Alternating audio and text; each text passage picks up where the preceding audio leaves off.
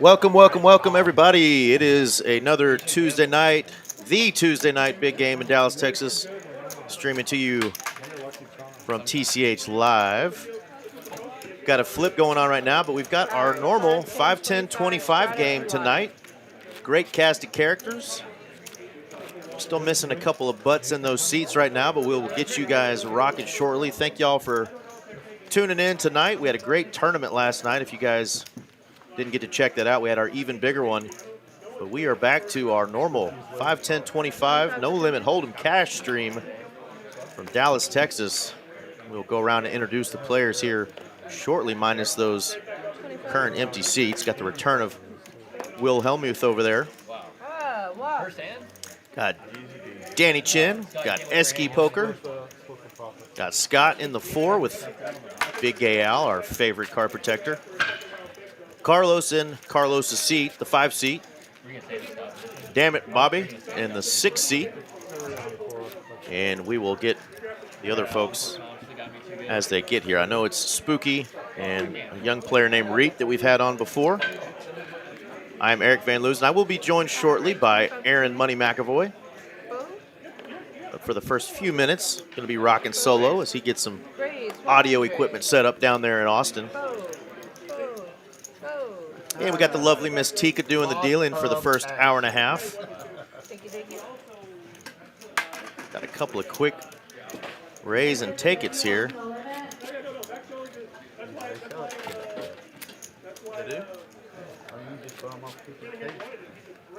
the way I've been doing it. Is that the way you do it? Well, I'm gonna be it. It's an icebreaker, Bobby. I'm gonna be It's like everybody bought in for the 5K except for Bobby. Bobby bought in for just shy of that at 4K. This is a match the stack game. I think they usually set the minimum right around 2,500, but 5K is the max, and then match the stack after that. Carlos on hand number 4, waking up with the jiggities. Bobby not feeling frisky with the 7 deuce. Been a minute since we've had the 7 deuce game on here, but just been doing the knit games.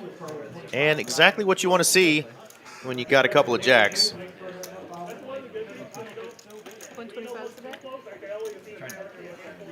Carlos is going to represent that. Will did land bottom pair.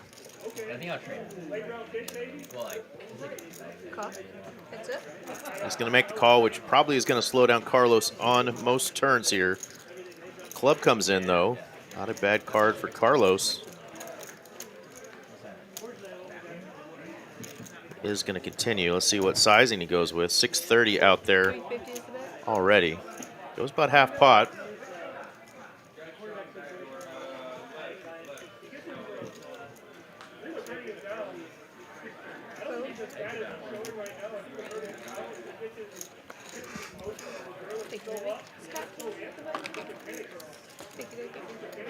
And Carlos going to take that one down.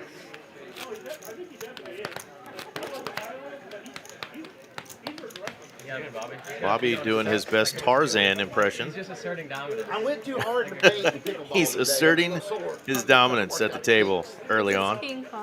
That's bad when you get sore playing pickleball. That's what? That's bad when you get sore playing pickleball. Hey, man. Me too. No, I'm not. It's me. No, man. Mentioned we had a great showing last night. We had some great hands in our final table for the even bigger one.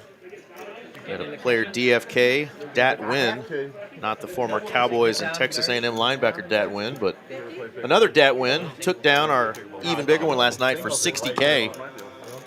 Runner-up was Mike B for 38,000, but we had some great hands last night. Definitely go back and watch that if you like tournament poker.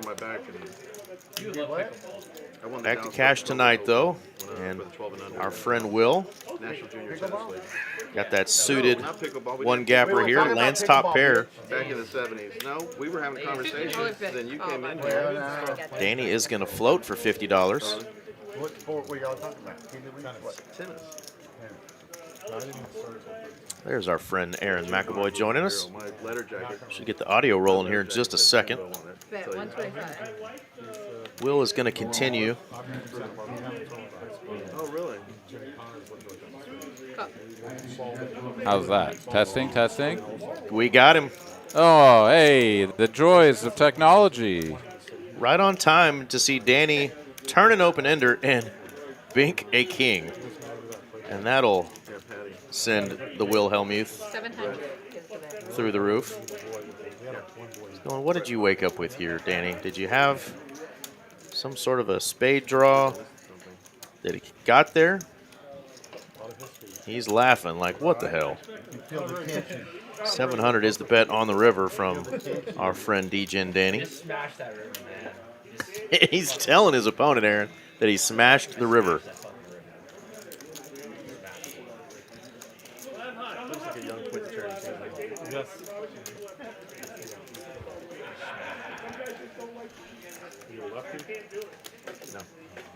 But I did have a double back. I told you I've been getting smacked lately, man. Yeah, Will trying to figure this one out. I mean, the 8 is definitely a tough card to let go of here at this stage of the game, but it's a big bet.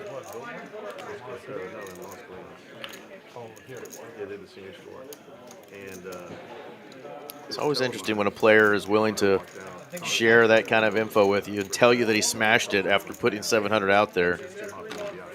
Sometimes it makes you want to call because you think they're full of it, but Danny was actually being honest Abe right there. He did indeed smash that king on the river, and Will gets out of there.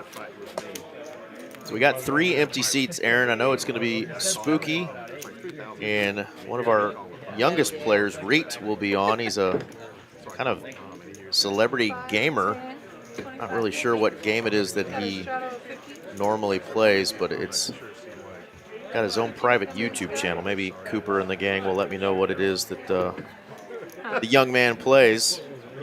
Fortnite videos, yeah. He's got a couple of big Fortnite videos and a huge following on YouTube.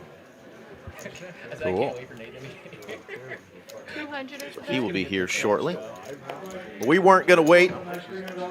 We got poker to play. 200. Right, we had 3 plays. Chips are on the table, and we're ready to rock. So thank y'all for joining us. Check. 300 is the bet.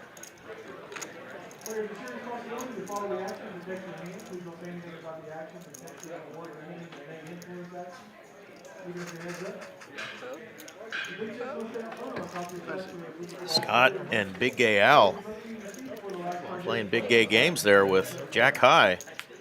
They're going to take that one down. Got a black chip bounty tournament going on tonight, folks. $300 buy-in. Just kicking off. You can hear the floors in the background talking about that. So if you're interested in playing a black chip bounty tournament, that's $100 for every player you knock out. That always gets pretty juicy and fun in the room. So come on out.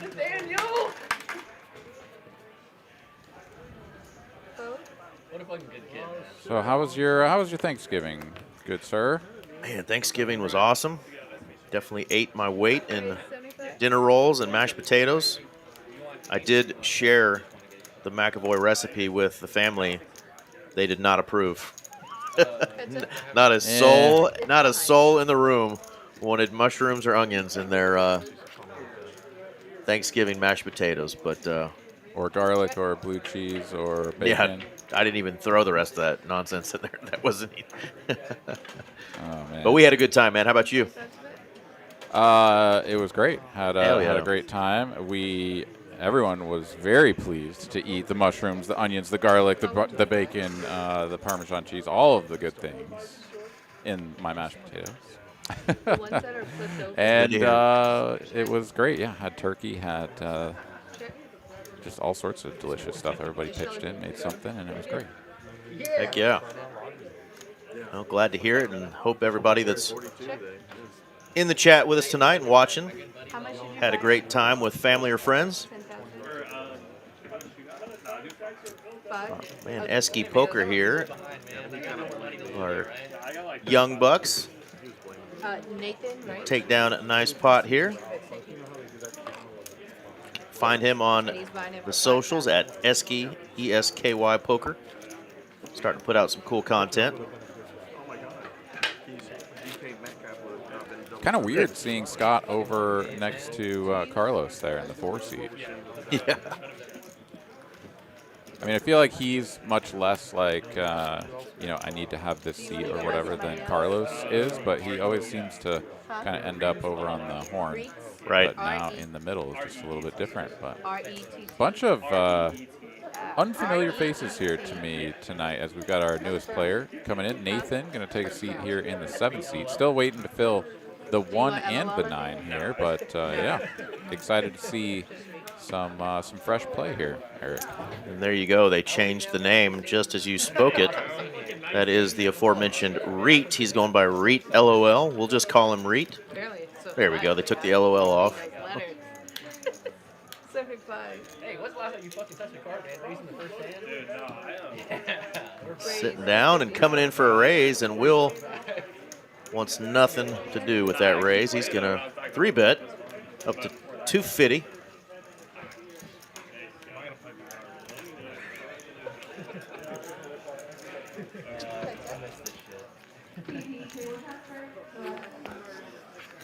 Man, where's fucking Swan, man?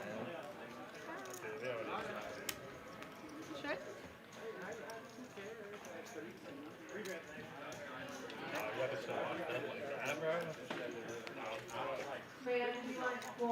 Uh-oh. A little spicy now. Another heart comes in. Gutter ball for Will. He is going to bet it, and Reit just says, nah, I'm out of there.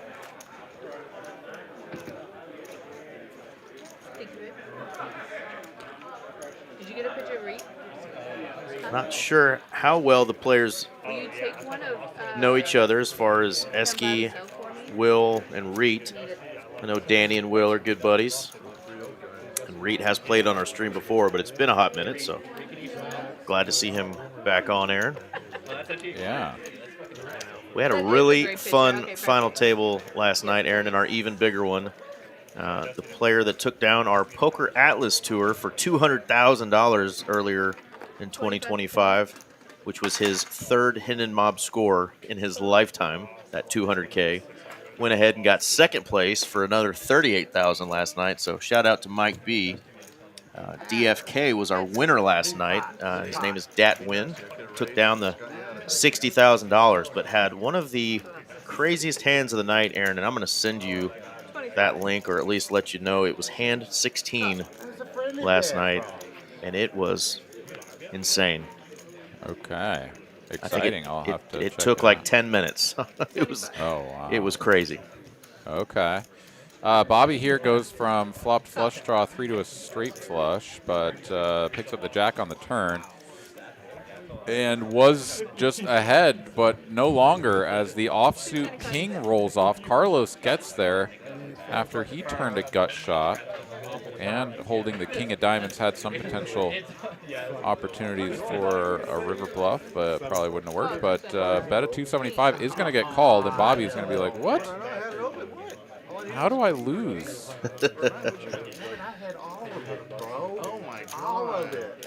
All you needed was a diamond and a block.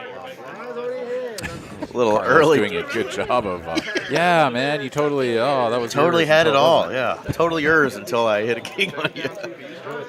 Before that even call was made, Bobby was kind of already in Carlos's ear hole. Which this will be fun tonight because Carlos, obviously one of our chatty Cathys at the table, and loves saying things that sometimes you and I laugh at but can't repeat. But Bobby right next to him, that should be for a fun one tonight, as Bobby is one of our favorites as well. Loves to chat it up. Cost 75? All right, Will here just going to play the ace-queen suited as a flat. Danny will come along in the cutoff. A couple of black nines. Everyone else out of the way, as we will not see any spicy blind defenses. 3 ways to a flop. And there is a queen there. Second pair, top kicker against a gutty and effective third pair. Checking through to a free turn card. And there's a club. Check. So Danny with the flush draw. Check. And what do you know? It's just going to check through once more. Board pairing deuce. Will here should feel like his hand is going to be best a lot of the time, and with the king kicker out there, he could probably get called by pretty much any queen. Well, let me see that one, man. But wow, for even just a $1.25, Man, you never showed, dude. I had one. yeah, no takers. Of course, the ace 10 didn't have any business in there. The pocket nines could have thought about a little bit of a hero call there, but didn't take too long hitting the muck. So were you able to play the even bigger one, Eric? Did you get a chance to fire Yeah, I into that did. I tried to make back-to-back final tables and did not. I fired 3 bullets, and my last bullet was on the very last flight. Made it past the end of registration and just got crushed. You know, ran my aces right into ace king. Imagine that. I did hit a set of aces on the river, but that was no good because the 4 flush broke my heart and crushed my soul. But yeah, we had a good time and got to see my chips went to good use. As some of the players made some pretty deep runs, but was a really great event. And we are going to do another even bigger one here in Dallas this month there, and it's going to be on December 30th. And that final table will live stream on the 5th of January in 2026. So stay tuned for that, folks. How crazy is it? We're a month away from 2026. Just absolutely insane. It is.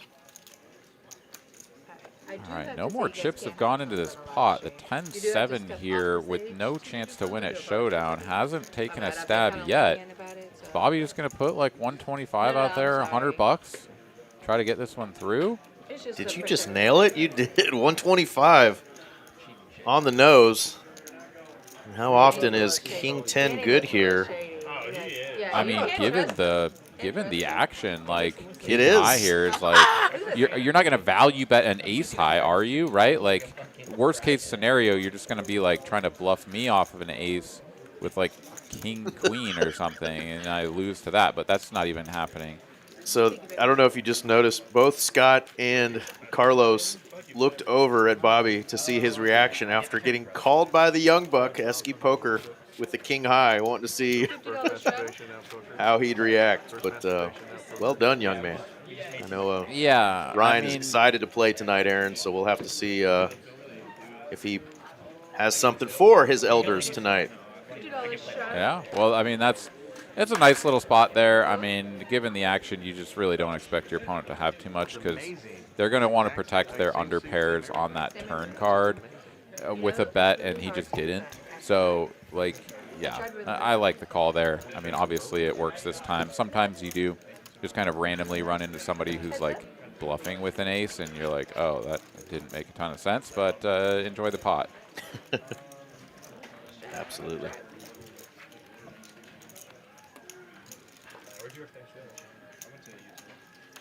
Danny flops a gutty, 3 spades. Bobby with the ace high, gonna bet 100 here. Gets hit with the check raise, and he's got no ability to stick around. Bobby's like, man, no respect for your elders here. Young Danny and Esky. I gotta start out being that way. You know, give them a false sense of security. I like that strategy. Carlos says, I like the strategy. A little early advertising with some bluffs. Oh, did he show the 7-3? No, he just told him that, you know, once he folded, he was like, yeah, just doing a little advertising here. Got to let these players have a little false sense of security, he said early on.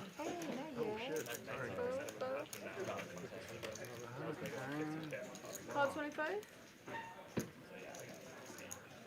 Crazy Daisy, 150. Crazy Daisy, I like it. Yeah. Poker Monkey is right. Tika is a sweet gal, but don't want to get on her bad side. She runs a tight ship on the table. Yeah. Just like at 5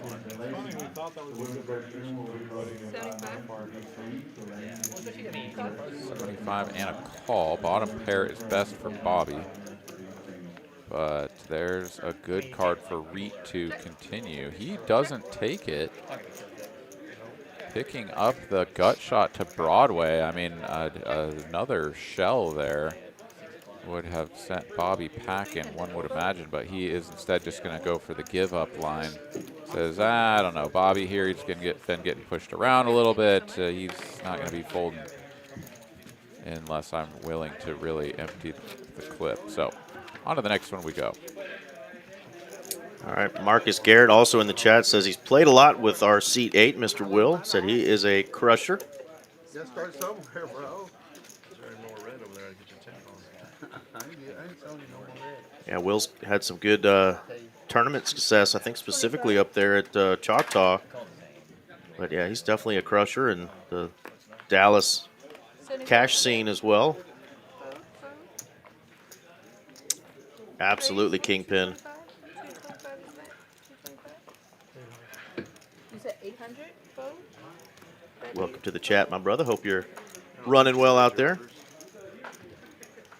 Scott going to take this one down with the queens, gets no resistance. Hey, and speak of the devil, we were just talking about you, Mr. Datwin. Datwin 93 in the chat. That is DFK, our winner of last night's even bigger one. Congratulations once again. The hand of the night was hand number 16. You guys want to see a wild one, go check out DFK on hand number 16 last night. That stream is still available on the TCH Live YouTube channel. But congratulations again, Dat. Well played. You earned that one for sure. Yeah, I'm excited to go and check that hand out, at least, if not the greater part of the Final Table live stream.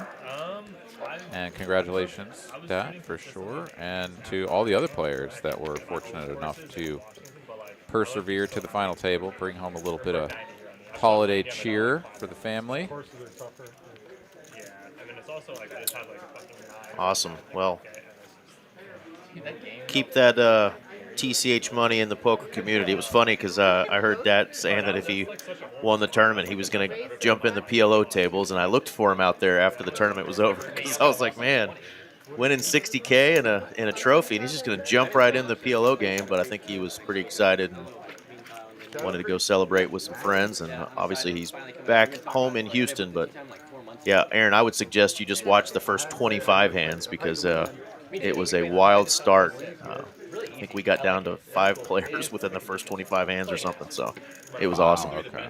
All right. All right, Reit here goes from top pair king kicking to top 2 pair. Carlos with just bottom pair on the flop doesn't pick up any additional outs here on the turn. Yeah, I think like when you're probably a good time.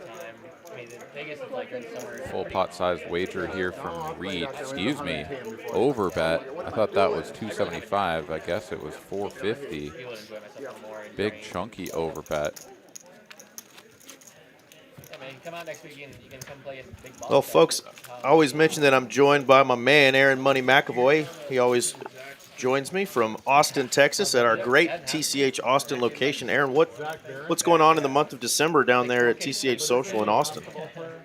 Well, Eric, I'm going to be perfectly honest with you. I just got back into town from, spending time with family, so I haven't seen the full updated calendar. What I do know is that there's a new promotion for the month of December, which is the daily bankroll builders $60 tournaments that run during the daytime here at TCH Social in Austin now have a points leaderboard. Oh, so cool. you earn points for buy-ins, for cashes, and for your top 3 finishes or whatever, get a few extra points, I think.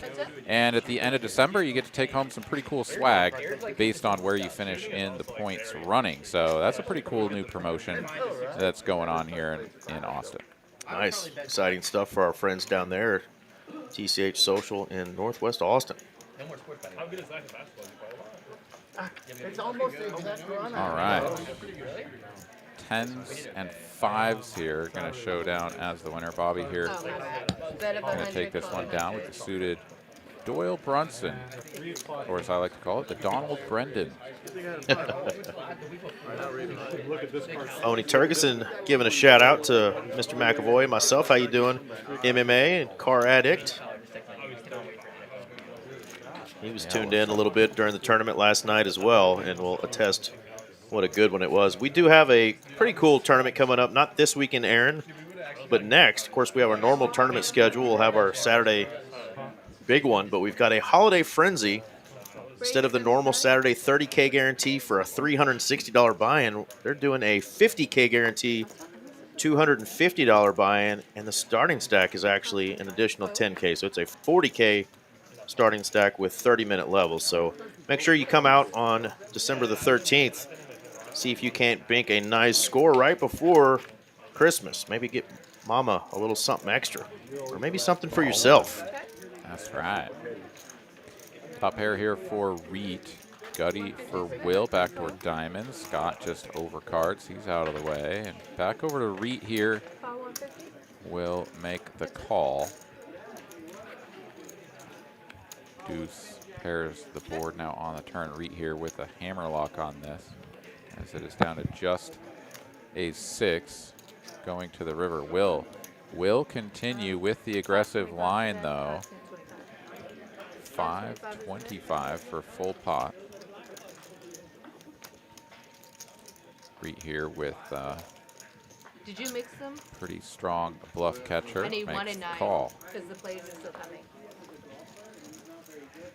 Call the 5. Just choose their own seat. There's about 1,600 in the middle, and a 7 rolls off. So Will picks up just a smidge of showdown value. Not going to bluff his hand any longer. And pot goes to Reit. All right, nice hand there for Mr. Reit. He just tried to make them look nice. Also, you guys just had the even bigger one up there in Dallas. Down here in Austin, over the Thanksgiving weekend, we had the, or rather just on Friday it was, the TGIF, normally a 20K guarantee. Ooh. Didn't just go up to 40K as 60, it's been right? sometimes doing it. It was all the way up to 60K Yeah. guaranteed in the prize pool. And Eric, guess how much money made it into that prize pool? 75. 80,000. Hell yes. What an awesome event. A TGA Friday one-day tournament that ended up with 80K. That is awesome. Yeah, the winner ended up taking something like 25K home.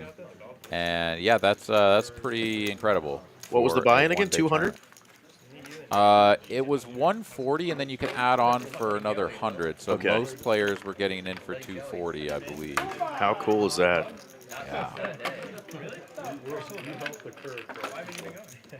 All right. Yeah, got that our, tournament just continues to attract more and more entries each week. The showdown at the Capitol, also a very popular tournament. So a couple of really good weekend tournaments here at TCH Social in Austin that, yeah, you can get yourself a nice little, 7 to 10K payday on a normal weekend. And then, of course, every once in a while gets bumped up for a special occasion. You can come home with a couple of breaks. too cool. Is that normally a like a 5 p.m. start time? Let's see here. So the TGIF on Friday, I think it is something like 5 or 5:30 or something. The showdown at the Capitol, I think, maybe gets started a little bit earlier because I think that one runs on Sundays, if I'm not mistaken. So yeah, I think the Friday one does start later to give people time to sort of finish up with work and come on in. Awesome. And then, you got late reg until it's like 9:30 or something. So, or maybe even later. So plenty of opportunities to get into that one on Friday. Nice.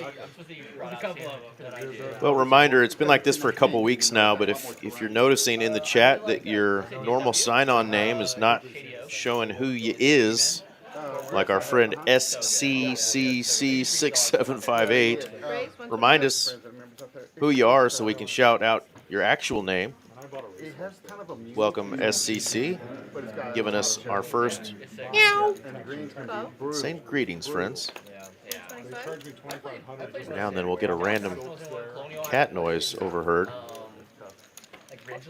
Our former production boss, I remember, left his audio on that one time, and his damn cat wouldn't stop meowing, and we could not figure out for the life of us where it was coming from. So we'll still shout out our man, Mr. David Lagana, wherever he is, and his friendly cat. Yeah, that was pretty funny. Top trips here for Carlos with the queen kick in as well, up against Reit, who does make the call with the bottom pair and basically needs runner to turn this into anything. And that is not the start of it, as Carlos will just turn top vote. The Nizzleburgers. The absolute Nizzleburgers. Fill her up. Checky. No change here on the river. Carlos will go for a little bit of value, and Reit here is not going to love the texture of this board by the end of it. But it was good for him because he was already cooked. So nice run out for him. Bad run out for Carlos, but he wins 640 in profit nonetheless.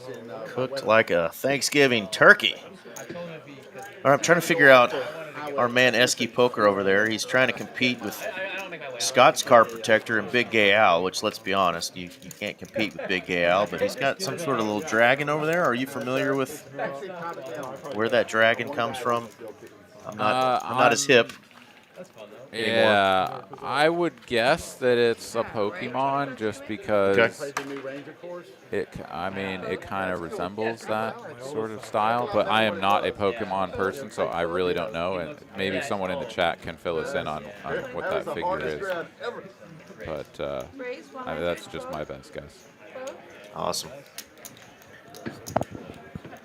Danny winning with the King 6-0. Let's go. Out of the small blind as we move right along. The nip buttons are hanging out over there in the 9 seat. So far, we've had no shortage of action, but we've also been missing a 1 seat and a 9 seat player. So wondering if those will be filled in or if we're just going to be playing the old 7-handed game here tonight. I do know that Spooky is supposed to be coming in. Mallory's trying to figure out what's going on. Charles, his big cat from last week, should be here. But I haven't dealt up here. Okay, so maybe a couple of folks stuck in traffic or whatnot. Yeah, I know Mallory does have some alternates kind of in mind tonight, so we may end up maybe having somebody else if something came up. Traffic, obviously, at this time is probably about as cool as it is down there in your neck of the woods. You know what? It's not great. This is not a great time to be out on the roads trying to navigate to someplace you need to be by a specific time. So I feel their pain, and we'll try to get them in here as soon as possible. Right now, we're showing down the pair of jacks and winning the pot for Danny. Taking it down. Yeah, reminder, talked to another good buddy of mine, Antonio, tonight. He's going to try to get in on one of our upcoming streams. He's one of our players that's been in town from Portugal. And unlike some of our other Euro friends that are oft talked about, Antonio's one of the most fun to play with. A lot of fun, and he's going to try to get in on our stream. But if you're wanting to play on our Tuesday night stream here in Dallas, whether it's one of our 5-5-10 games or the big game like tonight's 5-10-25, this is who you contact. The lovely Miss Mallory. Hit her up on the socials. Mallory Poker on Instagram is usually the best way to get a hold of her. It can't be an easy job, though, Aaron, putting a lineup together every single week with mostly grown men. Of course, we love it when we do have some ladies play on our stream, but trying to get a bunch of grown men with families and jobs and whatnot to, commit can be tough, and she does a great job of getting us a great lineup every week. She surely does, all while jet setting around and playing poker all around the country, setting a good example for all the other ladies out there. So, yeah, we always appreciate the Miss Malpal, the one and only, for everything she does, getting this live stream set up each and every week. So, best of luck to her out there, wherever she's at, whatever she's playing, whatever she's doing. She's doing her due diligence, I know, right now, trying to figure out where those other two folks are. We should have an answer for you here shortly.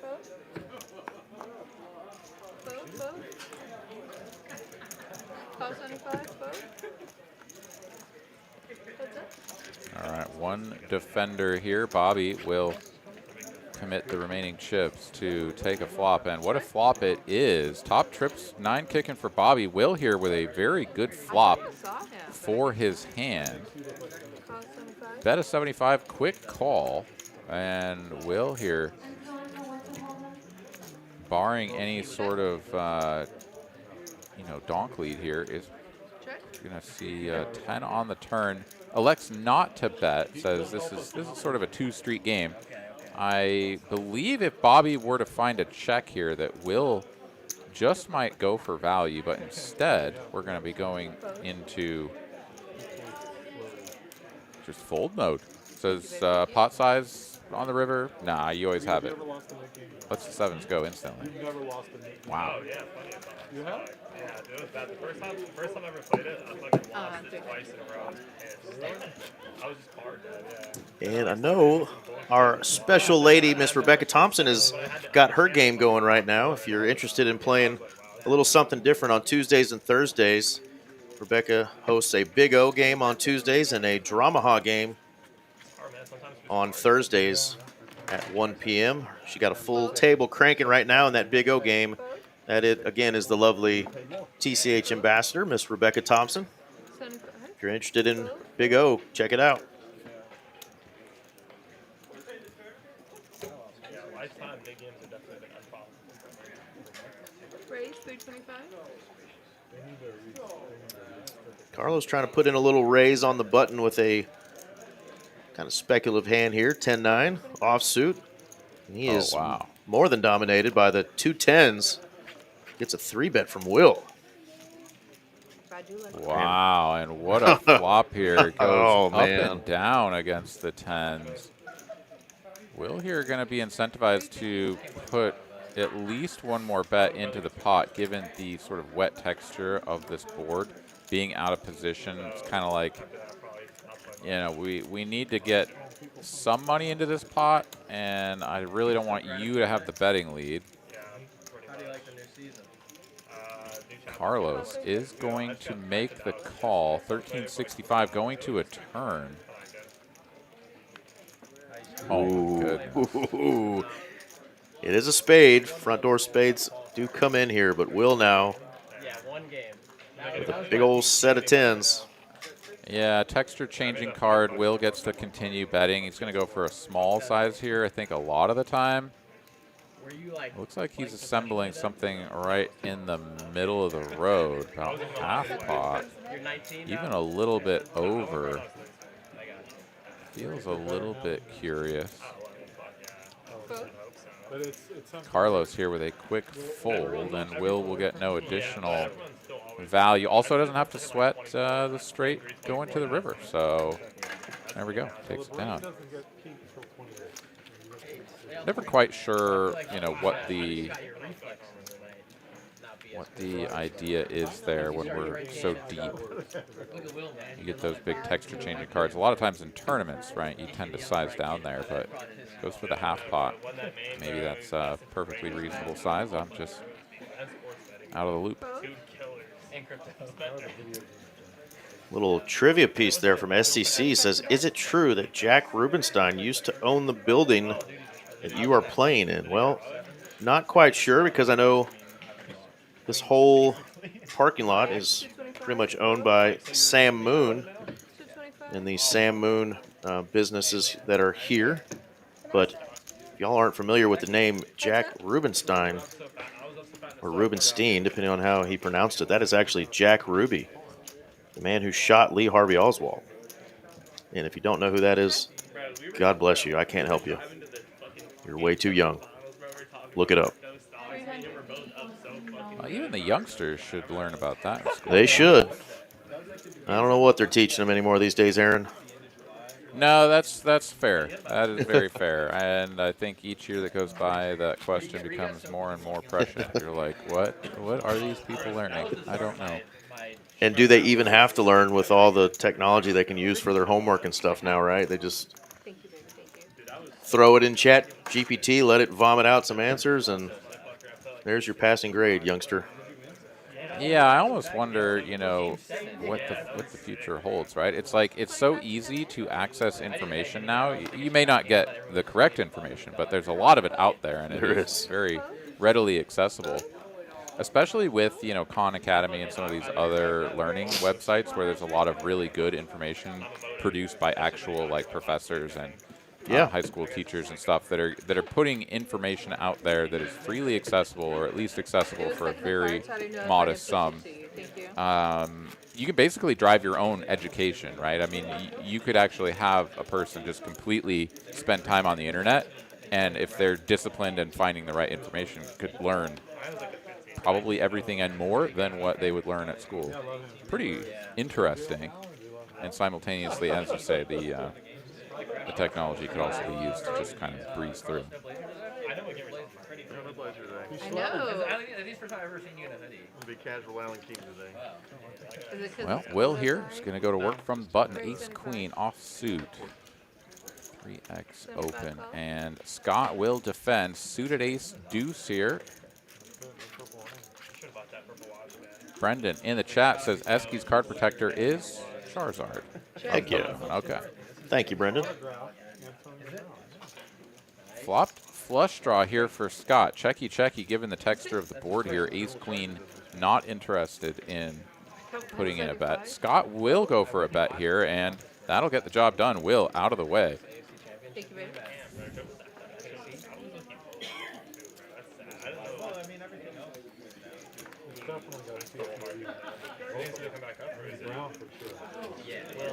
Will, me and Kyle were talking about piling back in on Joe. we were just talking about how funny it would be if we got back in. It could be a good Nobody up heaps, nobody down heaps just yet. We do see those knit buttons are on the table, so hopefully those get fired around here shortly when we have maybe at least one more player join us. No, you did not. Yeah, I would imagine that that's going to be the sort of driving factor, is getting at least an 8th player, if not full ring. But I mean, we haven't seen anything too crazy. Whenever someone has gone for a pretty spicy play, they've been up against a weak holding that just can't really stick around. So yeah, I think just a matter of time until we see some bigger clashes. As Spooky here joining us. Which one? Better late than never. Here we go. 6:49 Central Time. Getting our Coming in for 5? 8th player coming on in. You want the knit button already? Yes, that's cool with me. I got ketchup. What about the other guy? Yeah, it would be kind of awkward if, you know, word has been shared that, like, this guy's on his way, should be here soon, and you start the knit game without him, knowing that, like, they're going to come in halfway through the game or something, but they're going to do it nonetheless. You get a button. You get a button. You get a button. Yeah. Tika playing her best Oprah Winfrey and saying, you get a button to everybody. Welcome, Spooky. Glad he can make it in. He's one of our Oh faves. yeah. What are you on? What are A you lot of fun.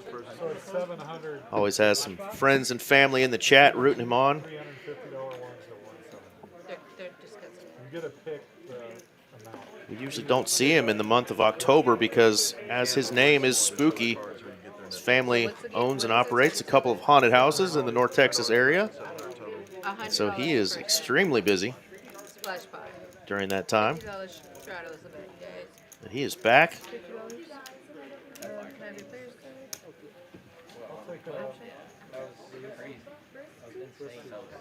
Praise 350. Can't believe, Aaron, it is not just no longer October. It's no longer November. It is December already. Thank you so much. baby. You're welcome. Happy Dutch. Yeah, feels weird. I mean, the holidays always seem to Check. sort of creep up on you, but this year in particular, it's like, holy smokes, we are right on the doorstep of New Year's, and I know. I'm so. I, the year like, in the rear view. Reit with the 7-5 shows it down, Thank you. My Thank you. hand wasn't much better. gets rid of his knit button straight away. I had it seven as well. All right, our favorite fan, the lovely Miss Kiwi from New Zealand. Kiwi. And John Martinez joined us saying it's Taco Tuesday. And he says, let's go, Carlos. You Lane Kiffin fan? Yeah, actually now I am. For sure, no, I'm happy to have him. 25. I think he's going to do good things. Raise 75 is back. One of the prettiest hands you can ever look down at. The ace king suited here for Will. Under the gun. That was Ole Miss's decision. Omega rags all the way around through the button, and it's going to be a defense from Bobby and Reit. The blind and the straddle respectively. Here we go. 3 ways to a flop, and there are 2 diamonds and no help for Bobby. So ace king is actually a big favorite here, given the texture here, although Reit the only player that actually has 2 pairs.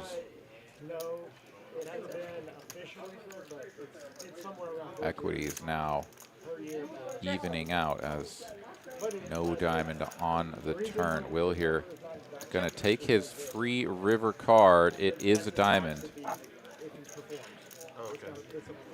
And another undercard to the pocket 5s. 100 is the bet. Little blocker Bet. size. Yeah. Yeah, Reit here trying to just get like sort of eye roll hero called by ace 4, ace 3, maybe a strong ace high. But yeah, Will's going to have other ideas. Gets a delicious beverage delivered. Throws a tip at the waitress, hands it really, but here comes the raise. Raise 500. Just throws it at her. Just absolutely just windmills it at the waitress. I think our lovely Julissa might have something to say about it if he chunked it at her. She might say, that better be a $100 bill, young man. You're going to throw it at me. Oh my goodness. Oh. Oh my goodness. Reit here turning the 5s into the Omega bluff. He's like, I have the key card. I have the 5 of diamonds. I block the straights. I block the flushes. Like, what are you going to do, bro? Will over here just has the goods. Like, yeah. I mean, he beats value, right? Like, yeah, he's not folding. Snap. That's pretty much a snap. He just had a sip of his complimentary beverage and then says, yep, nice try, young man. I had the goods. Reit kind of having a little fun with himself there, though. 'Twas a noble effort, Reit. Yeah, it very much was. It's pretty spicy to go for. You know, you block and get raised. Your opponent definitely can be a little bit wide there, so you're going to get some just like insta-mucks. Right. But they're also going to have some real hands, and, you know, it's probably not full houses given the way that the hand played out. Not really a lot of opportunities for that. But at the same time, like, Reit doesn't really get to represent the full houses very strongly either, so he's not really attacking with that kind of a range, like, advantage. It's more just a, like, I just don't think that you have that much, and I'm going to try to punk you off of whatever it is over there. Like the play, though. Just didn't work out.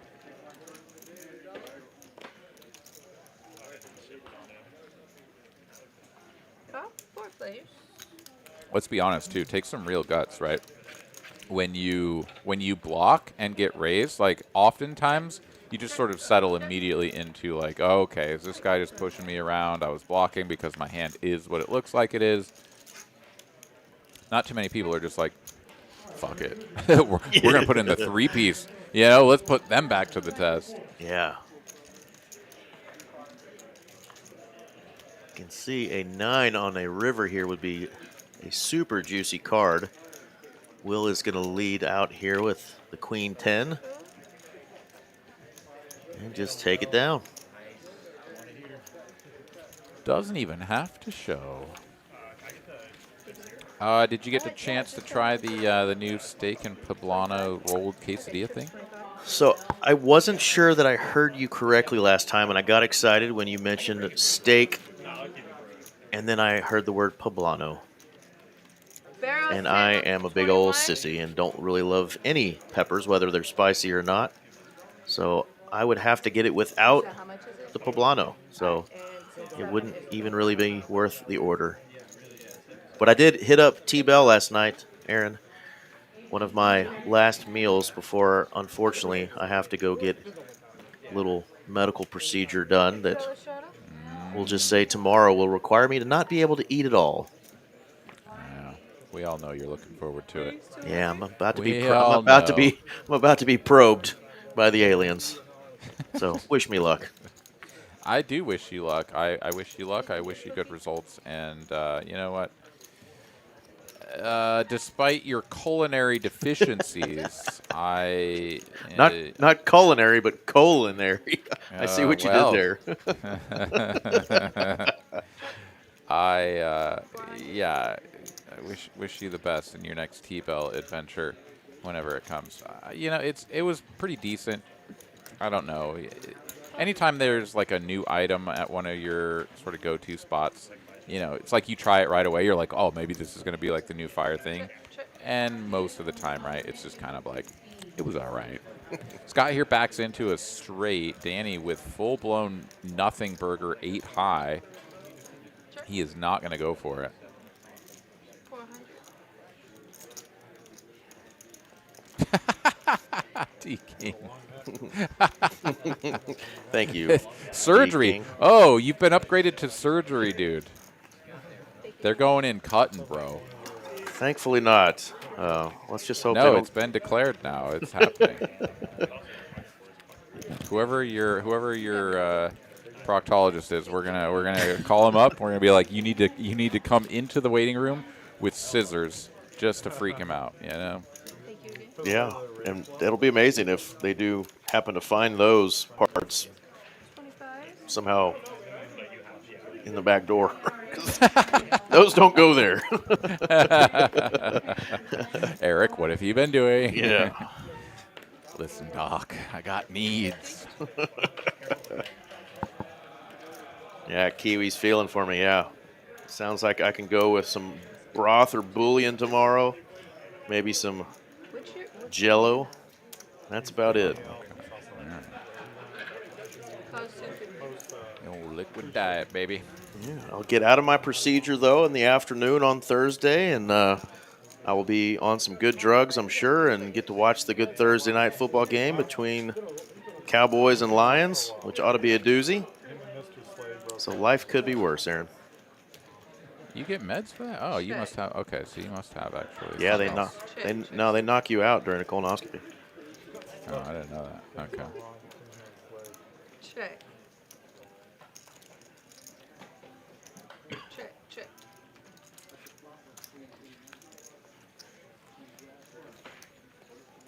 All right, a couple of 10s here, still best at the end of the road. Showing it down. You know, now that the cat's out of the bag and everybody knows because I said the word colonoscopy, I will laugh though and say that I had about 7 or 8 friends last week all send me the same meme that was kind of circulating the internet, and it was Cowboy fans like celebrating the past Super Bowls, and it's like, if you were alive or if you remember these Super Bowls, it's probably time to get your colonoscopy.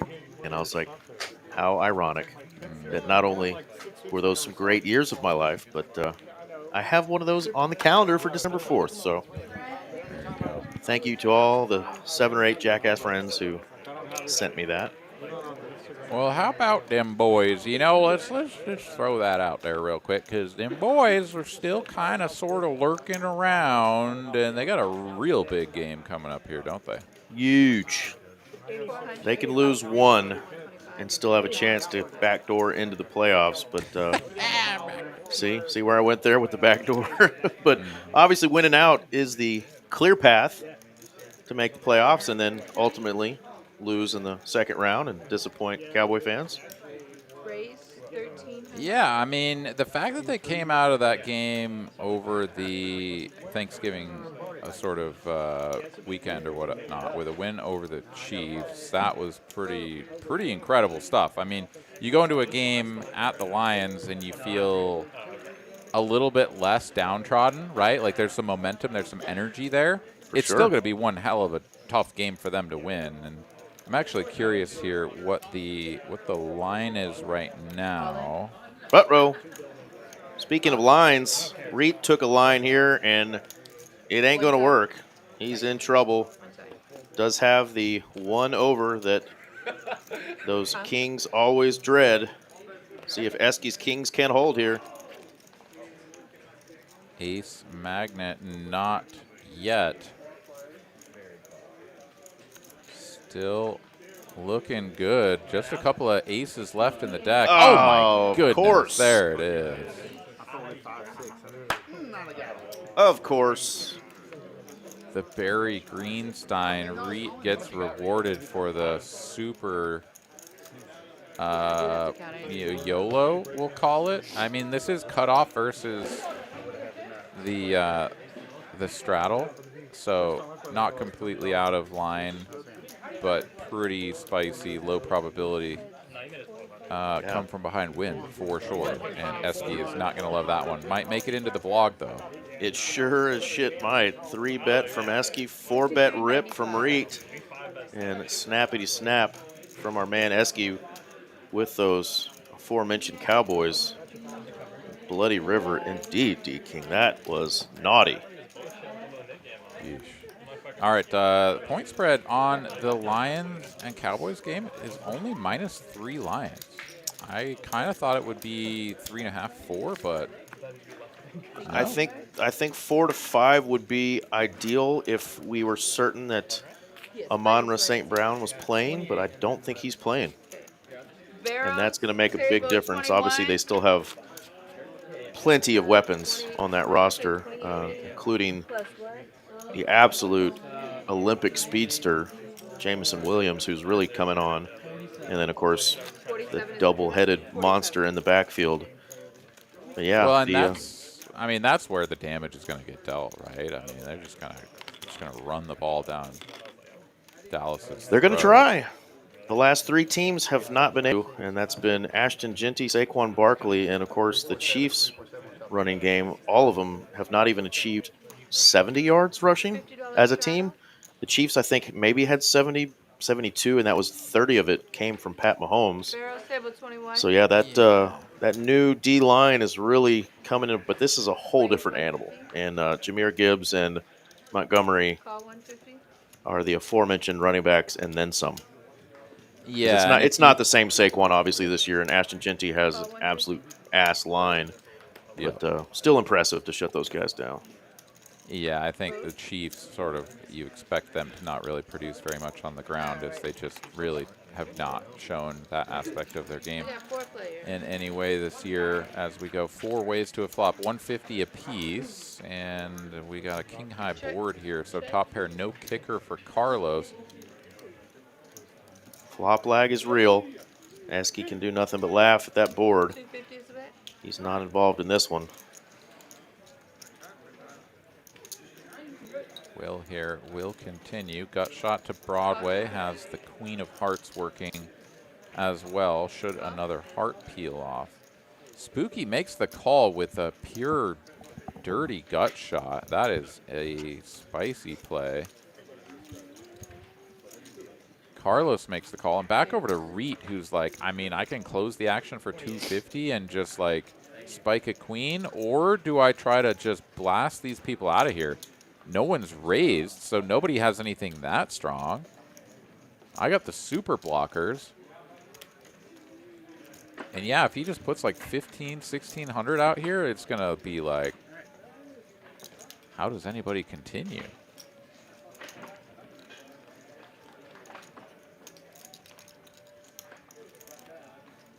He just YOLO'd it in there with the ace-10.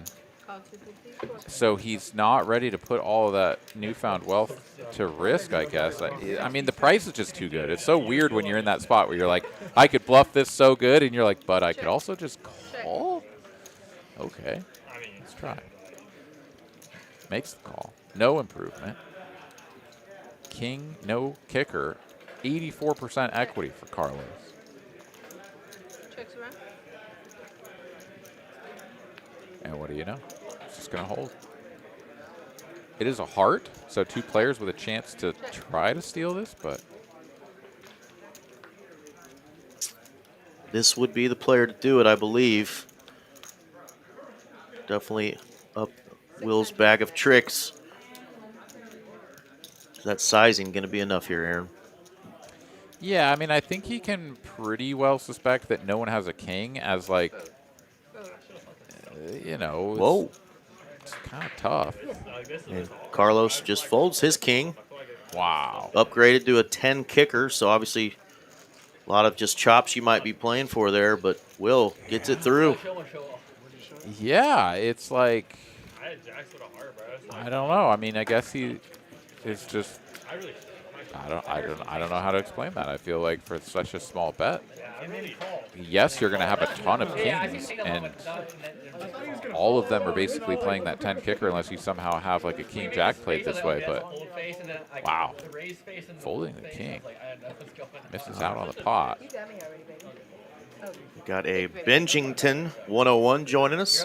Must have just seen that nasty ace of hearts on the river against Esky.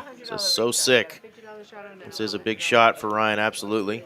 I know he's excited to be on the stream. He's young buck, been playing a lot of 1-2 for the last year and started playing in some bigger games and had some great success in the Dallas poker scene.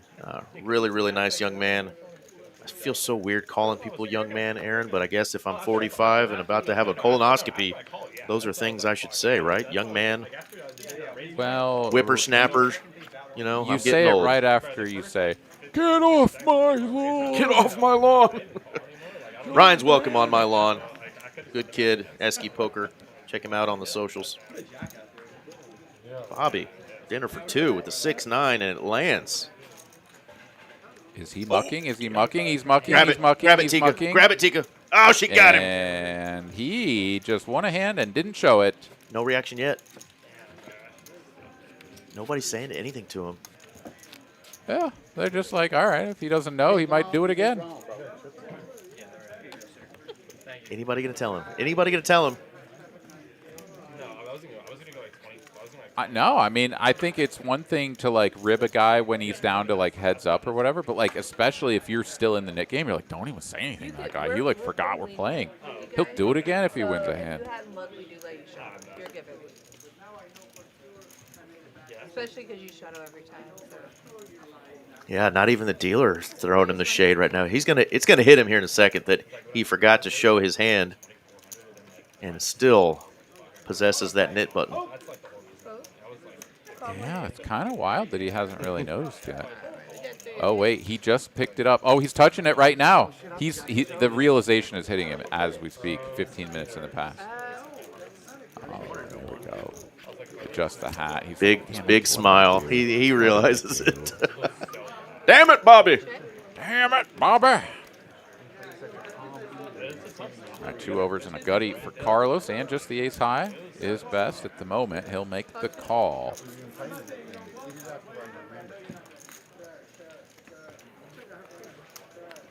And what do you know? Drills it.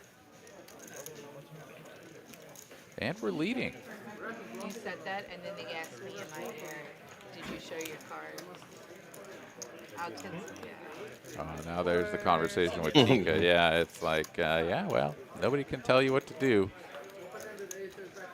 Yeah, right. The little red dot next to the player's name often goes away because the action tracker knows they won the hand, but that's why they were asking in Tika's headset there, did he show? Because if not, we're going to keep him on red. Carlos remembers to show, though. He's going to get rid of his knit button.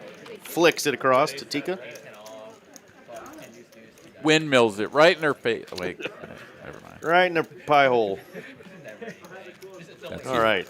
Tomorrow. So Esky is our man throwing the party right now after that big hit. Ace-10 versus the Kings. Will is up 4K. Reit was the beneficiary of that ace on the river. He's up about 2.7K. Scott up just a little bit, and Danny up a couple of trips to T-Bill. Taco Bell. Where they have things besides white bread and cheese, you know, buddy? There's a whole I went world last out there night with for some Doritos Locos tacos. you. You can handle a Doritos Locos, but you can't handle some poblano peppers? I'm just not a pepper fan, period, you know? Man, I feel sorry for you, my friend. I know. There's a whole untapped universe of flavors out there that you just missing out on. Combo draw here for Scott up against the over card for Spooky. I've always had like a pretty flexible palate though. Like I mean, when I was a kid, I didn't like mushrooms and onions, and there were certain things, you know, it was like, I don't want that. Brussels sprouts, right? But now as an adult, those flavors have like sort of changed, and I have a much better appreciation for them. But, you know, it's not everybody has had that transition. I imagine you as a kid didn't like all the things that you don't like now, right? It's not like this is some new development, right? Big old bink for Scott and Big Gal. He's going to remember to turn over his hand. You love 8-9. I think he had already gotten rid of his knit button, though. So nice hit there for Scott. Aaron, I'm just excited that you're finally admitting that you have a flexible palate.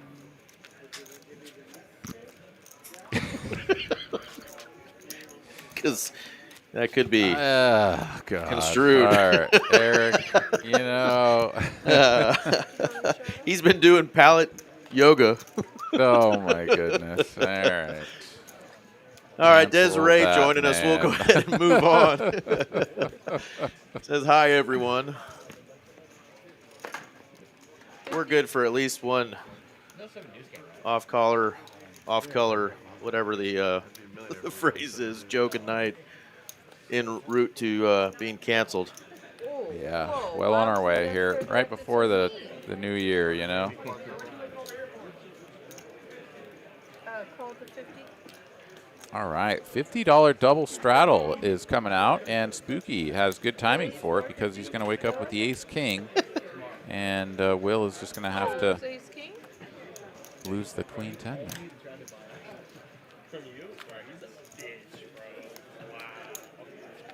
All right, down to Bobby and Esky in the knit game, and that Danny. Danny has one too. Yep, it's hiding under that sleeve there. There we go. $50 But yeah, I was going to say it was going to come back and bite him. I mean, it still could, obviously, for Bobby, but Bobby's got the button here. ooh, Esky misses out on the chance to triple straddle there for 100 and secure last action. It doesn't have to do it just yet, as there's still 3 players in the net game, but certainly a heads up. I think it behooves you to do so. As it stands, it's going to get over to Danny. He'll make the call, and heads up we go to a flop. Check. No bueno for the ace-4, but 2 overcards to the 8s. Carlos here, though, just a single bet will get it through. Nice hand, nice hand. Well, I know we really enjoyed the new felt when it came in, this lovely orange kind of fall festive felt, and often we change felts, especially if there's like a new series you're coming through, but we are going to get another stab at the Trailblazer Poker Series next year.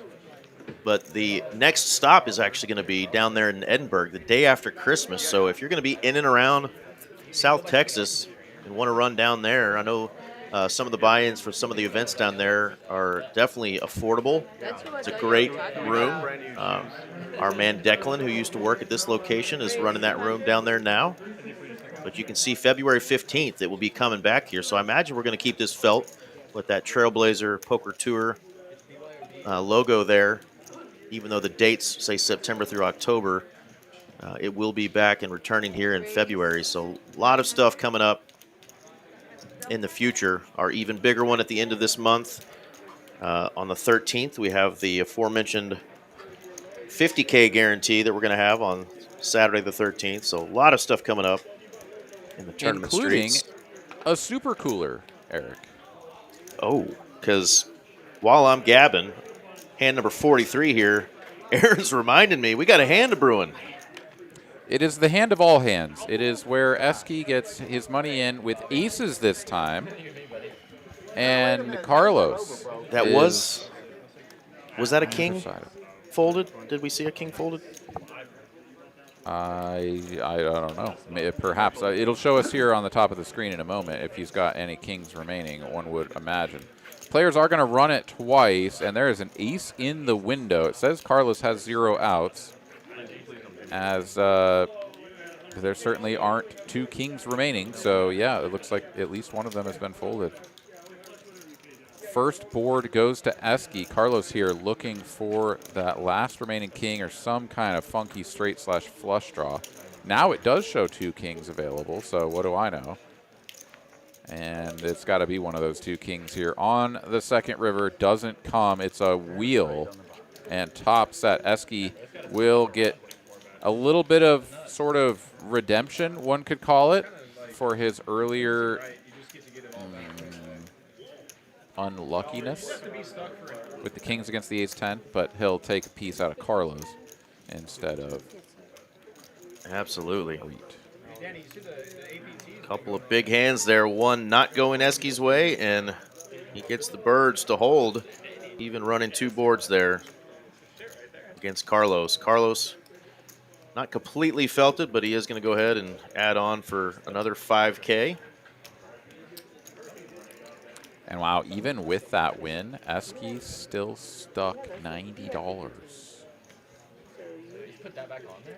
But I'll tell you what, Yeah, feels that's what I'm real trying good to win that So, pot my after bad. getting tossed This is earlier. 2,000, 3,000, Yep, Carlos 3,000, doing 4,000. Carlos things. That hand was going to play itself regardless. But yeah, another limped big pair. He just runs into the aces of Esky. And howdy, Mr. Ben Williams, our friend from a couple of previous streams. And this. Hope you're out there stacking chips somewhere tonight, my brother. Welcome. You get the names.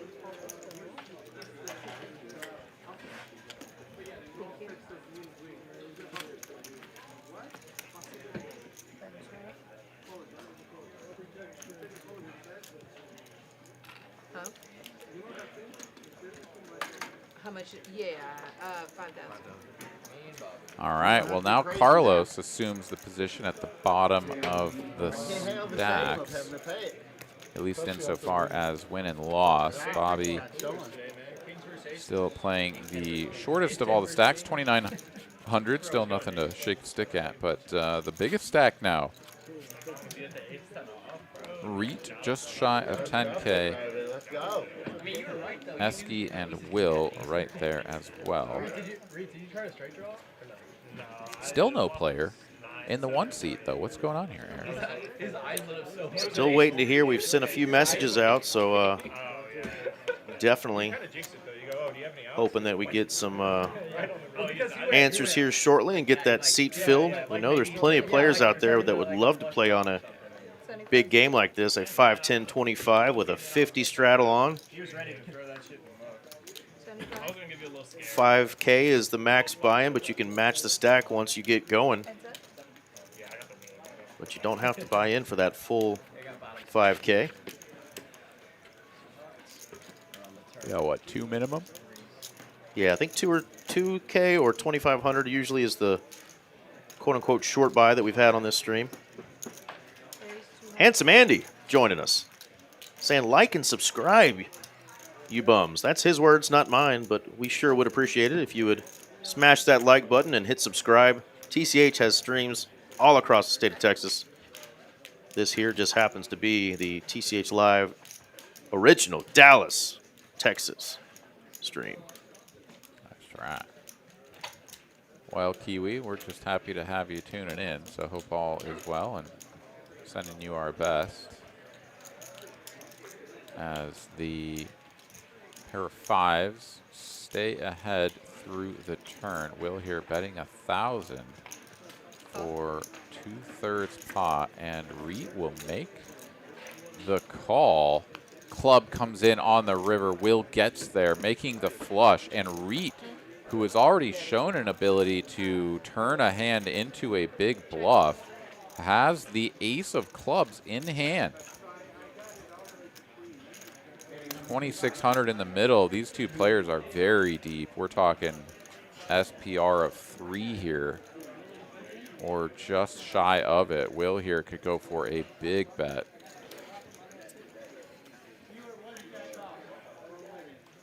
Looks like 2/3 is the sizing. 1,000, 1,500.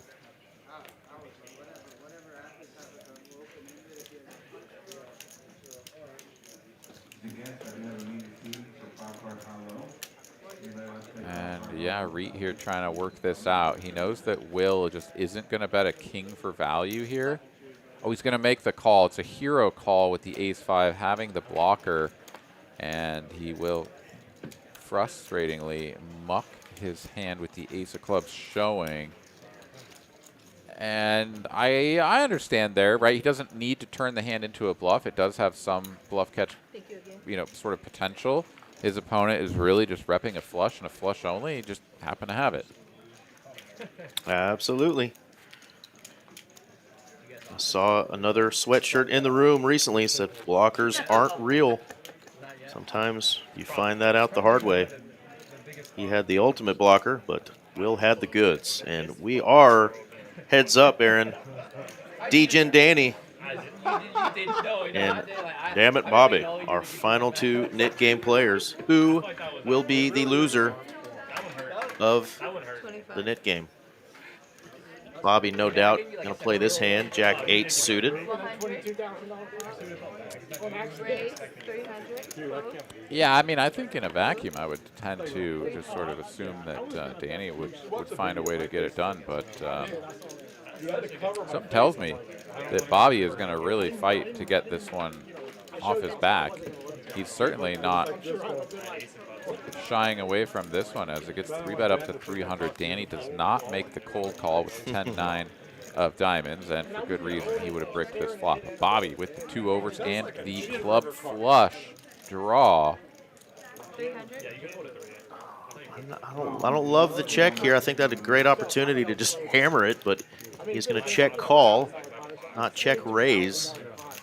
Yeah, I would say not lead, but check raise makes the most sense to me. He is going to lead now, which is sort of awkward. But Reit just doesn't have anything. He has to get out of the way. He's like, I got king high.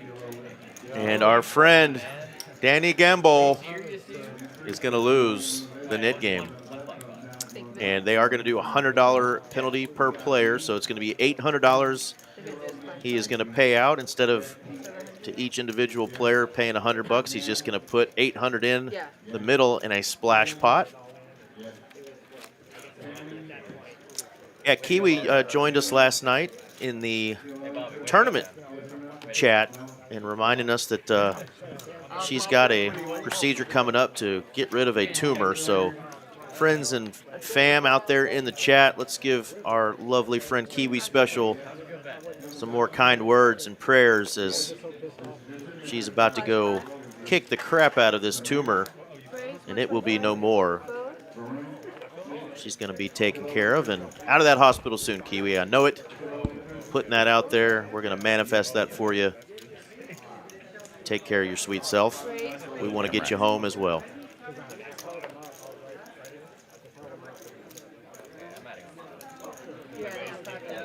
Oh, big hand to Bruin here. We got a couple of medium pairs, and Carlos doing Carlos things in the third blind.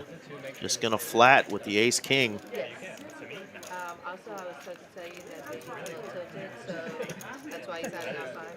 Ace in the window. It's 2 overcards to both of these pairs, and with the ace-king not in the betting lead, we're just going to check over to Spooky. He is going to tickle the pot for 200. It's like 1/6 pot. Carlos now will come in for the raise, and if that was a find out where we're at kind of a bet, he just found out.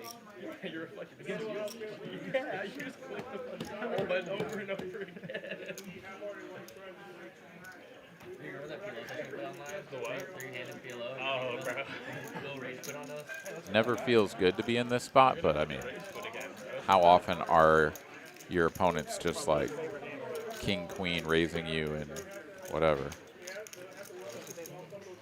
I think Carlos did show him the king, right?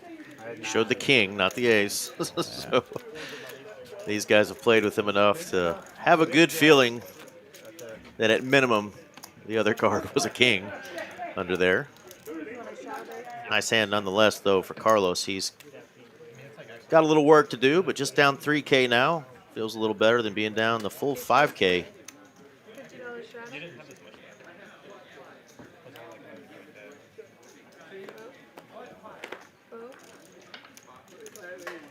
just 1 hour in our Tuesday night 5-10-25 live stream.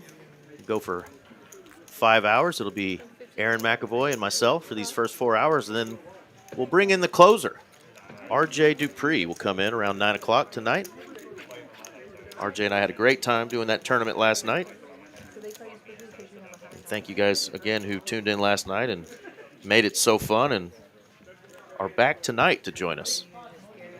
How long did it go? You said it only took 25 hands to get down to 5 players. Was it kind of a grind sesh after that? Or? Yeah, they played four-handed for at least an hour. I think it was 3 hours and 30 minutes total. Okay, cool. Yeah. So it wasn't, an extremely long one, but that four-handed play really lasted a long time, and just cards weren't cooperating. Raise, pre-flop, call, bet, fold, kind of flops, turns. Just not a lot of action four-handed, but the action leading up to it was great, and then when it got down to three-handed, it picked up a little bit again too. But there definitely a lot of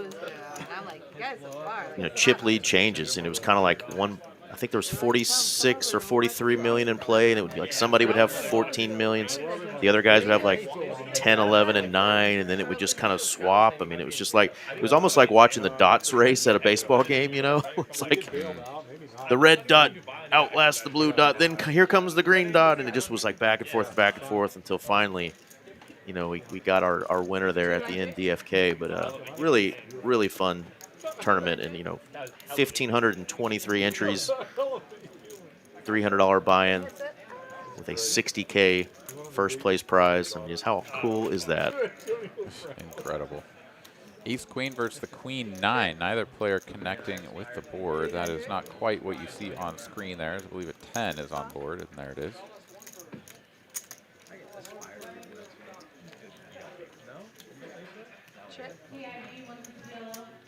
Said Scott bet 300, but I'm not sure if that happened or if it was a check back on the flop. Not exactly clear. Everything went so quick there, but Scott will win the pot nonetheless.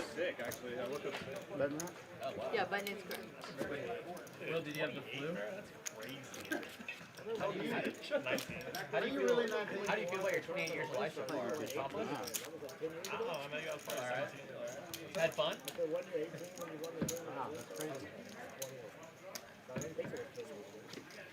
Husky only down 280, but at the moment, only 2 players are actually up any amount at all. Everyone is stuck here, it seems. Raise, 75. Not a ton, sort of been distributed over these players. I remember hearing about you, man. I was like, what's this kid doing about 1-2 table? I thought he was rich.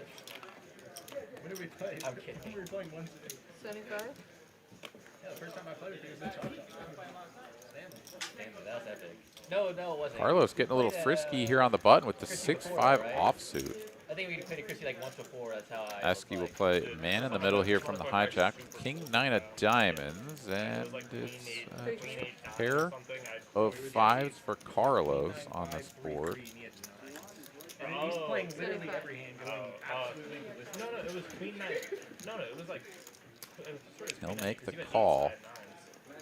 Yeah, whatever. It was second. Heads up to a turn. No improvement for the ace-queen. It's a gutty now for Carlos to go with the pair. But Spooky is going to continue with foot on the pedal. 2 1/4. But like literally every Seemingly just sort of trying to tell the story. I've got aces, and I'm just going to string you right along for a big river bet to get max value. But then he shuts it down. I would never say that. Wait, what? You got the wrong guy,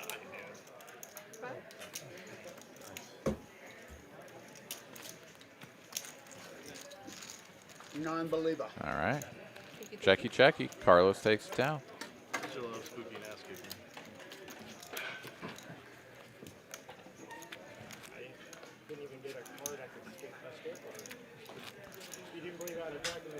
All right, Kiwi, best of luck. We wish you all the best, and we're sure you're going to come out the other side all better.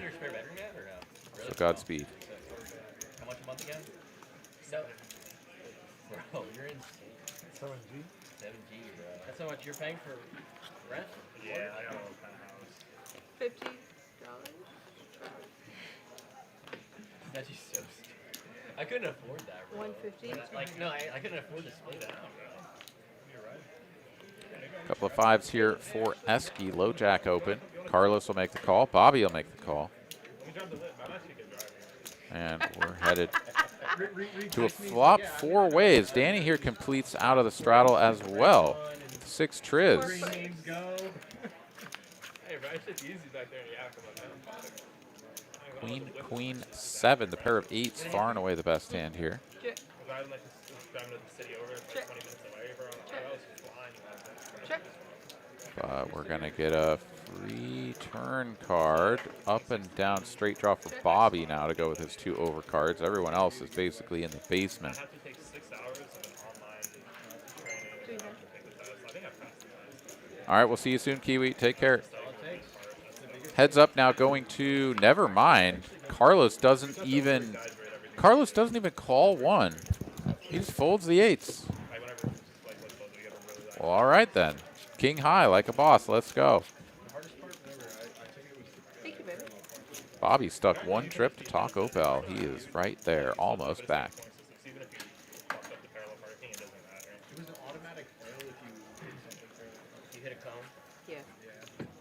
Oh, Did you have to parallel park when you Yeah. It's an automatic fail?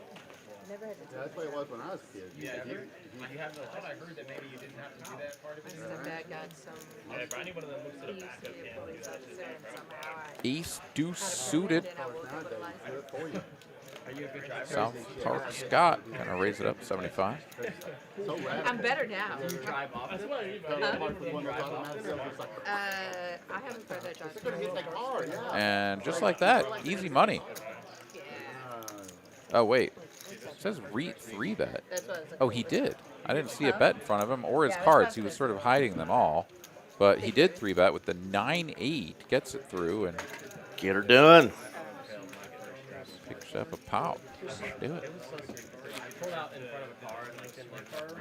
And I had Well, anybody out there who's watching, we are on a 15-minute delay, but we do have the 1 seat available. Sounds like we ended up with somebody with a little cough sickness last minute, so the 1 seat is available. If you're somebody who wants to play on this stream, I bet you can't parallel let us park, know. like, fly to Mallory Poker on Instagram, or you can and parallel find park, me like, at fly, EAZY, Easy EVL 34, Easy EVL 34. Let me know if you want to come in and play these stakes. 5, 10, 25. $50 straddle has been on most of the night. I think you can buy in for 2K all the way up to 5K. Come in and 500. try some beginner's luck if you haven't played before, but let us know. Carlos won it. He won the money. I don't know what he had. Oh, you want it back? No, Carlos won. Thank you, baby.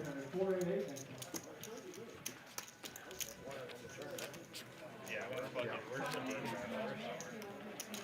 Nah, but that RS7 though, they showed you, gonna show me, right? Yeah, that Audi RS7.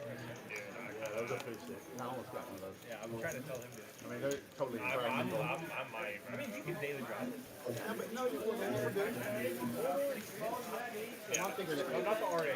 Not the R8. Yeah, the RS7 is like a hatchback. Or like you can drive it every day. All right, Carlos going to open under the gun. 10-8 suited.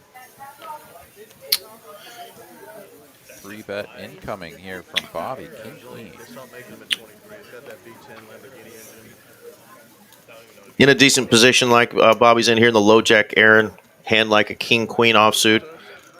In the, let's say, 2-5 or 1-2 streets, is that normally a hand that you're also going to put a 3-bet? Oh, absolutely. Okay. That's what I like to hear. Yeah, I don't think that the stakes should really determine what kind of good poker you're playing, but you will run into some different scenarios where like a bunch of people are limping. It will change sort of the way that you play, but I mean, single open, from under the gun. You got the king queen. Yeah, you need to put in the 3-piece there. Calling just sets you up for failure because you have everyone left to act at the table, and they're going to view your hand for exactly what it is, just sort of, you know, middling strength hand. It's got value, but, you know, they put in a 3-bet. What are you going to do? Just call, play out of position? No. Yeah. 3-bet yourself. Well, and I think I mentioned the stakes, the 1, 2, 2, 5 streets, because you will see a lot of those limps with, you know, the king 7s, the king 8s, even the offsuit variety of those hands. And those are definitely hands that, you know, holding a king queen there, you want to get out of there. Don't want to run into a, you know, a 2-piece type situation and let somebody get a cheap price there. So I think in position there, I like seeing that. You see a lot of players not really knowing what to do with a hand like a king queen, you know, in position there, and just will take it to a cheap multi-way flop. And you know, like you mentioned, you get yourself in some shit real quick. Yeah, I mean, I think actually, you know, just to kind of throw it back a little bit, I think, you know, you love it if a king 8 or a king 7 or whatnot comes along. I mean, you dominate them, right? Like, For the chances sure. of them making a hand are very slim. And if they do, it's oftentimes going to be just like, you know, sort of a cooler situation in your favor because your kicker is going to be playing. But the 3-bet really, I mean, you know, just talking about general dynamics of the game, when you have the whole rest of the table to act behind you, you need to be more aggressive about the hands that you're going to enter the pot with, just in general. Now, like, let's say the under-the-gun player opens and it folds to you on the button. Like, I'm not saying that you should just be, like, pure calling the king-queen there, but it becomes a much more flexible position to play from where you can do more calling just because, like, there's only the blinds left to act and you have the button, right? Like, you've assumed the last action post-flop just by the nature of your position. When you're next to act from the low jack there, it's like you need to 3-bet to force out all those players through the button in order to assume that position. So, you know, that's more the psychology of raising there, not necessarily like which hands you're trying to get out or whatnot. 400. Top pair here, queen kicking for Danny. Flush draw for Spooky, and the 1 overcard to Carlos, and the pair of jacks. So everybody with a pretty reasonable piece of this. And all 3 players are going to see this turn card. Jacks are going to shrivel up once he gets called twice, and certainly going to shrivel up now that a diamond has come in. He does have diamonds in his, and it checks all the way through. Yeah, the 8 of spades has already come off, and The bet's 500. It was a couple years ago now. Carlos is going to block that here for 1/4 pot. I don't really understand the value of this bet. It's going to get jammed on, and yeah, now Carlos just has to fold. It's a little bit awkward. Like, if you aren't going to call the guy who goes all in for just $1,500 more, then the $500 bet didn't really. I mean, it wasn't intended to be a value bet, which is, I don't know, a little bit odd. But Spooky picks up the pot, gets himself headed in the right direction. He's only down 500 now. Yeah, Danny gets out of there as well with the king queen. Good fold there. Will up 6.6K so far. He's our big winner through just an hour and a half of play. Got another 3.5 hours remaining.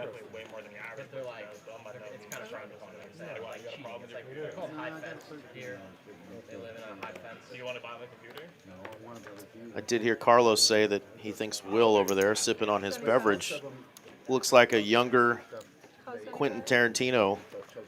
I can see that a little bit. Maybe even a little bit of the artist known as Morrissey from the Smiths as well. Either way, handsome young lad, heck of a poker player. Could have a doppelganger, though, in Tarantino or Morrissey. Wow, Reit shows his hand to Will and folds the ace-queen to Scott's 3-bet. A little bit of a, like, I can't really believe I'm letting this go, but I just don't really give Scott credit for many light 3-bets. Come see us Saturday. Come play The poker with 2 us. pairs are going to make the call, and Even our tournament is included. the That's for the flopped tournament. pair of jacks for Scott is the best hand. Checks to him. He'll continue. Sevens and deuces are far away from this texture. They'll hit them up. That is also my last hand. And a nice little play there from Scott. I mean, he would have outflopped the ace-queen anyways, but I'm not so sure that the cold 4-bet gets called by queen-jack there. For sure. But yeah, just awkward, right? When you're kind of like, I'm not too sure about that guy's range. Like ace-queen here is definitely a like, you know, quote-unquote bluff raise. It's going to be like near the bottom of my range here, and I'm not really so sure I love doing it. So he just lets it go. Well, nice hand. Is going to put Scott up over 2K for the night so far. And we do have a new dealer coming in. This is our man, Mr. Darren. Thank you. And Darren wants a shout out to his mom and sis that are tuning in. So Mama Darren and sister of Darren, Deanna and Audrey. Darren wants a shout out. Send you his love. And thanks for tuning in. Watch Darren do his thing here as our dealer for the next, should be hour and a half. Let's do a 3-way side action. Okay. How much? 200. 50 on the side. Patty June joining after that hand, seeing Scott win, says go Scott. Scott always has the family tuning in. Shout out to the whole Herbert's crew, and then some.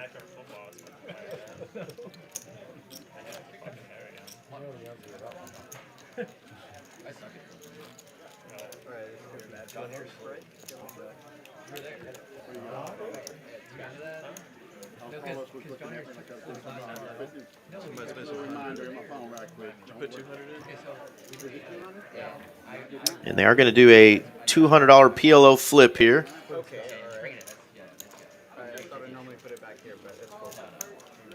He plays all day and then just walks up and He's not good for it, bro. Bacon's not fucking confident. It's been making a living off that shit for so long. Shit, man, if I scam you, you can come out of your end. Danny's right. Oh yeah. PLO, right? 4 cards, 1 board. Yes, no, I'm just double checking.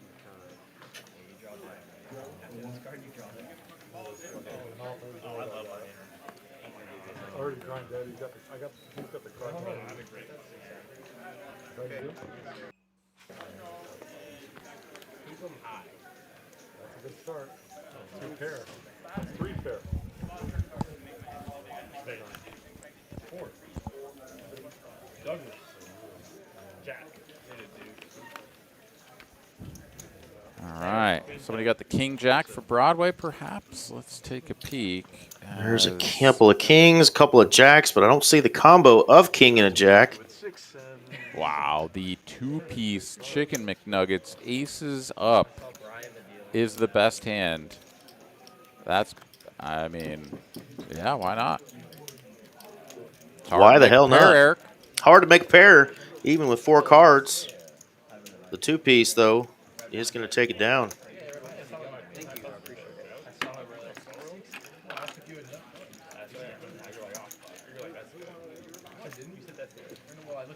All right, well, that's a nice little cash infusion for Carlos after taking a bit of a drubbing here. The kings running into the aces earlier. He has made a little bit of ground back on those, but still going to be the player suffering the most. Will up 6,400, far and away. Pole position here for the top earner.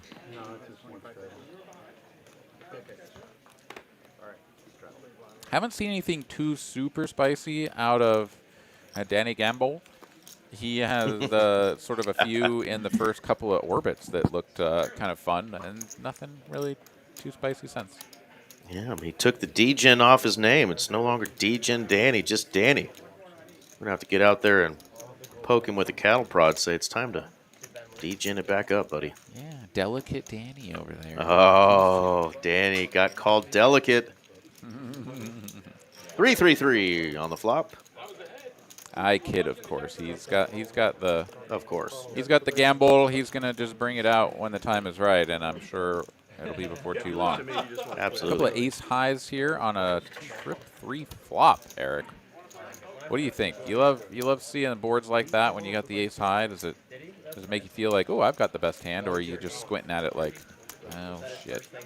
It does remind me of a hand I played on a 1-2 game where the 4th 3 came out on the turn, followed by the ace on the river. I hammered the $20 pot for $300, and I got a fold out of turn and another fold after a minute-long tank. And the kid said, I think you have the ace. Wow. And you just shake your head and show your jack high and say, guys, what are we doing here? What are we doing here, Aaron? I don't know, man. I think that's where you muck your hand and say, I had it. And I just did have let the him ace. Yeah, you just let him believe that you know they couldn't win. All right, net game started again. Here we I go. saw something I've never seen before today. Let's hear it. Where I opened to 20 after a couple of limpers in just the 1-2 game I was playing before I came in here. A couple of callers over around to the guy in the big blind, and he makes the call and mucks his cards. What the hell? And everyone's just staring at him. The dealer's staring at him, and he grabs his cards back. So I say he mucked him. He definitely folded them, but they didn't hit the muck. And he reaches out and grabs them back. He's like, I don't know what the hell I just did. And like then proceeds to play the hand. But we're all just like, he like deliberately like goes back to his stack, grabs the $20, puts it out, and then just pitches his cards. It was the oddest thing that any one of us had seen. Like we didn't expect it. And everyone was just frozen. It was very funny. I think he was just in his head, like, about something. No sense. Makes sense sometimes. Nut flush draw versus middle pair on this flop. Hand number 59, excuse me. Bet a 200 and a call. The 9 is still best. Did I tell you Slick's text? So I was like, Reit, though, out of position with this flush draw and the ace high. See if he tries to get a 9 or a 6 to fold here. Perhaps the pocket 8s of the world. Also, build the pot for when you do get there, right? Like, you hate to sort of give up the betting lead. Watch your flush come in and be like, oh, no. This pot's too small. I've got the nuts. He's going to bet 1,000 for full pot. Gets the 9 out of there, and we'll show down the winner. Get rid of his knit button as we have restarted the game.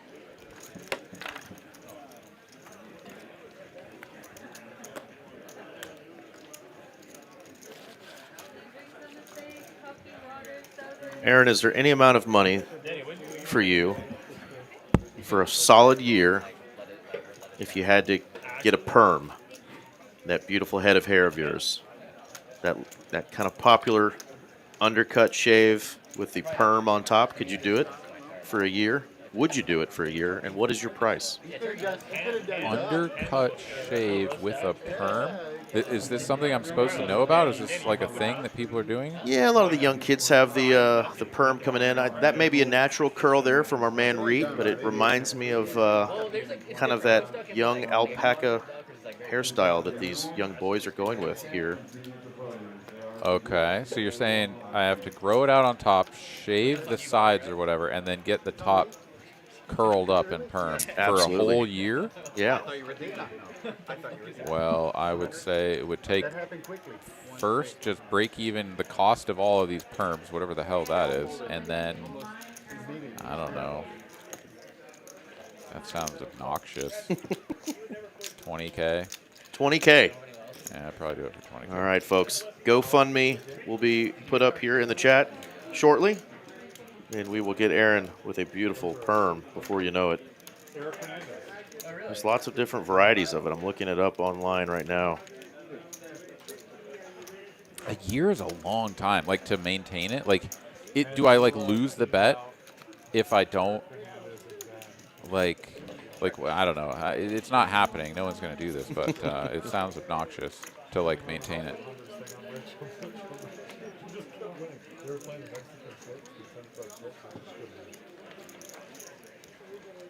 It's kind of like the mullet. It's coming back, making a little comeback. The perm.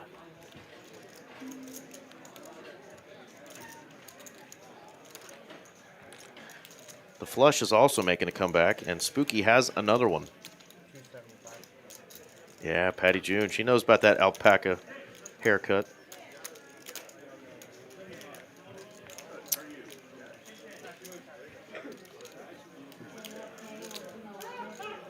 No flush for Reit. He's still dead as a doornail here with the open ender.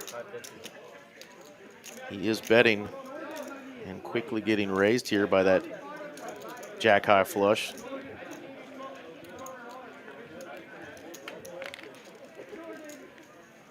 Reit thinking maybe his opponent just has the king or the ace of diamonds. He's going to make the call, but he is drawing dead. Yeah, it's a pretty spicy float because even your opponent's bluffs are going to have like potential just like showdown value over the king high, right? I mean, you can imagine a world within which someone just has like the ace of diamonds and goes for this.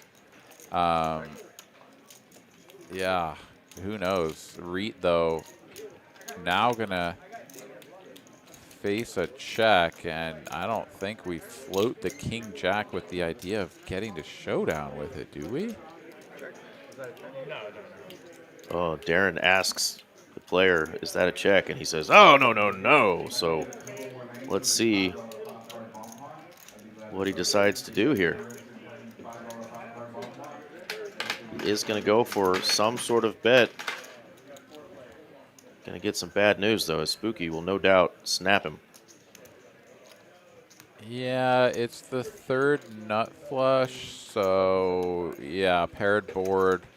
Definitely not going for a value raise here ever.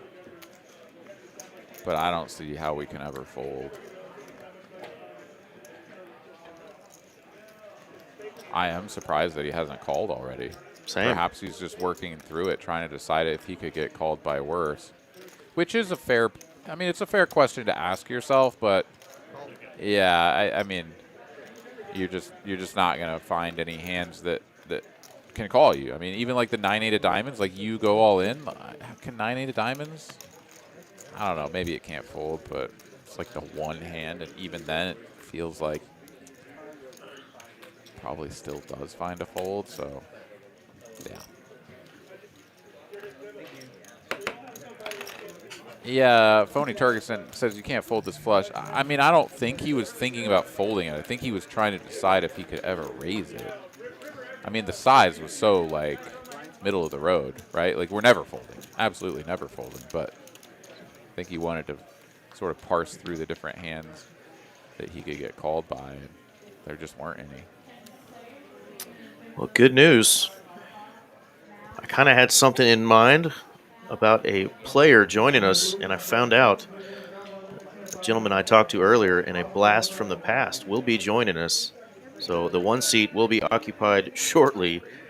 And looky what we have here, Aaron. Scott waking up under the gun with the Kings, putting in the $100 raise. Carlos doing Carlos things, just calling for 100, which invites Reit to 3-bet the 7-4 of hearts for 500.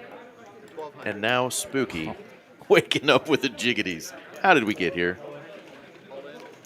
This is absolutely insane. Scott is going to rip it for 7,000. And Carlos has the trapped ace-king suited. I mean, this is just absolutely insane. Carlos is in for $100, and he had an idea of how this hand was going to play out, which involved him doing the jamming. Now he'd have to call it off. Yep. He knows Scott runs at one time, and he's got, quote-unquote, blockers, right? I've got an ace, I got a king. My opponent shouldn't have kings or aces. That's exactly what he does, and your opponent just ripped it for 7K. Yeah, but I mean, despite the nit game being on here, I think Carlos has enough experience with Scott to know that it's literally like best case scenario is queens or ace king of his Or own. ace king of his own, absolutely. Right, and if that's best case scenario, then you are going to have to improve your hand, and he can just fold for $100, and he's going to.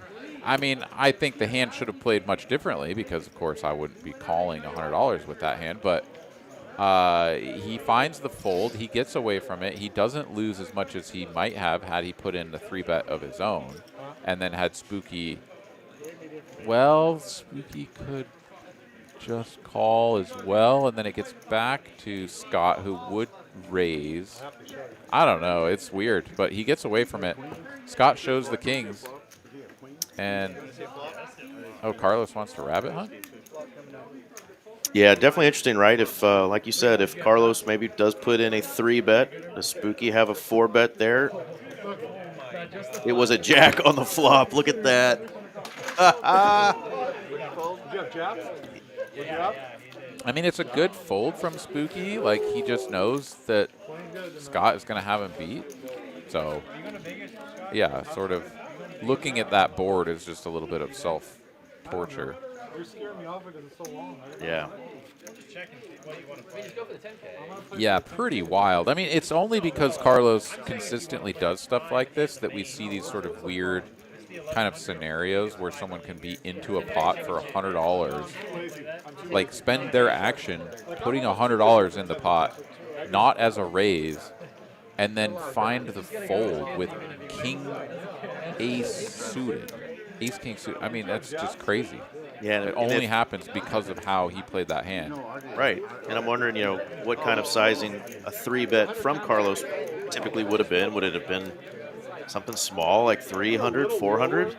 And then does that invite the jacks out of position in the small blind to put in a decent size 4-bet? And then, of course, you know, I think Scott's still going to do what Scott does.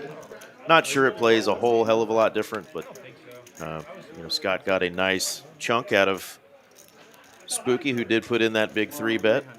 Excuse me, it was a 4-bet because the 7-4 had already come in for that 3-bet.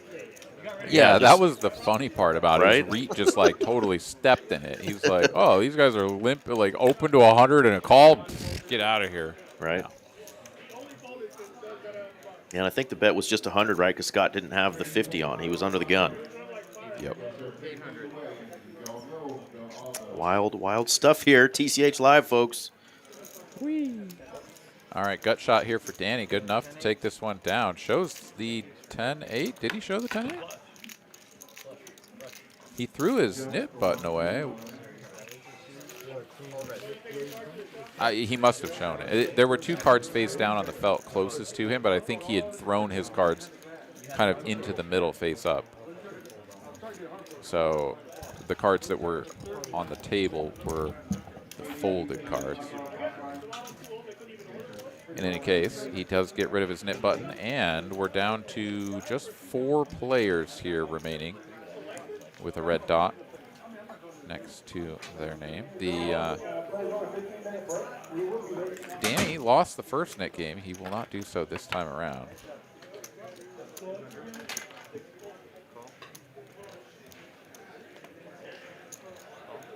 All right, suited 2-gapper here for Reit, comes in for the raise. Couple of callers. And yeah, Bobby's going to close the action as well. 5 ways to a flop. And wow, it's top 2 for Reit. He opened this pot, got called by the field. Bobby here up and down, and really not that much else here for the remaining players, but feels pretty incredible when you open the 10-7, get called by 4 players, and you just like drill top 2.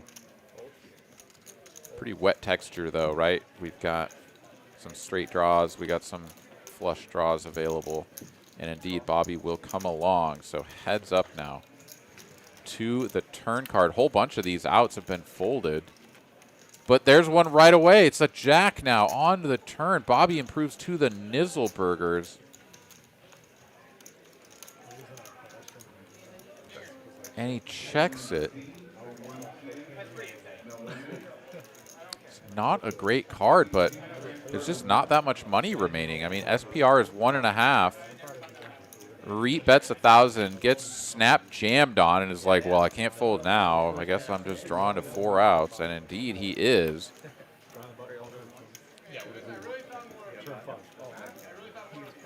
Oh, my God. What? Just rip it one time? Reit's like, yeah, I mean, I got 2 pair. And now I have a full house. And Bobby can't believe it. He's going back. He's going to the pouch. He's got to reload from the pouch. But Reit here has hit a couple of absolute miracles to be up 1.1K. First, it was the ace-10 all-in 4-bet jam against the, or 5-bet jam. I don't even remember what happened there, but it was the ace-10-0 versus the pocket kings. Spiked the Barry Greenstein ace on the river. This time, drills the 4-outer on the river, and he's still just barely up. So this man is playing with fire. Esky here, 16%, hovering right around the Lottie line of 15%. Everyone else up over 23. Reit and Spooky here playing damn near half the hands they see. Hell yeah, let's go.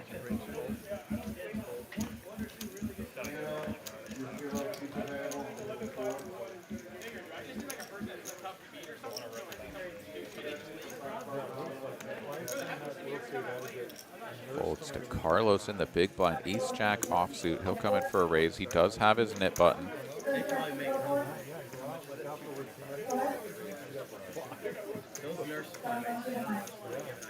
And Reit here is going to squeeze him up to 600. A little bit of a curious play. I mean, I almost just think that the king 10 plays just fine in position here against a player with the nit button, but what do I know? When you're just flopping top 2 every time, you just 3-bet these hands at 100%. What do you know, Aaron? I know that Reit is running hot when he's running hot, and then other times he's bluffing into the nuts. But right now, he's got the top 2 pair. Carlos sticking around with the gut shot to Broadway. And it's another full house for Reit. This time, gets it right away on the turn. Doesn't even need to wait till the river. The hand that you just missed, Eric, was an open with 10-7 suited from Reit, called by the field of 4 opponents. He flops top 2 on 10-7, whatever. Bobby has 9-8. The turn is a jack, giving Bobby the nuts. They get all the money in, and Reit is drawing to a 10 or a 7. He just drills a 7. Run it one time. Bobby has reloaded. Now he has made another full house and trying to get value out of Carlos, who will make the call drawing dead. And God forbid he finds a queen, because he will lose all of his chips if he does. Okay, good game, Carlos. Oh Good. my God, what are these runouts, dude? Jesus. I go get a vanilla latte and I come back in the booth and it's just carnage. I can't even believe this. It's like whatever somebody needs to make the hand as spicy as possible, it just comes. The Barry Greenstein ace on the river, right? Oh my God, Carlos snap calls the all-in over bet and is like, why? What is that river? How does that river come in? There's only the one card, the queen, that can even make me do that. And if it's the queen of clubs, I might not even do it, right? Like he can't even believe it. It's the red queen, and that's the face Carlos I'm into, brother. That was nasty. That was nasty. Yeah. Nit game going, a young player we've already seen, rip it with an ace-10 and be kind of an action player. So, yeah, we're not just going to give him credit for boats. And you hit your gin card, you thought? Man, that's nasty. Dude, that is just absolutely savage, that river. I can't even. I mean, it's already pretty spicy for Carlos to float there. Let's be honest, right? Like, he's got his nit button. He doesn't really want to just get, like, run over. This is a blind versus blind kind of a situation, but you're drawing very thin with the ace-jack. If you are ever ahead, you're going to have to face a third shell a lot of the time from out of position. So I don't know if I love it. But then he just gets completely curb stomped by the queen, like the offsuit queen. What are you going to do? You can't fold once you hit that. Am I the only one that anytime you use that expression, curb stomp, kind of cringe a little bit? It's a visceral action. It's very visceral. It's a very visceral, very relatable. If you've seen a certain movie from the past that had an actual curb stomp that you'll just never get out of your head. So thank you for bringing that back, Aaron. What a great movie, but one that you don't want to watch all the time. Yeah, it's a powerful movie, is what Indeed. it is. I mean, 100%. It needs to be watched. Yeah, it's a very good one, but it's also like, it kind of hits you deep. And movies these days, every once in a while there'll be a good one that comes out. But dude, I tell you what, man, I'm just like completely uninspired by almost everything that comes out. 100%. COVID really killed the movie industry. If you ask me, I think it was already on a downswing as far as the writing and some of the talent, that was still there. I know Netflix and a lot of this other stuff, taking on some of the ownership of the production and the directing and all the above of films. But man, it's just not what it was. 80s, 90s, early 2000s, even in the 2010s. I just think there was still great writing. And I know that was long-winded, but I await your response, Aaron, because I know you're a movie buff like me from the past. We grew up with it. Yeah, dude, so many good movies. And, I do think that the writing was, not spectacular or anything. Like, every movie kind of felt like a B movie, but that was just what we grew up with. And it was just expected that the characters and the story development, like, everything just kind of came from, like, real humanity. And we just appreciated kind of the silliness and everything, embraced it, really. And now, like, the entire production is just green screen and action this and whatever. Like, it's a different environment. And if it is a story that's not robots exploding in the air fighting each other, blah blah blah, it's just a retold story a different way, and it's just a little old at this point. Either remakes of older movies or redo of the same story just with different characters. So that's my 2 cents. But guess what? We got a new player, and it's a surprise, folks. If you've been watching this stream for the last 4 years, you will remember some big pots with the gentleman now sitting in seat 1. We have not seen him in well over a year. Our man Clint is back. We used to see Clint rocking like a pink hoodie with some pink sweats, with some Gucci glasses on, just having a blast. Dude, he's a little more tame these days, but it's the same Clint. Well, welcome in Clint. He's joining in the midst of a nit game, so we'll see if he is going to assume a nit button. I think that was sort of the discussion that just occurred, and he has just been handed one, as he is going to jump in and participate. Reit here going to take a stab. He's up and down with the 6 in hand. Carlos with just the pair of 7s and a gut shot. Facing a bet of 1,800. This pot is quite large, given the holdings. And Carlos, he's like, it just doesn't matter what's going on out there. I can't tango with this. Reit shows the Jack-6 at least to his neighbor. And as the pot is shipped to him, he will flash it face up on the table. There you go. Yeah, so Clint used to play on our stream quite a bit. He was a professional personal trainer, had his own business, and used to play all the time. And took a little break and talked to him a little bit. He's not doing the personal training anymore. He's got kind of his own business, and he's back to playing poker quite a bit as well. I saw him out there on the 1-2 streets and told him we might have a spot for him and would love to have him on. And he obliged once he found out we had a spot. So a lot of fun in the room. I remember, he was here almost every day. It seemed back when I was, playing almost every day back then as well, and a lot of fun. So welcome back, Clint. Let's have a good time. Yeah, looking forward to it. As he's going to jump in the midst of the knit game, but given the fact that about half of the field still has their button, it's not like he's at a huge disadvantage. Like if there were 2 people heads up and he comes in, he's like, oh, cool, yeah, I'll be the 3rd one in the knit game. Like it would be a little bit disadvantageous. It still is, but. And I don't know if he'll be forced to pay the full amount coming in halfway through. I mean, it would be a little bit of a bone to throw if everyone was like, if you lose, you only have to sponsor like 600 of the 800 or something, right? Just to make it clear that he's been at a disadvantage. But one way or the other, he's in there and not involved in this hand as we go heads up between Reit and Carlos.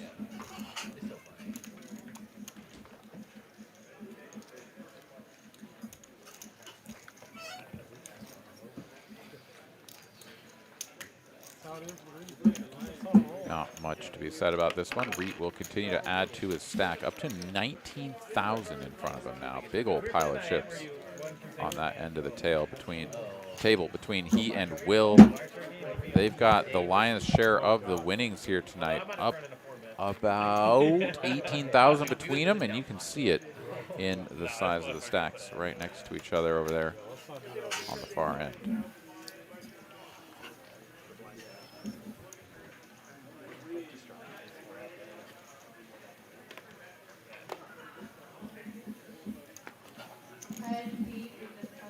Have you ever made it out to Vegas in December to play the WPT Prime event, Eric? I have not, and a lot of people have been talking about not only that, but the Venetian stuff going on as well. That's separate, I believe, right? It is separate, absolutely. Yeah. There's a lot of stuff going on when it December. happens, but yeah, my family. December's a big month for us. It's my birthday. My mom, loves to spoil her baby and do a birthday big dinner. It's a week before Christmas, and obviously Christmas is big in my family, so never really been an option to get out of town during the holidays for me, but maybe one day. All right.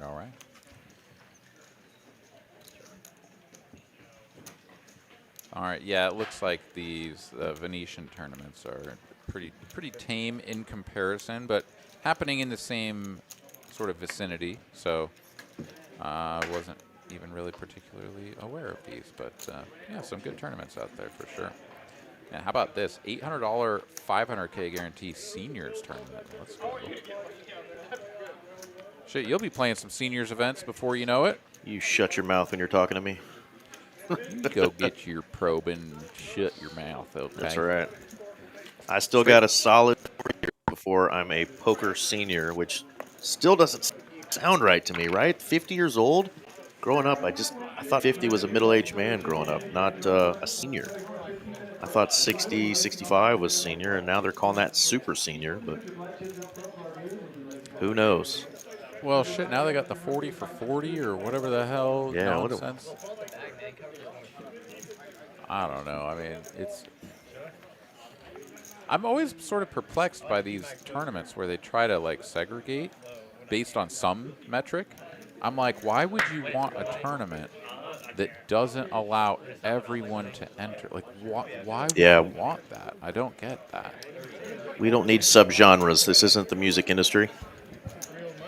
I mean, I'm all for like innovation and sort of the free market sort of trying whatever it wants. Like, you want to go run a tournament where like you have to be born in January to play, like go do it, like run it. Let's see what happens. Like, maybe it's cool, but probably not. It feels like it's just shooting yourself in the foot by limiting the number of players that can enter it, and it kind of creates this like awkward situation of like potentially having to turn someone away and be like, oh no, you don't qualify to play this event because of your age or something, right? At the end of the day, though, some of these events are actually quite popular, right? Particularly the seniors events, you get a lot of people that go out and play WSOP. The ladies events are quite popular. And in those respects of like someone going out and playing an event because it's sort of special and they wouldn't normally be playing, then I'm all for it, right? Like, it's great. Help people get involved in the game by sort of creating a special environment for them. But, you know, just as a general blanket sort of idea, I'm just weirded out by it. I am in agreement, but I'm also focused heavily on this hand we've got here. Net game going, monster flop here, 3 ways. Open ender for 1, top pair, good kicker for 2 of the players, and one of them's got a flush draw. Yeah, there's a lot happening here. This turn card is just going to be the deuce of diamonds. More equity now for Danny, a combo draw. Spades come in now. So yeah, substantially better than the deuce of diamonds as far as like our excitement is concerned, because not only did everyone have something on the flop, but someone who could have just like seen their hand shrivel up a little bit, Danny here, has picked up the combo, like the Omega combo draw, right? And 1,000. He's the one doing the betting, and he's short stacked. Like, we could just have all the chips in here. This is crazy. I mean, Will doesn't have any incentive whatsoever to raise. Like, his hand has great showdown value. It has great opportunities to improve, but doesn't need to get more chips in the middle. Back over to Danny, though. Is he getting a good enough price to just call? We can see on the screen, absolutely he is. Absolutely, yeah. But, like, he could also see this as a position to just YOLO it and get everybody out of there. He's not going to take that route, and I don't think that that's ever suggested as the optimal play. Woo! He will back into it, though, one way or another.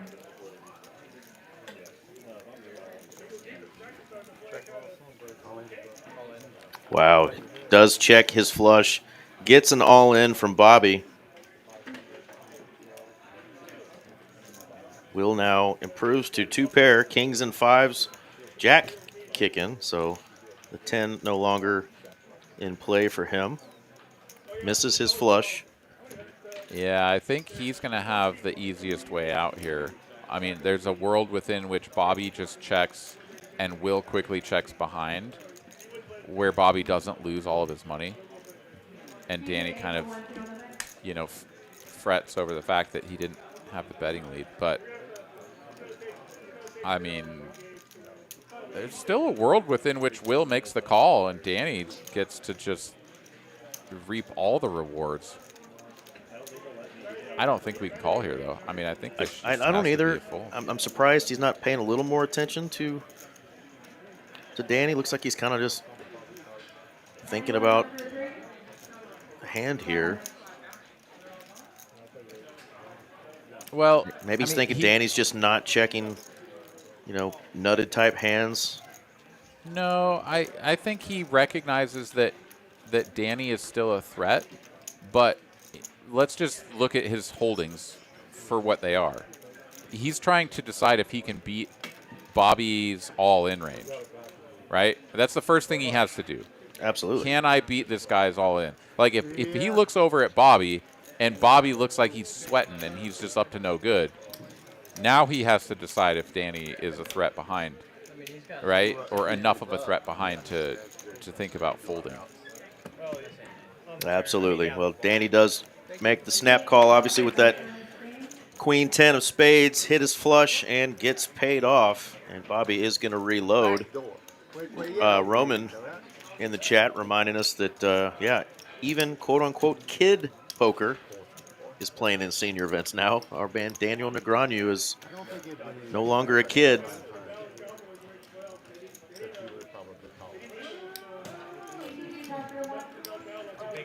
Still has kid mannerisms, but he's a senior in the poker world. Yeah, 51 years of age, Phil Hellmuth. 61 years old, Eric. Phil Hellmuth is 61. Is that even real? I feel like he's older than that. Just because of the 1988 video of him, winning a World Series of Poker against Johnny Chan. I mean, like, And obviously how long he's ago been that around. was. Yeah, like, no, the 61 seems, sort of like reasonable or whatever. But It does. also, we've always just had like Phil being like that sort of guy that was always kind of just The brat. He was the brat, and you always had that picture of him. It's just not him anymore. None of us are. Shit, I look in the mirror and I'm like, God damn, look at this guy. Not a kid. Feel like one in my heart and my brain, just not my knees.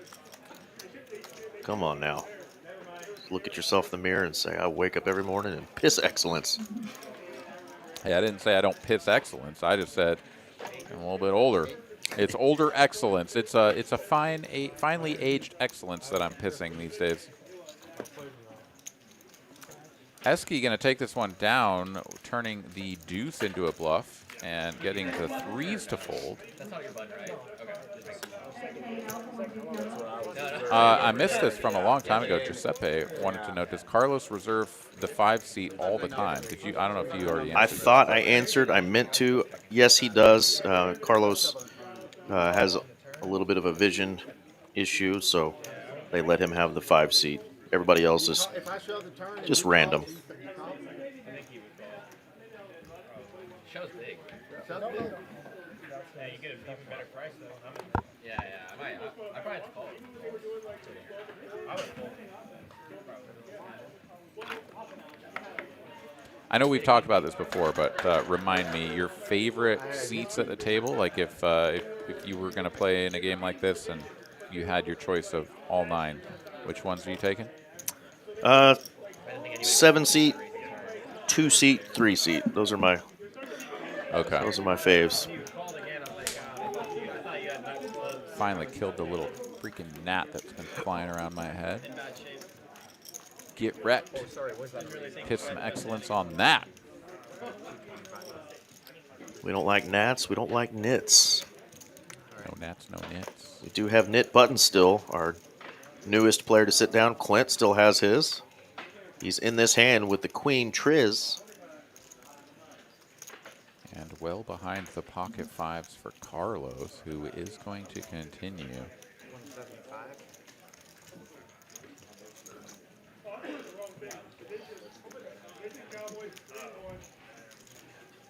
Not an uninteresting combo to continue with. Probably a raise is a little bit stronger, but he's going to float it, which still going to give him opportunities across later streets. Carlos will snap check this turn. But Clint not going to attack. He didn't pick up any of the equity that he was hoping to find, and Carlos is going to get a free look at the river, makes bottom boat.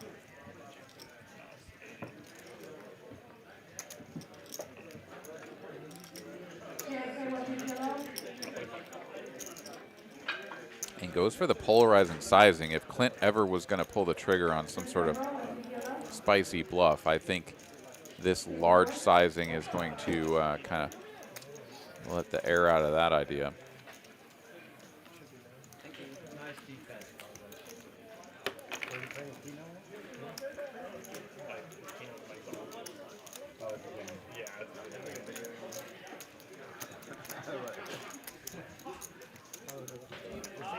Yeah, that's the only keno I know.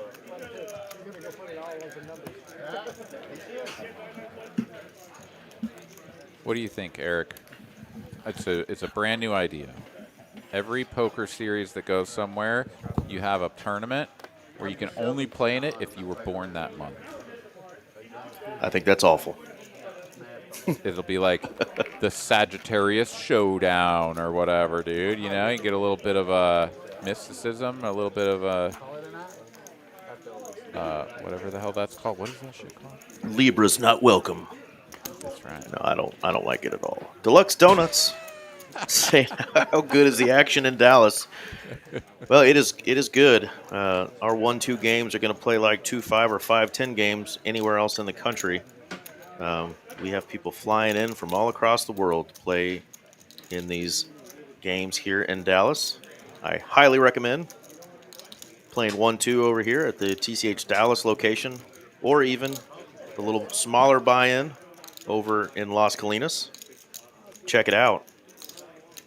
How about check out that flop? Check it out.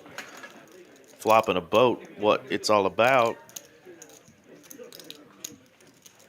Hello, Reit. You are drawing damn near dead. You need running aces.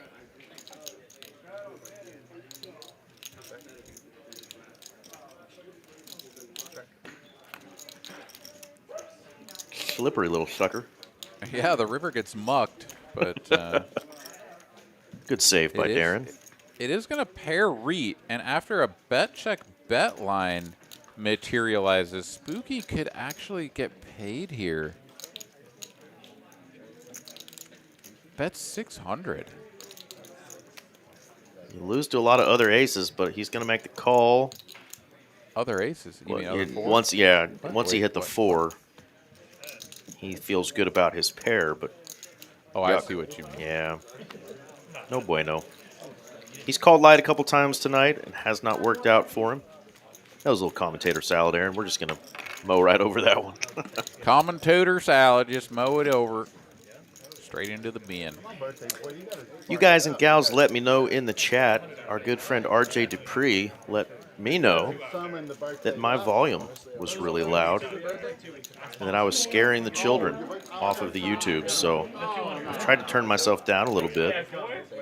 Anybody else out there feel like I'm screaming at them, please let me know.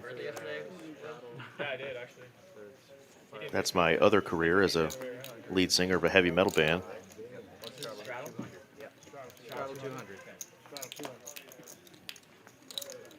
Heavy. And what do you know?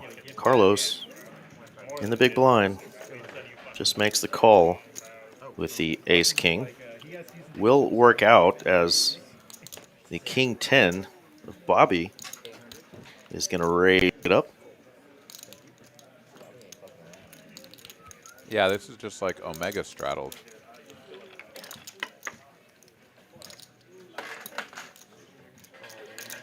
All right, it is hammer time, Carlos. It is. Hammer time. What the? Oh, no. Out of position with the ace-king. Oh, no.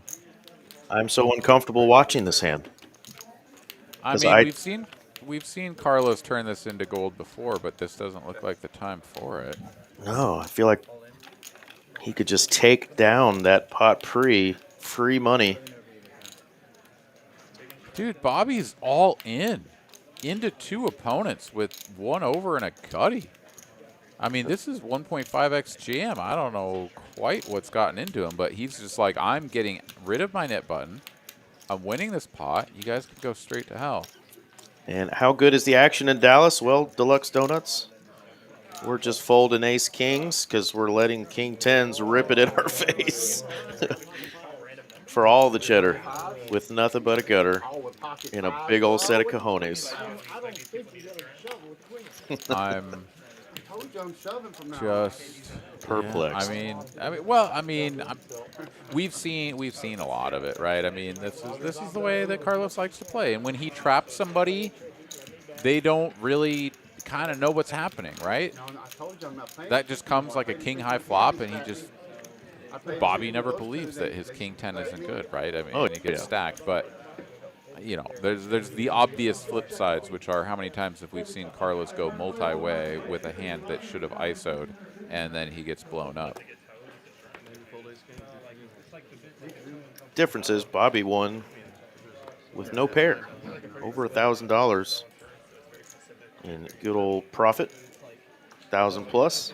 Dude, that hand worked out so brilliantly for him, and he could have just gotten bullied out of it like instantly, like pre-flop. So yeah, amazing stuff. 2 players remaining in the net game, down to Will and wait, who else? Will and Clint, who came in late and hasn't won a hand, so he's is in the mix for losing the Nick game, but heads up between Spooky and Esky. It's a brilliant flop for Esky, not so much for Spooky.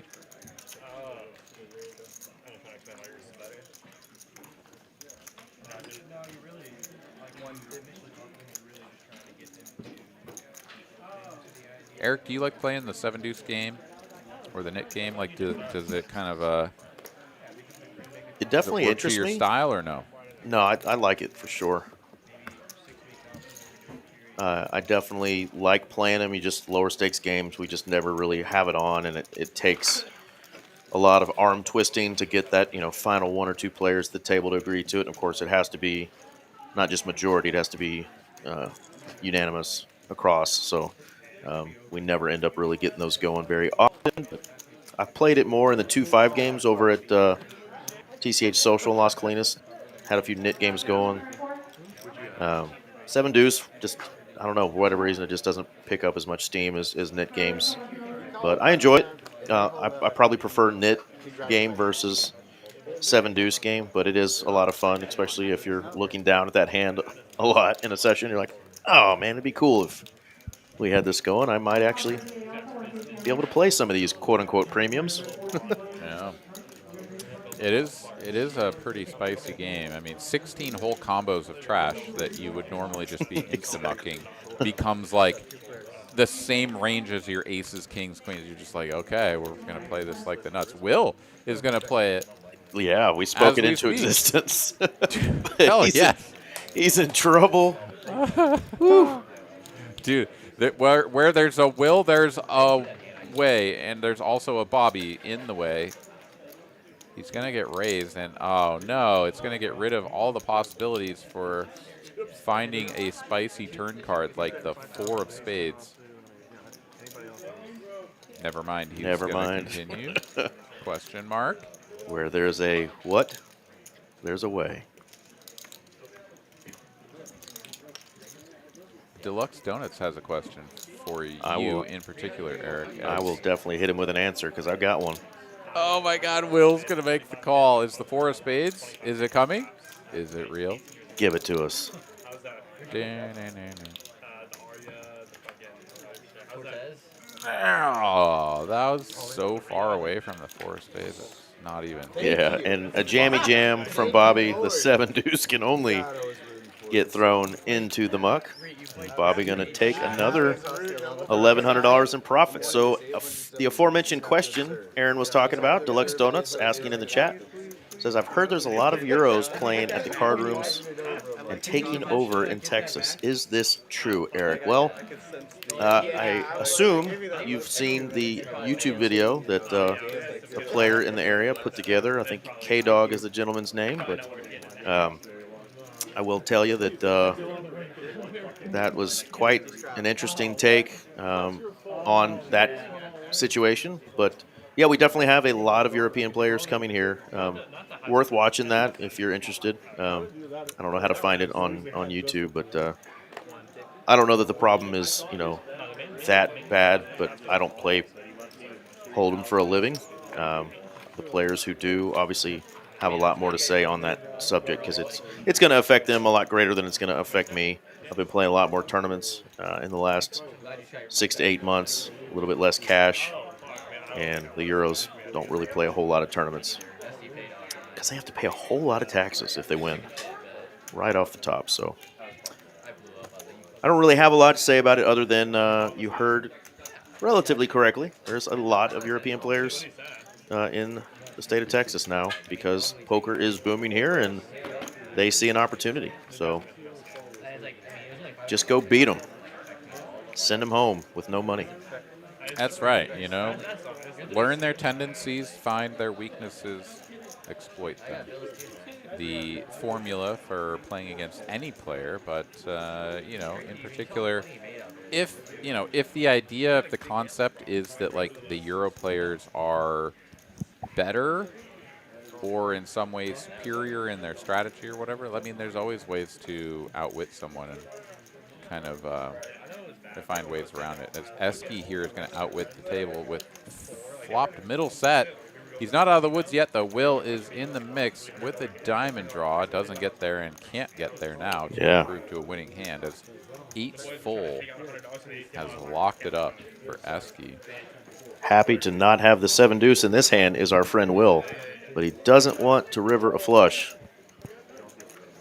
There's a world within which you check this back as Esky. He's going to go for the 1/3 in position, kind of just represent. He's going to have some bluffs. He's going to have some ace-x, and he's going to keep Will entertained for that price. A diamond here would get him paid, and it he's does getting paid. come. He's getting paid. Yeah, that's the 9 of diamonds, not the 9 of hearts. I'm very unsure of how that got swapped, but it is corrected now on the screen. And oftentimes here, you're going to need to lead to get paid. Will is going to do so for 2/3 pot. And Esky is going to love this. I mean, this is a dream come true. You get bet into on the flush river. Best case scenario, your opponent somehow, some way has ace deuce. Next best is that they have ace x of diamonds, whatever it is. Like, you're just loving this. You're never losing this. Except to just like the super nasty pocket 9s that somehow drilled you on this river. But given the stack to pot ratio here, we're going to see a big bet that's not going to be all in. 4,000. Take the 1,200 out, that's 2,800 into 6K. Yeah, I mean, all in certainly wouldn't have been out of the question.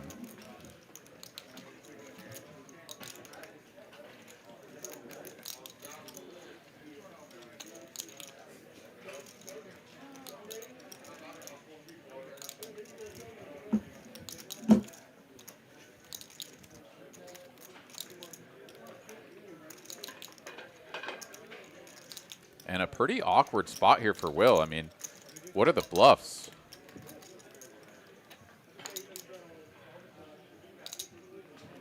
Because your hand is pure bluff catcher. Like, your opponent is never raising you with a 10 high flush. Yeah, is it just the naked ace, which would have been betting, you know, all streets? I mean, I say never, but first of all, I don't know how you get here with a 10 high flush. Maybe you had the 10-7 of diamonds or something, but yeah, I guess it's possible. I don't know. I just don't. Yeah, he's gonna make the call though. He's just like, I just don't give you enough credit for pure value. The flip side of that is that I am giving you enough credit for some bluffs because that's all he beats. Yeah, very nice hand for Esky. And that is going to put him up 4K for the evening. 2 knit buttons left. Will, who just lost that hand with a dirty river for his holding, is going to be going up against Clint. There's our VPIP numbers for the night. Clint's new to the table, so shouldn't really include him down there at the bottom just yet. Esky, though, right there at that Mendoza line, 20%, as is Scott and the artist formerly known as DJ Danny. Now Aaron nicknamed him Delicate Danny. So delicate. 22%. Will in the 20s. Bobby and everyone else is 30 plus. Couple up there in the mid 40s. Rampage and Reit, dude. He's paving the way here. 40+% VPIP. I mean, he's been winning like every freaking hand that he plays. He's obviously gotten himself into some pretty sticky situations and has certainly dumped some back and gotten very fortunate in many circumstances. But he is not afraid to play pots, and I love it. Speaking of which, here's a button 3-bet with Jack-6 offsuit. Gets called by suited, and Ace-6 suited makes the call. This is some spicy poker we're playing.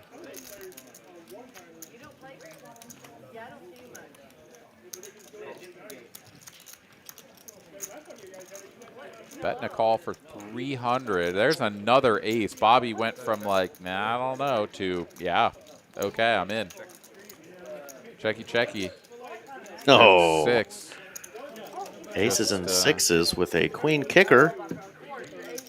Yeah, the 6 is a little bit irrelevant to Reit's hand unless he were to decide to turn his hand into a bluff, sort of blocking this kind of, you know, whatever this river card could do. He's got a piece of it, but yeah, he's done with it. It makes a lot of sense. Come on, bro. Thank you. So this Nick game continues. Still heads up between Clint and Will, as Will could not get a win on that previous hand. Except for that one.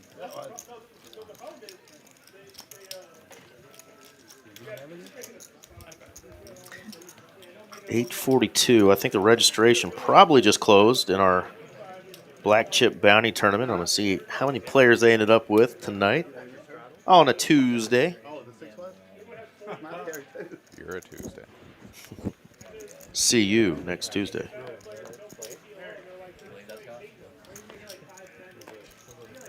Black Chip Bounty, 10K guarantee, $300 buy-in. Had 42 entries.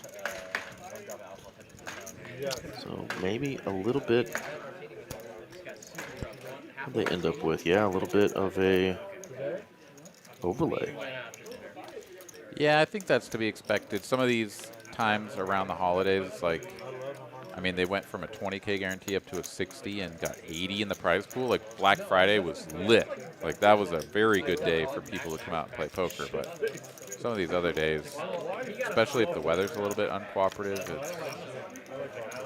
Yeah, still 2,500, almost 2,600 for first place in this one, plus all your bounties.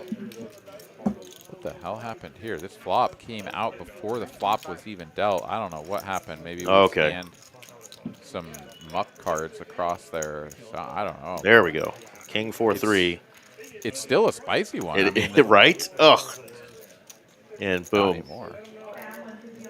Clint is not out of the Nick game yet as Bobby makes his flush. 1,700 in the middle. Clint, the effective stack. SPR a little over 2.5, maybe something like that. Gonna bet 1,100, so 2/3 pot. And this is really uncomfortable for Clint. I mean, the one pair of jacks, no heart. It's just like the uncomfortable, like, one of the better hands I'm going to have, but I just have to fold it. Like, there's just no way to continue. Yeah, he's going to find the fold.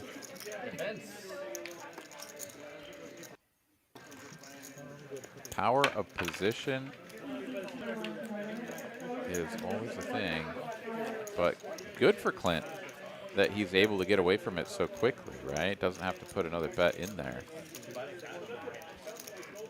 Going to a river. Hand number 79. Moving on to hand 80. Darren doing a good job in the box. Get one more dealer change before the night's over. We'll get our closer coming in. Not sure who that's going to be just yet. And we'll be joined here in the booth by our closer, Mr. RJ Duprizzle. Said the audio's gotten a little better since I turned it down a little bit, so anyone who thought I was super loud, you're welcome. Thank RJ.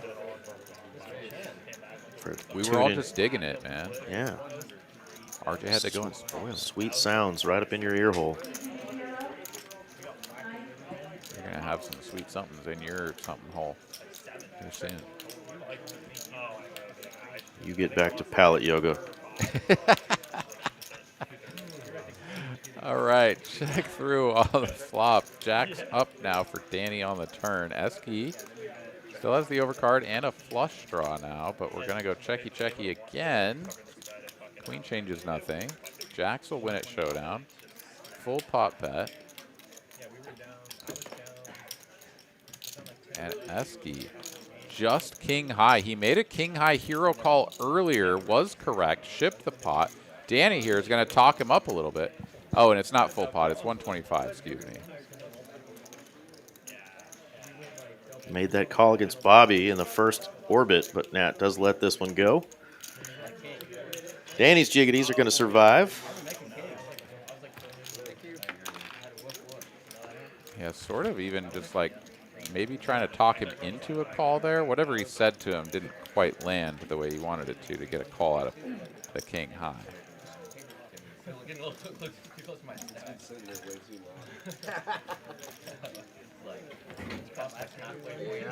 You want to take it for me? We did 6 hands of 1K hands. Yeah. All right, hand number 81.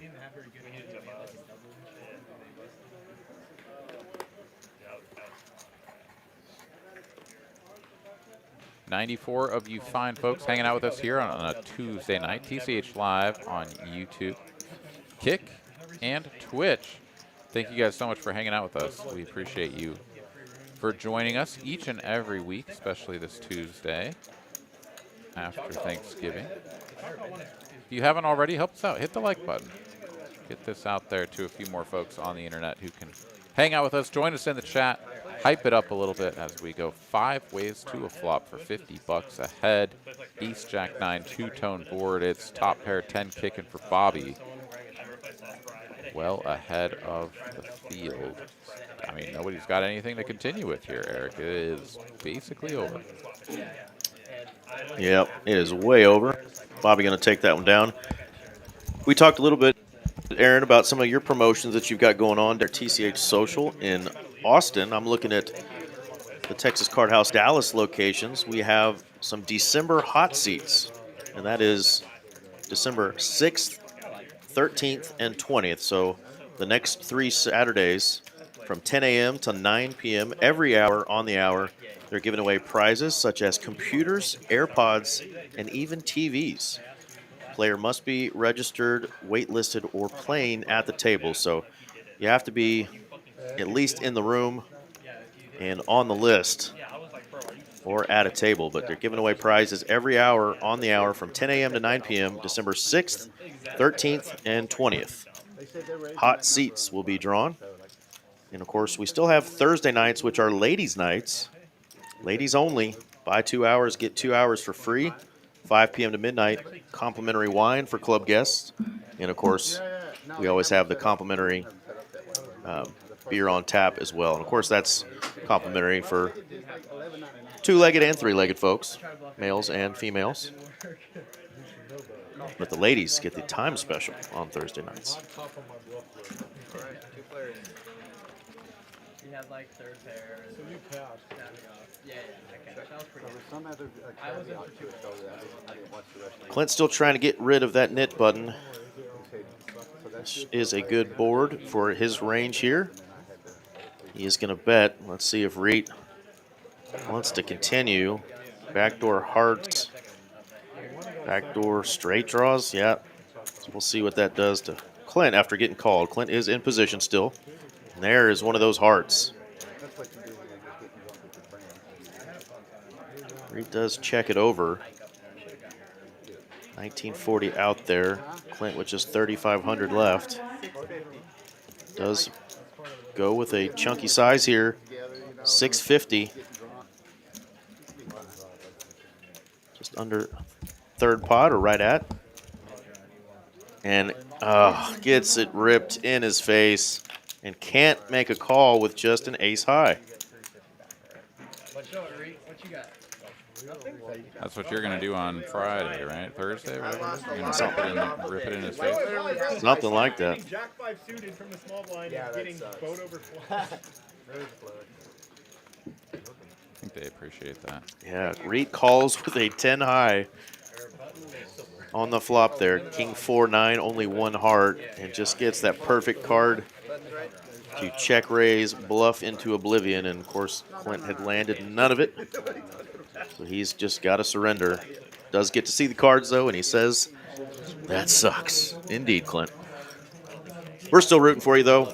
Love having him back on our stream. Hope we get to see a little bit more of our friend Clint.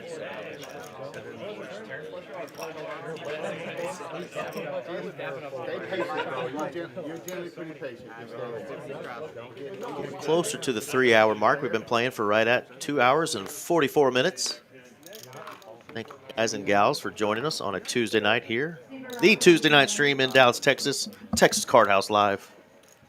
I'm Eric Van Loosen, joined, of course, by Aaron Money McAvoy, who's down there in Austin, Texas at TCH Social. That's a good little three-piece trying to defend. Oh, man. Shouldn't call me. Tough game to lose. Tough lineup to lose. But like we might have ended up winning like literally like over an hour. A couple of 9s here make the call. Spooky, the original raiser with the ace-9, getting called by 3 players. Every 9 accounted for, so no sets incoming there. Bobby, pair of 7s, going to take a little stab at this. And Reit will click it up to 400 here. He's like, no.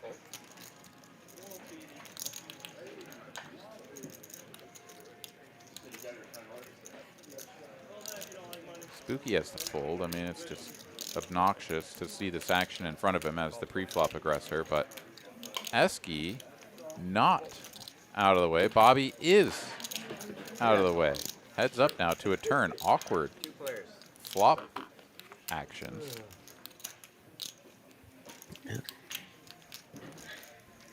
Now up and down is Reit.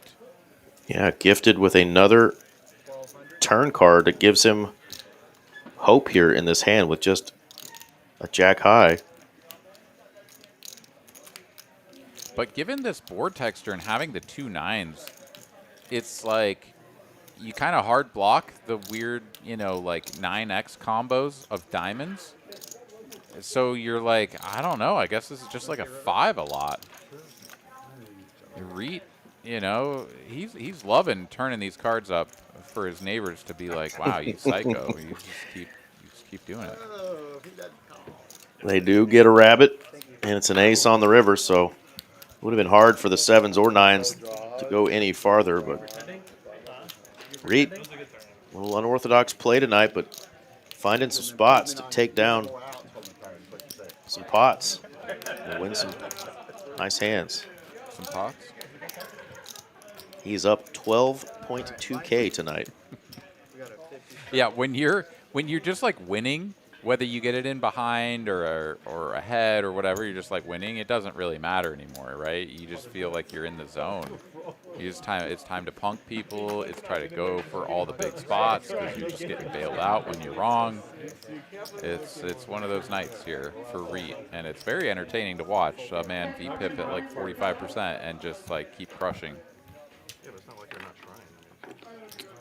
Our man Jacob next door in the production room, sharing his thoughts on the action and different style of players, and whether or not Euros have quote-unquote taken over. Says the action is insane at all times in Dallas.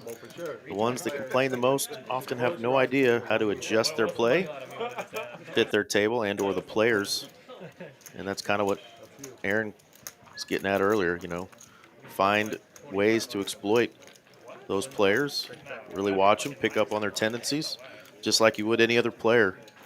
It just happened to be from across the pond, so might be a little tougher to get paid on some situations with those guys, but you know, they are still welcome to play in the room as long as they're paying that same hourly rate and membership.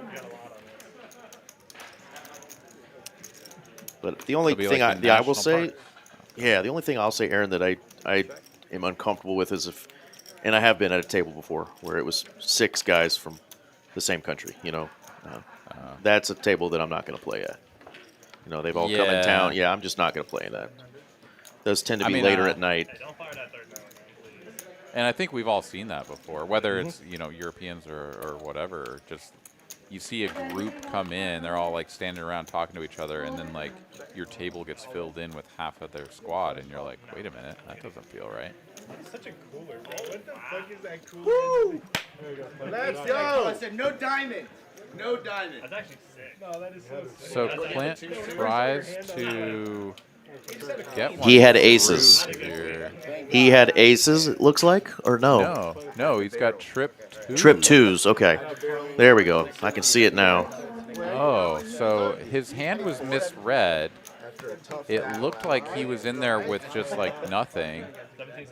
Unless I'm totally tripping. The queen jack was just like clearly the best hand, and then he gets the all-in called on the river. So unless we were just gabbing and I missed everything. No, that's why the overhead view is kind of frozen right now. Graphics is going to correct that. You will see Clint's chips go from negative 5.9K to up a little something here in just a second, or even wherever he's at. But yeah, he did win that hand with ace deuce, trip deuces on the flop, so just a little misread of the cards by our technology there. But it's going to get corrected, and Clint gets out of that nit game, and Will be the one paying out that nit penalty, $800 splash pot.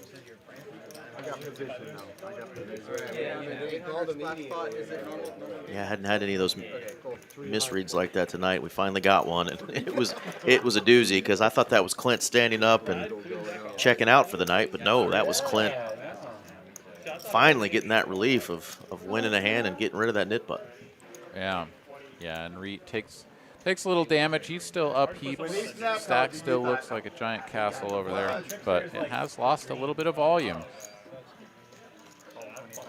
Yeah, I thought his small bet was suspicious. Like, why would he go so small? And what do you know? A couple of beauties here. Spooky laying low with his king-queen suited. Clint, though, going to pounce with his.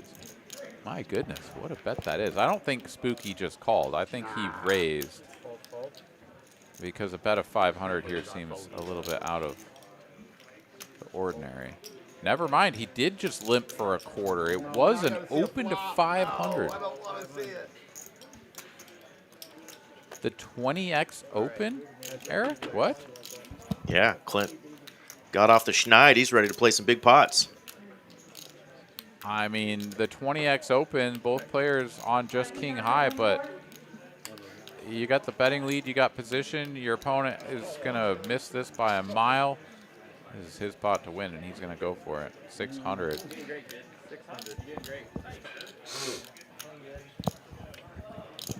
Whoa. What? Change your name to Sticky, not Spooky. Oh, the pot has the $800 in it. I was like, why are we opening 20x? The pot has $800 in it, Eric. From the yes, it does. The splash. Yeah. This check call is absolutely insane from Spooky, though. Check, check to a river we go. We're chopping this pot if we get to showdown, if you can believe it. 2240 in the middle. Spooky is not going to bet, so he believes in his king-queen high showdown.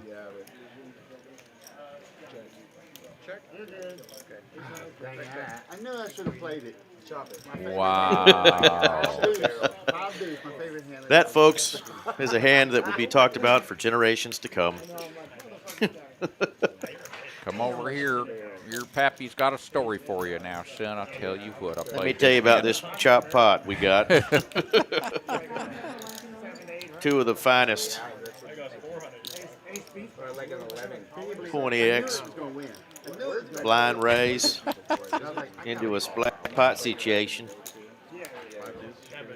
We missed the flop. The feller goes ahead and bets it. The other feller goes ahead and calls it with squadoosh. And then they check it down. And they chop the pot. And it was a beautiful thing. And I aged from 36 to 92, and that's why I'm telling you the story right now. It happened yesterday. And God dang it, I'll never get them seconds back. We will never get that time back. It's over. I got hair growing out of my ears as we speak. All right, well, Clint is up about 15 trips to Taco Bell, which is way better than a couple of folks here are doing. Bobby down 3.8K, and our friend Carlos, we'll root for him to get it back on track. He's got 2 hours to recoup that 14K he's donated to the local poker community here, TCH Live. Because I had 9 here, so I don't. Yeah, that one stings. I mean, especially like he had the kings, ran it into aces. He played it tricky, ran it straight into aces. Doesn't get bailed out on 2 boards. Then Rivers the Broadway against a boat in the knit game, and it was the queen of diamonds, a red queen, which took away any flush possibilities that were out there. So you got Broadway, you just lose to king, queen, king 10 or some smaller boats, knit game going, the most aggressive player at the table. Does he really have it? No. He shows you the goods. yeah, doink. Speaking of doink, did you see that Young Ho Koo kick last night in that football game where he kicked the ground? Well, he pulled up is what he did, right? Because the holder placed the ball and it slipped. And I mean, I'm sure these guys practice this stuff where They it's do. like you just kick through the ball. Like it doesn't matter if it's slipping, like you just kick through the ball with the hope that, you know, the guy has kind of stabilized it before you kick it. Because everything's, I mean, it's like the snap, the approach, the kick, like all of that has to happen in such a short period of time. I'm sure they go over what happens if there's a little bit of a muff. And had he just like followed through, he would have made solid contact, right? The holder did manage to secure the ball, but yeah. It also could have turned out brilliantly, right? Like it just turns into this like complete scramble for the first down, and somehow the holder just like gets there because the rush, you know, like misses him. Yeah, it just happened to be the most awkward-looking, planted foot into the turf. Unfortunately, didn't break his toes. Yeah, it looked pretty silly. I mean, certainly in slow motion, it was like, what is this guy doing? But when you run at full speed, you see the ball slip, and like he only has a fraction of a second to make a decision, and he decided, don't try to kick this ball that's about to fall over. Anyways, Danny here, a couple of queens. Delicate Danny takes it down, 330 in profit, up to 14K in the stack now. Yeah, Esky opened up there 150 with the 4s. Spooky came along, and Danny said, no, no, no. I've got a couple of ladies, and I'm going to pop it up. Nice hand there for our man Danny. He's up a healthy $4,000 through 3 hours of play. That's a couple trips to Taco Bell, I'll tell you what. Absolutely. Our man Some Guy with his assessment of the aforementioned situation, yeah.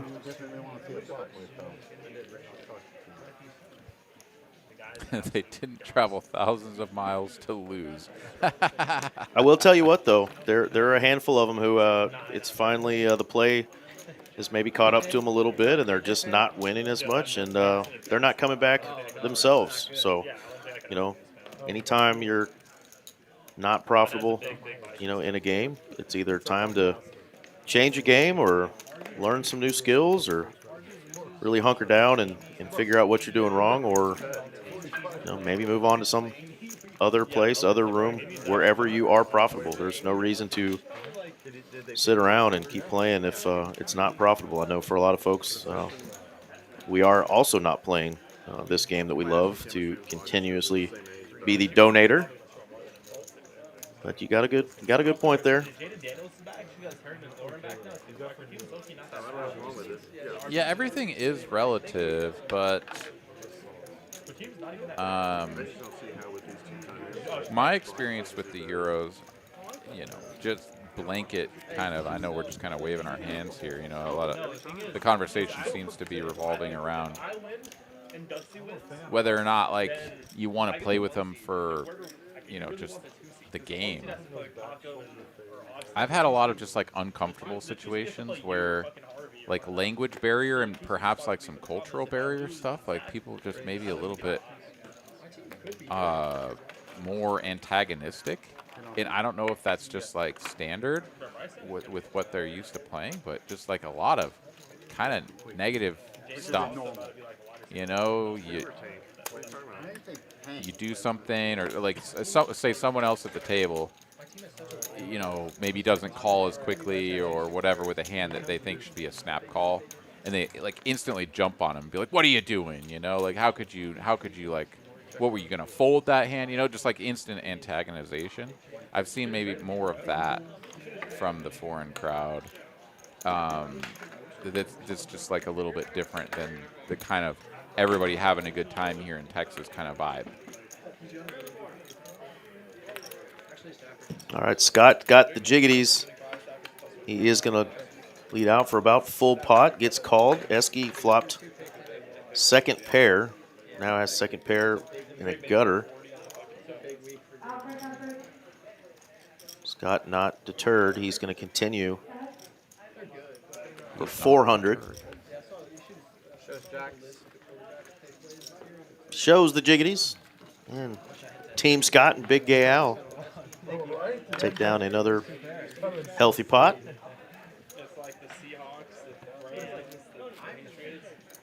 Dude, I just heard somebody bringing up the Seahawks. I got bounced from playoff contention because my opponent had, well, a lot of players kind of showed up at the right times, but certainly the Seahawks defense, my goodness, just absolutely went off, teed off on Brosmer in his first start. My goodness, did he look bad.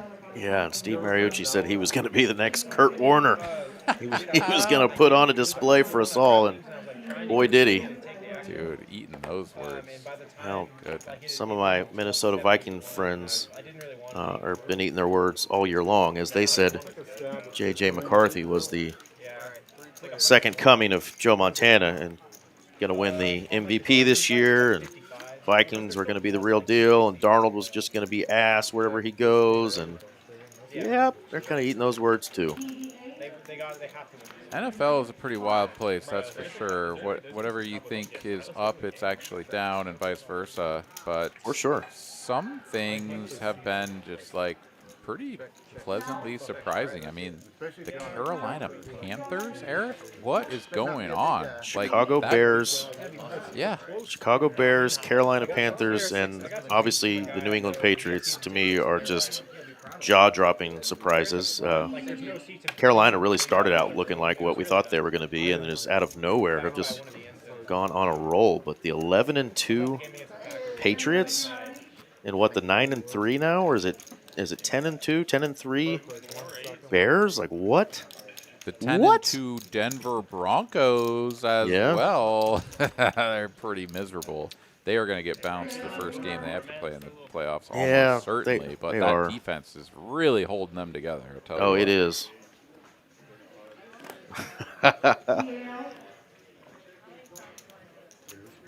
Well played, Colby. That's his favorite word. Is that a double straddle? Yes. Reit and will play a big one, says our friend from Tulsa, Mr. Brandon Wilkins. Very possible. B-Dub in the house. Scott lets go of a suited connector here. He wanted to play it, but he decided to fold. And instead, Reit is the one who's going to defend his double straddle with the 10-8-0, and he's going to connect. Yeah. Broncos catching strays. Dude, I mean, the Broncos suck. They're my home team. I love the Broncos, but have you seen the offensive production from that team? It is not pretty. The sophomore slump for the quarterbacks is often real, as it was for Jaden Daniels, even prior to injury, and it definitely is happening a little bit for our man, Mr. Bo Nix. And just that offense in general, just not really gelling. We do have some good weapons, but yeah, that defense is nasty. Dude, you know whose defense is nasty too, though, is those pesky little brothers down there in Houston. Oh, that defense is disgusting. Have fun playing against them, whoever you are, because if they can get anything going with their offense, they're going to be trouble because they are going to hurt you. They are nasty. Daner in the chat, he's a believer. He's a believer. Hey. Look, man, I am as thrilled as any Colorado native to have a quarterback that isn't like completely irrelevant. We've suffered through enough of them over the years since we had the glorious couple of seasons with Mr. Manning, but yeah, let's be honest, right? They're the most penalized team in the entire NFL. The offense, the third down production, like you can look at a lot of metrics and say that team should not be 10-2. They should not be in contention for the #1 seed in the AFC. Like that is all perfectly fair. It is the defense that is holding that team together. It is some miraculous fourth quarter, whatever you want to call it, that is happening. But I'm all here for it. I love it. But I'm also all here for Scott for betting. He tends to go large when he does so. He went 2,000. And Carlos, looking down at the same ace-king that Scott had, folded to that $2,000 raise. Ace-king versus ace-king. Yeah, he folded to him twice. So the first time was the ace-king suited when Scott had the kings. This time, ace-king, ace-king. I mean, wild. Wild, wild stuff. Never know. He might go on a absolute heater. Still have 2 hours to play tonight, just under. Yeah, Daner. I mean, anyone who's like had their eyes open for the last whatever it is, 17 weeks, or no, it hasn't been that 15 weeks of football, whatever we've had since the beginning of the season, has recognized just how fortunate the Denver Broncos are to be where they are. Boy, I'm just happy here in Dallas knowing that you guys took a pick away that we were no doubt going to pull the trigger on. One Paxton Lynch. Praise draft Jesus that you guys picked him, because Jerry was all about some Paxton Lynch that year. We'll get back to that, though, because we've got top pair for Danny and big ol' over pair for Reit. Yeah, and these are two very deep players. And we had someone in the chat, Brandon, saying Reit and Will would play a big one. Well, Danny and Reit could play a big one right here. Danny not going to be folding. Pot now up to 43.55, and it's a 10 from space, Eric. It happens to be a heart, though, so there are some opportunities for Reit as he slows down. No chance the river isn't just a king or, oh no, the king's gone. It's got to be a heart then. Every hand we've seen tonight has been completely psychotic. Check, We're what? going to go check. It's It's a heart. And it's the ace of hearts. Reit has the nut flush. What the hell? Against trip tens. It's like a script, man. I can't even believe it, but it's the only way. Everything that we've seen. Reit just went all in for 2x pot? I'm just grossed out and not even thinking about it. I'm just folding. Just grossed out. Not making a hero call for $11,000. Just not doing it. He shows him the 10, looks at him real quick to try to get a piece of, like, you know, what's your first impression of seeing this card? Danny's, he's not calling. It's fine. I'm not. I don't. I'm doing my job. Danny's not calling. Darren But he's going to go through the paces here because you have to find the bluff. Well, yeah, because he slows down, right? The heart hits and he balks, he slows down, but it was a board pairing heart. So Top card pairing. That's the important part. Yeah, top if the card 5 pairs, it doesn't slow him down. If the 7 pairs, it might not slow him down. The 10 though. You wouldn't like people commenting if you were in them. I hear what you're saying. All right. In a normal situation, I would. Yeah, Danny, he's gonna work his way through this, but literally, what are the bluffs here, Eric? Oh man.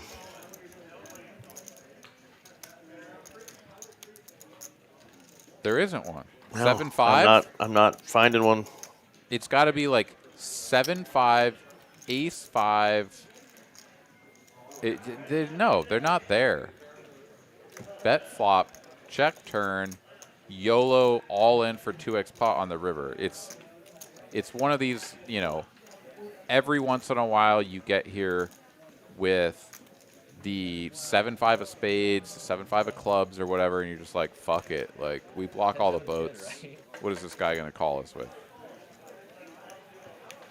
And I just don't think most players are finding that. I don't even know if Reit's finding that. He's shown a bunch of psycho plays tonight, which have, you know, kind of gotten bailed out by the deck, but this one seems like just not in the realm of possibility. It will be a $27,000 pot if Danny makes this call. Man, he's back. See you tomorrow night. Where's the game at tomorrow night? Let's go. He's back. Oh, man. It's way less fun with real money, though. The flip side is how do you find this value? He's got the king of hearts or nothing. How does he get here? He folds. How do you get here with the king of hearts? It's the other question. He shows the king of something. You show them both? He showed king of diamonds.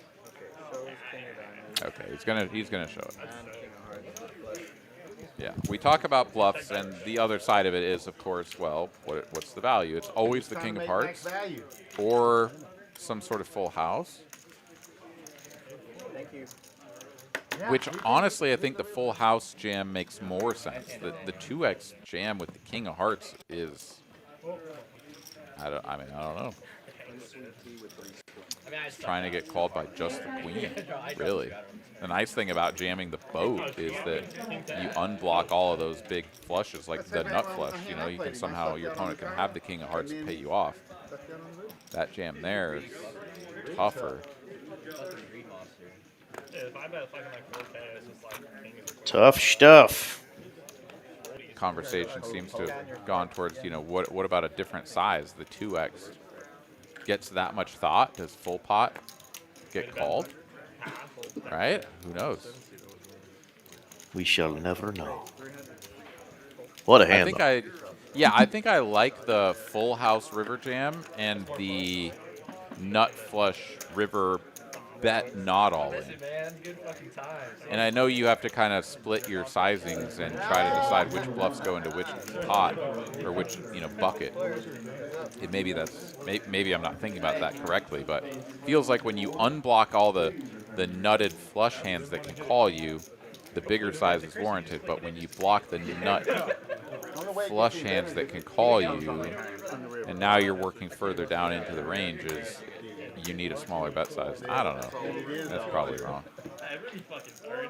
Well, Danny gonna 3-bet. Spooky calls with queen 10 here. Danny actually flops really the best here with a gutter. Queen 10 obviously good, but can't make the call, and Danny gonna get a couple of chips back there as he's still thinking about what could have been there. But that check on the turn possibly saved him heaps. Somehow the money got in there on that card. That could have been nasty. How nice is it, though, that he Because like on the flop, like, gets the instant, I kind of thought you had like 7s or 5s. like, awareness of what transpired? Like, it Right. made me feel good. I mean, Reit could have just, like, hyper-mucked that hand and looked at Will and been like, bro, we fucking got that one through. And for the whole rest of the night, like, DJ Danny is, like, perhaps fragile, delicate Danny. We don't know At because he least doesn't know for what happened. 15 to 20 minutes, right, during the delayed period until Danny can walk off stage. But it'd eat at him find at out. least for that long. Yeah. That would have been a 6 level up that whole time. Oh, bro, I was actually, bro, for like after the first 26, I was like, bro. No, but everybody here seems to be in pretty good spirits, and they're having a good time about playing the game. So the gamesmanship of, like, oh, I don't know what I had and I forgot or whatever is sort of out the door and just straight into, I friggin' had it, bro. Get wrecked. I was really looking for the 7 of clubs on this turn for that extra spice. We didn't quite get it, though, because I didn't call it out. Shame on me. Small bet, though, so the two players with the piece are still in there. That's 125 and fold. Thank you. Nothing doing, though, just queen high on the river for Danny's opponent. He'll take it down. You're back, baby. You're back. Eric, do you know what this all caps CONUS stands for? Con King on the river. Why not King on the river, man? us? Are they conning us, or is it canus? It's got to be an acronym.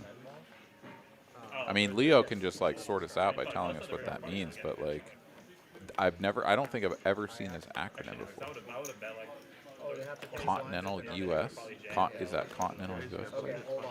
So you would be straddling. That seems weird. Maybe that's like like military slang or something. Danny straddled last time. Let us know, Leo. I'm confused and very Confused. eager to understand what that means. But the language barrier is often exploited. That one's interesting.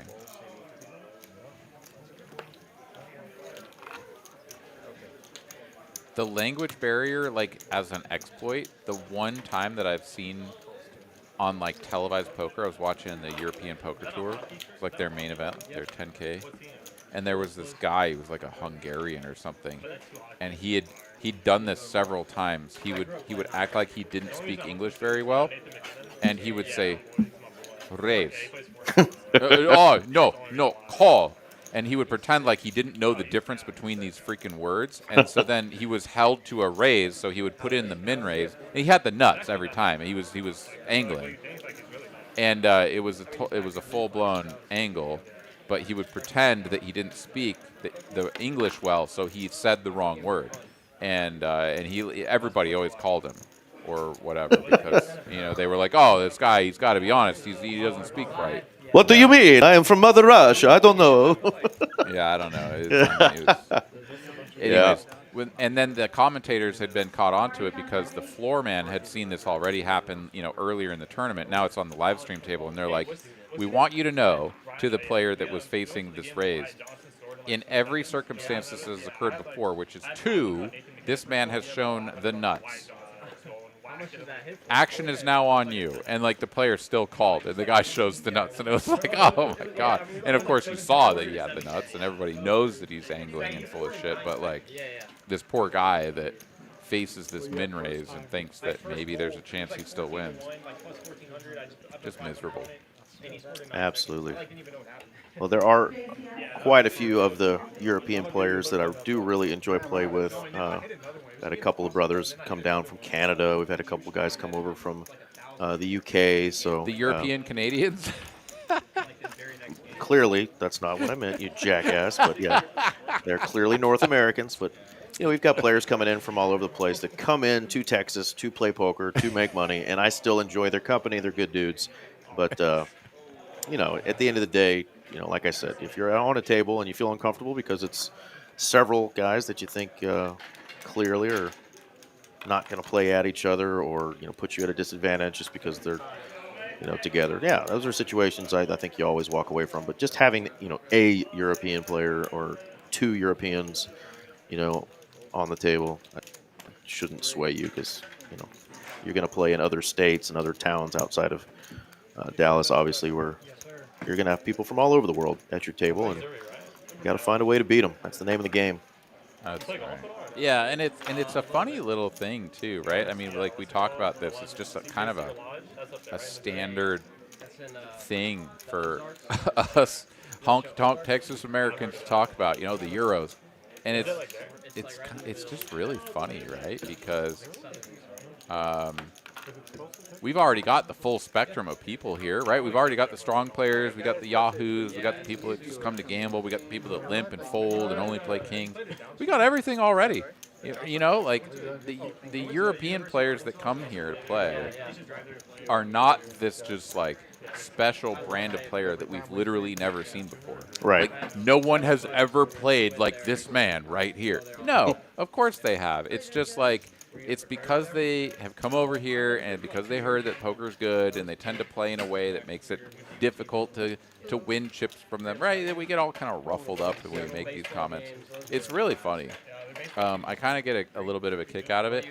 And there are certain circumstances under which I enjoy playing with the Euros because of like this whole perception that everyone has, and you know, you kind of like put a beat on someone, and you'll have that like old timer next to you be like, nice hand. You know, you like, it's just something's funny about it.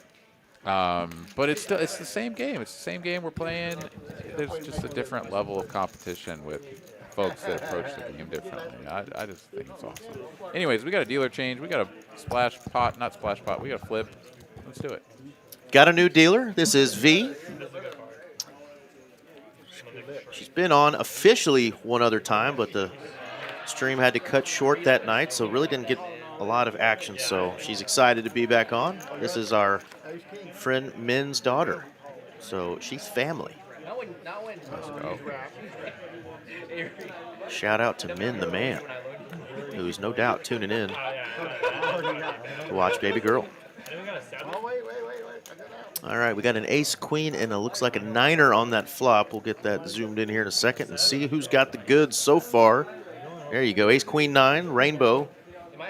There's an ace queen right there in the window for Spooky. Graphics going to get caught up real quick.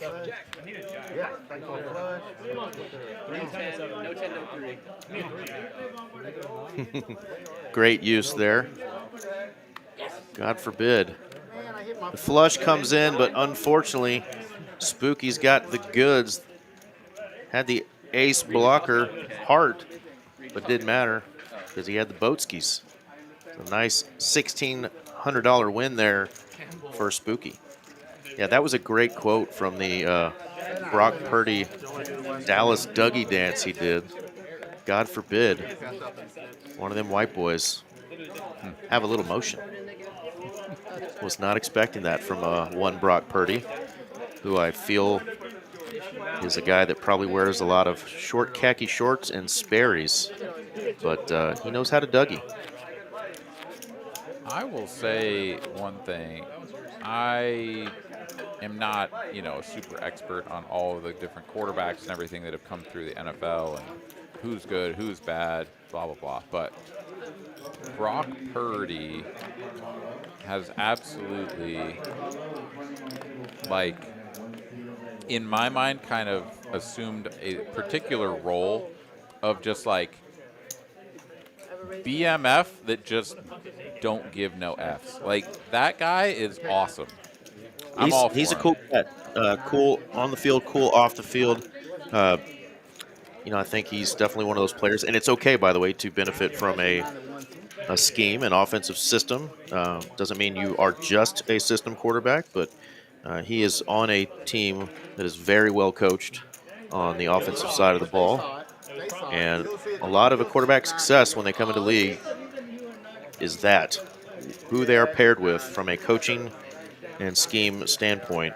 You can go all the way back to Bill Walsh and Joe Montana, you know, Brady and Belichick, on and on and on. Aikman, Jimmy Johnson. So, you know, you can be a good quarterback in college and just get in on the wrong team, and there goes your career. He's a heck of a quarterback, though. Yeah, I just don't know if he would be very good if he was in, you know, Jacksonville or a lot of other places. You know, I think I give him a little bit more credit. I hear what you're saying 100%. I mean, we've seen Baker Mayfield turn his career around, right? Sure. We've seen Seattle. Darnold. We've seen Darnold obviously do some things.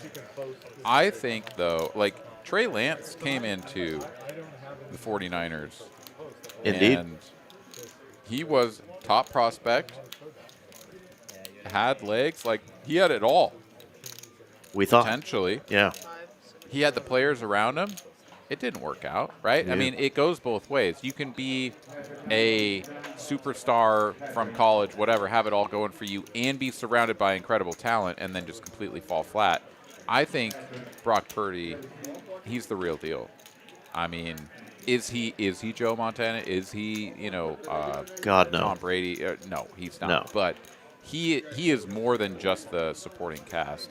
And, you know, the contract that he earned is absolutely, you know, demonstrating what people think about his talent.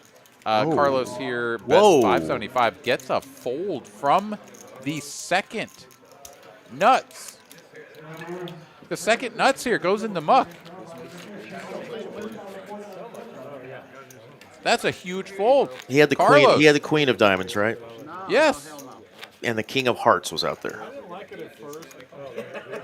So there was a king of diamonds and an ace of diamonds potentially out there that beat him. Yeah. Wait. Oh, did I misread that? I thought it was a 4 flush. If you want to really go down the rabbit hole, there was some straight flushes, blah blah blah. But yeah, the bet wasn't huge. Didn't love the fold, but I get it there. It is Carlos. Doesn't get out of line too often. I think that had more to do with it than anything there, Aaron. I will say, of course it did. Of course Aaron, it did. to go back one more time to that 49ers system, did you see Mac Jones' numbers before he finally got replaced again by Brock Purdy? We're talking like 70-something% completion percentage and just, playing well enough for that team to continue to win, in that system. So, but it does go both ways. You can't be a bum in a good system and succeed. And Purdy's got some motion. Yeah, no, I think he's balling, but we also have seen this not just in the quarterback position, almost exclusively not in the quarterback position, honestly, over the years where someone goes undrafted or late and turns into a superstar. Faux show. And a lot of it is like pedigree, and it's funny because I don't know about you, I dig into the different like NFL sort of content creators, right? There's like Isaac Punts that talks about like the kickers and stuff. Like I love that shit. It's awesome. And then you've got people talking about drafts and really digging into it from like a scout prospect sort of position. As Clint here is going to take this down. Go, Clint. The queen high. Gets rid of like the knit button like a boss. Anyway, go ahead as we're getting into the shuffle here. We're going to get off topic for a little bit, folks. We're going to talk a little football because it's football season, damn it. Yeah, and we're pushing into the playoffs, right? I mean, some of the teams have basically locked up their spots, and others are on the doorstep of getting eliminated. I mean, there's all sorts of fun stuff going on. I can just like kind of riff on it forever, but basically what I'm saying here is that the whole prospect of like going into a draft, finding the right players, building around, your team needs and who the guy's expected to be, whatever.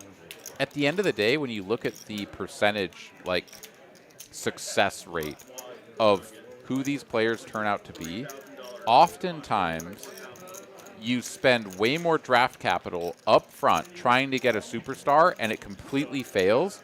And you end up getting someone who is a very serviceable, if not excellent player in the later rounds. And that's the way it will always be. Because when you find the gem, when you get the one Patrick Mahomes or the one Peyton Manning or whatever, it changes your entire franchise's history. So you always shoot your shot in the early rounds, and you oftentimes fail. But then the guys towards the end, or even the undrafted guys that get overlooked, will be the ones that go and prove themselves over the long run. And it's just so cool to see. Like, I mean, it's Absolutely. like poker, dude. You get the 2-outer, this guy like comes in out of the 7th round or undrafted, and the 2-outer hits, and he's just like a superstar. All right, well, we know now Reit does not have ace-9 of spades.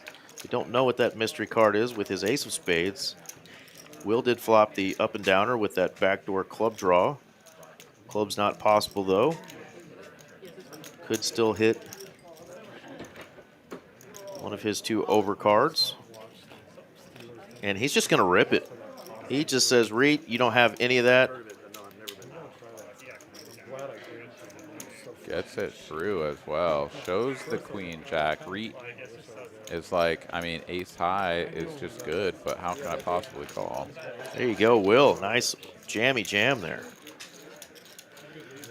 Eric, are you still live for playoffs and any of your No, fantasy? I am not. I think even if I would have won last week's 0.4 points, there was a point adjustment during the middle of the game. I had 1 player left. I went into the game needing 4 points.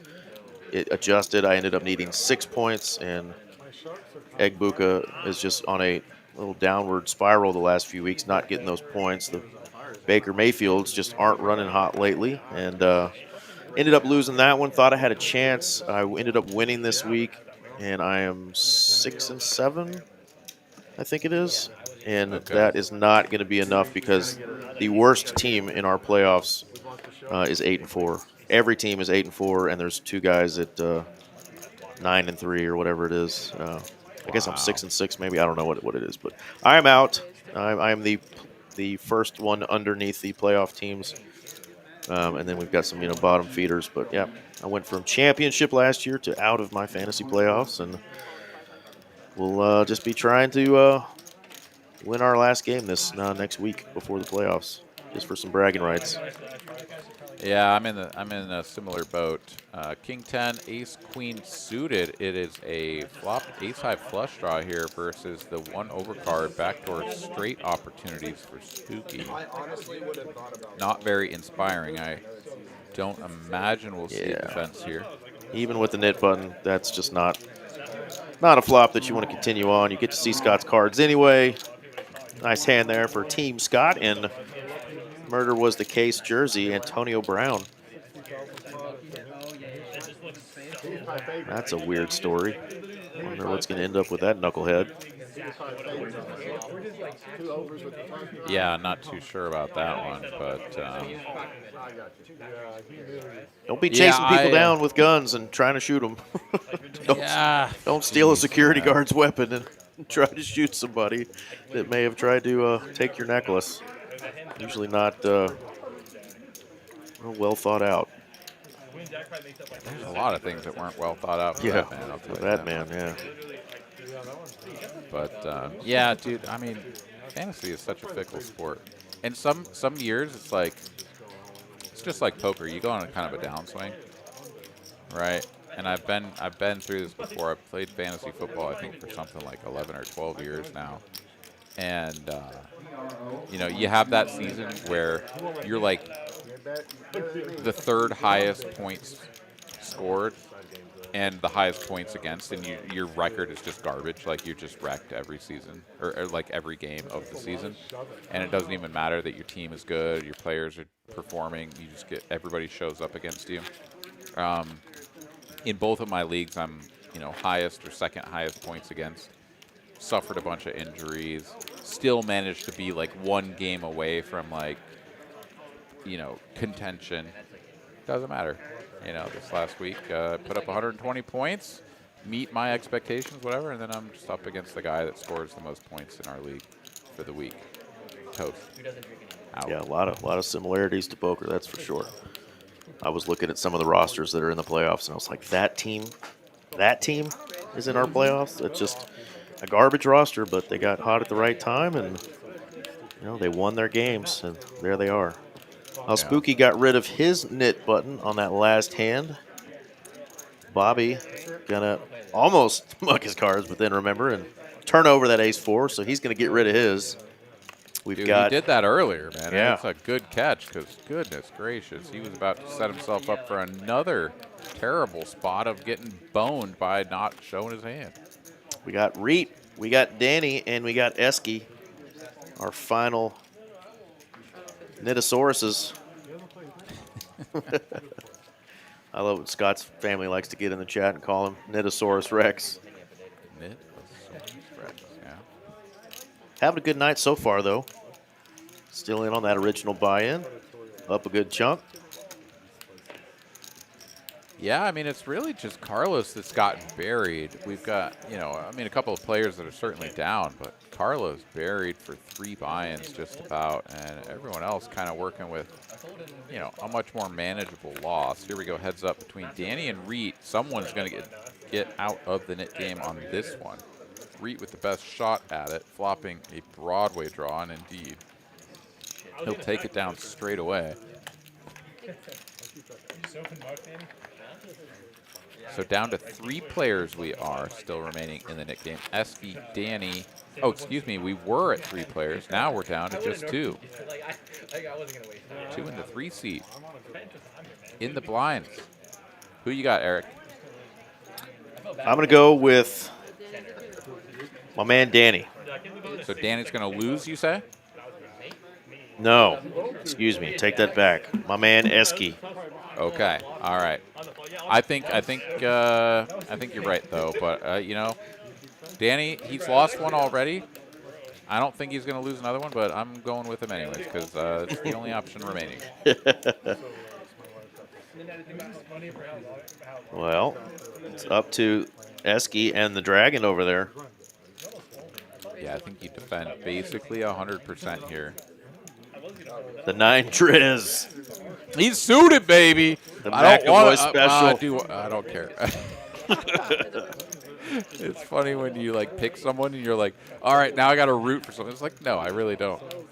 He's not looking good on this flop though. Backdoor everything, and that's it. But he's checked too. Oh yeah, we're betting. Absolutely, we're betting. Ace Jack here. Look at Danny peeking over there at Clint. Like, come on, man. Come on. Yeah, we're defending. We're not giving up. Ace Jack. And there's a little bit of equity. The 9 Triz. It's got another bet lined up. A shell in the chamber. 580 in the middle. 400 could hit the middle. What? Jack? Oh, no. Oh, no. We can't rep anything now. But you also can't take a 9 to showdown. What do you do here? Well, now you have to overbet like 1,500 or something stupid. Oh, he's going to bet 400. Clint's going to make this call. I don't think I'm ever seeing a king of clubs roll off and fold. Dude's got a knit button. He floated us and didn't. Oh! Oh, no! Oh, my God. Danny can't believe it. He's like, I called with any 2 cards. Look at how furious Danny is. He's like, what are you doing? I call with napkins. Give me 2 cards out of the muck. I'll call this with that. River bet. I'm straight. I didn't realize it was straight. Scott Danny Lovin. loses the knit game again, so I'm right. Yep. But that should not have happened. Right. Scott acknowledging that his neighbor put on some good advertising there with the 9 Triz. Well done, Dude, young bet man. the turn and it's over, and like it's fine. It all makes sense. Everything's Gucci.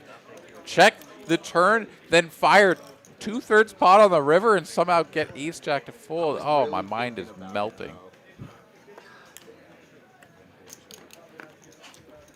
Obviously, I'm not seated at the table, and obviously the player in the 1 seat, Mr. Clint, doesn't have a vested interest in how that plays out. So Exactly, he just yeah. thinks, I'm just going to lose or whatever. It's not a big deal.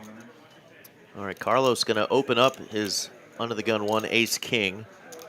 Bobby is going to make the call for 75, and now the acey-deucey from Will is going to 3-bet 600. Spooky's got that king 7 suited you were talking about earlier. He's going to let it go. Extra 800 bucks out there for the splash pot. Would love to see Carlos just go for it here. 1,600 out there, just take it down. But we're going to a flop now.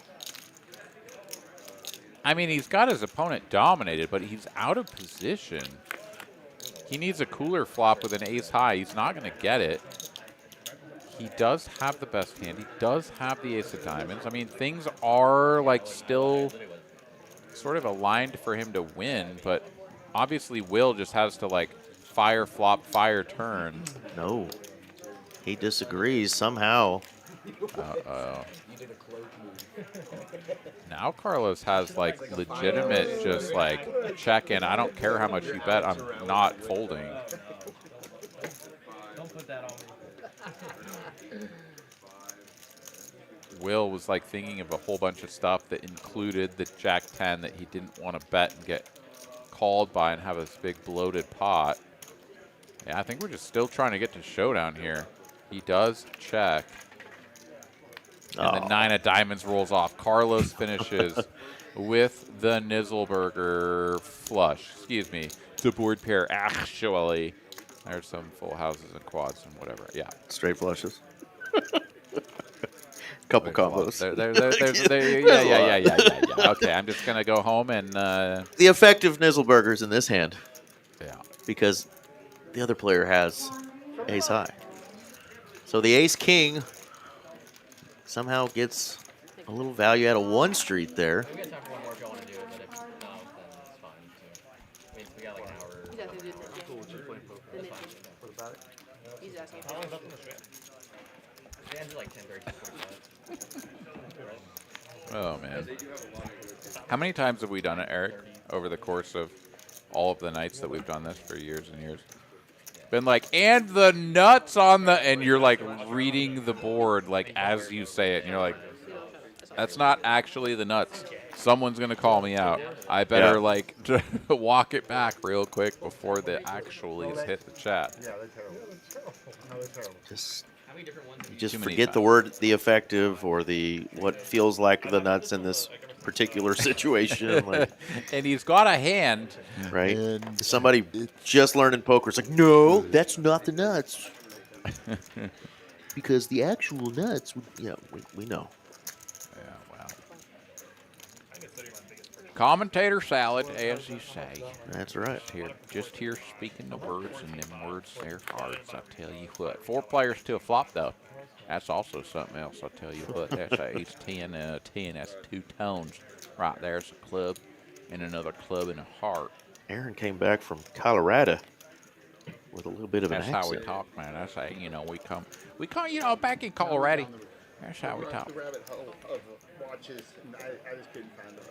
I mean, I have a Rolex, but I started out with a Couple of Patek trays here, gonna bet 200. Clint makes the call for God knows who Philippe reasons. Vegas and won, I don't know, about 15,000, and then we went to California and went down Ladera Drive. And He's not gonna bluff the turn though. He thinks queen high's good. It sure ain't as shit good. ain't. It sure as shit ain't good. Good, ain't.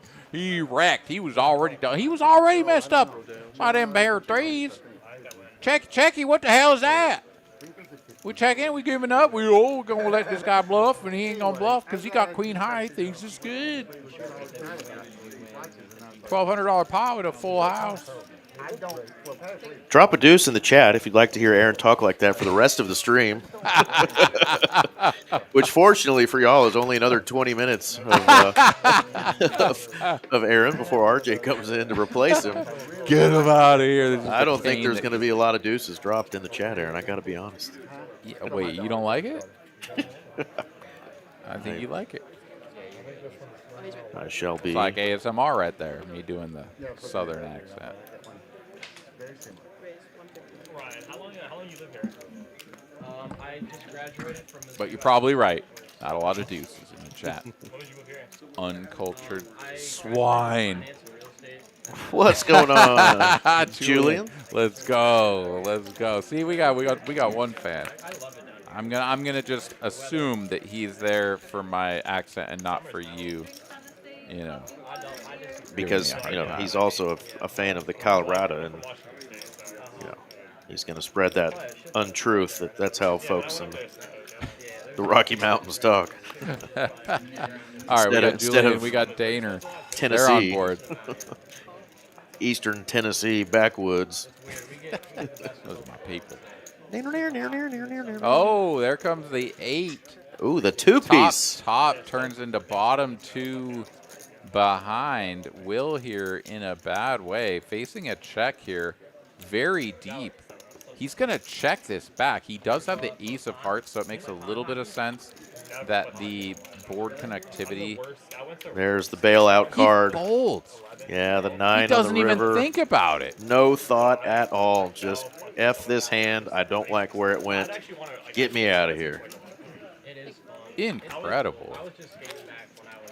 I mean, at least a card funeral. At least think about. He's just like, you've never bluffed here. I don't care what you have. 8-5. That's your worst value hand. You have it. Wow, Will is dialed in, man. Absolutely. Never done that Do you ever do that or no? I've never had it. You should. You would enjoy it, I think. Yeah, I mean, it looks like a lot of fun. He has on the computer. lots of life experiences. I love what I'm seeing in the chat here, which is face fuchsia poop shape. Face fuchsia poop shape. Do you actually see like a eventually it Image? should pop up the actual emojis, you know, red-faced and then poop, And then poop. which sounds like my Wednesday night's going to be. Yeah, you're in there, Yeah. dude. You're locked in. Colonoscopy preparation. Now I see it on my phone. That's hilarious that in the chat here on my screen it shows face fuchsia poop shape. That is a very good description of that emoji, though.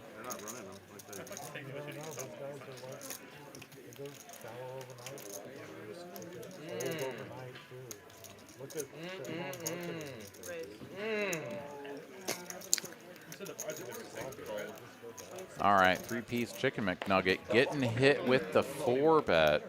Oh, wow. That's a new emoji I've never seen before. Yeah, we can play. That's a really painful looking poop. The face fuchsia poop shape? Yeah, because if yours looks like that, you need to see a doctor immediately. Well, when you're 45. All right, Bobby with the big old 3-bet there. Takes her down. Nice hand, Bobby.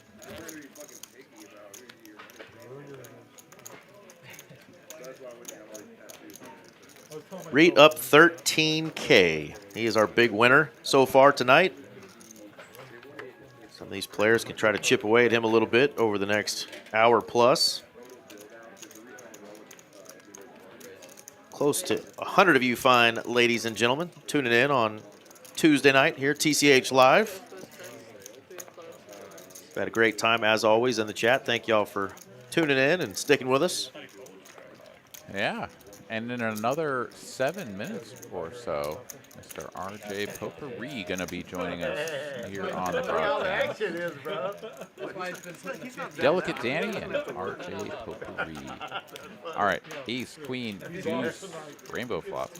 Pocket fives, still best. What do you think about that? Potpourri, RJ Potpourri? No? We've definitely needed some potpourri in this booth before when RJ walks in. I can only imagine, especially if one or the both of you has hit the Taco Bell before. Amen. I'm out then, says Sherman the Tinkler. Kyle in the chat has a weekly colonoscopy. I don't know that it's safe to put yourself under weekly, but if the doc's got his hands on your shoulders and he's breathing heavy into your ear, it could be a problem.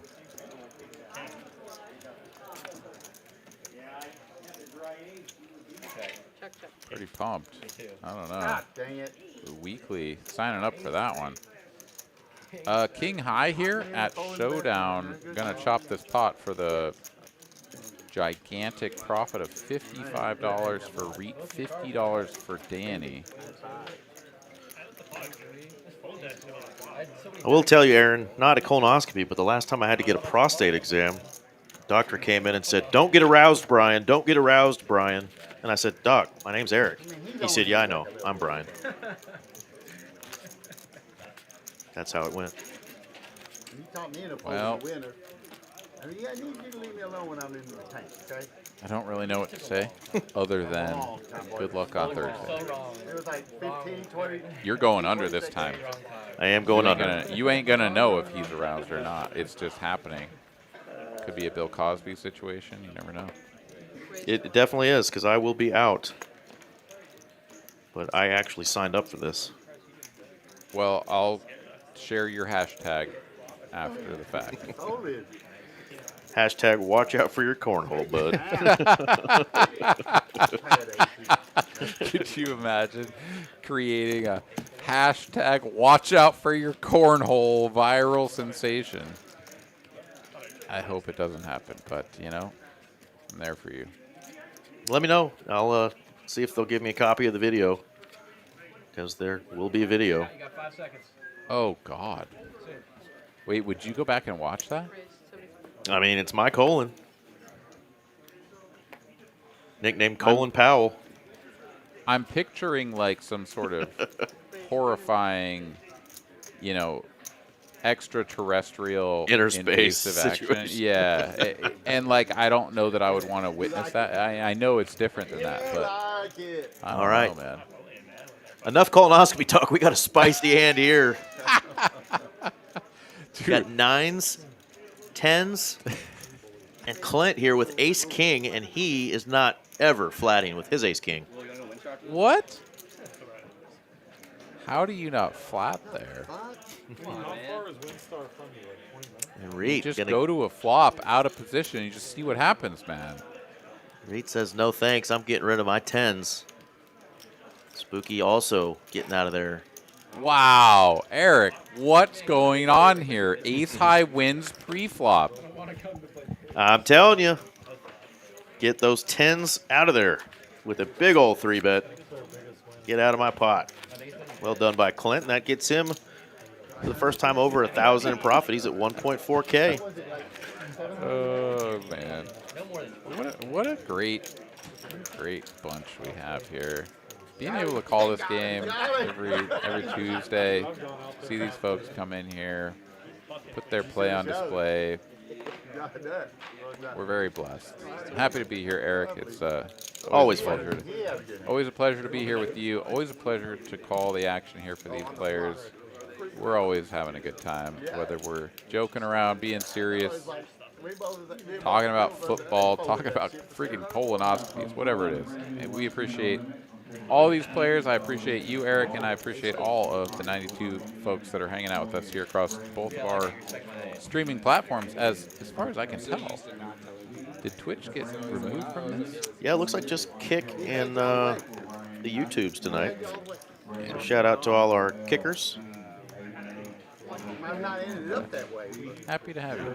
And you know what? The holidays are here, and it's just after Thanksgiving as the deuce of spades rolls off the deck here. You know, let's just express our gratitude to the universe for the deuce of spades and also to all of the good things that we have going in life, because ups and downs are all around, and life isn't always easy. I know that as well as any.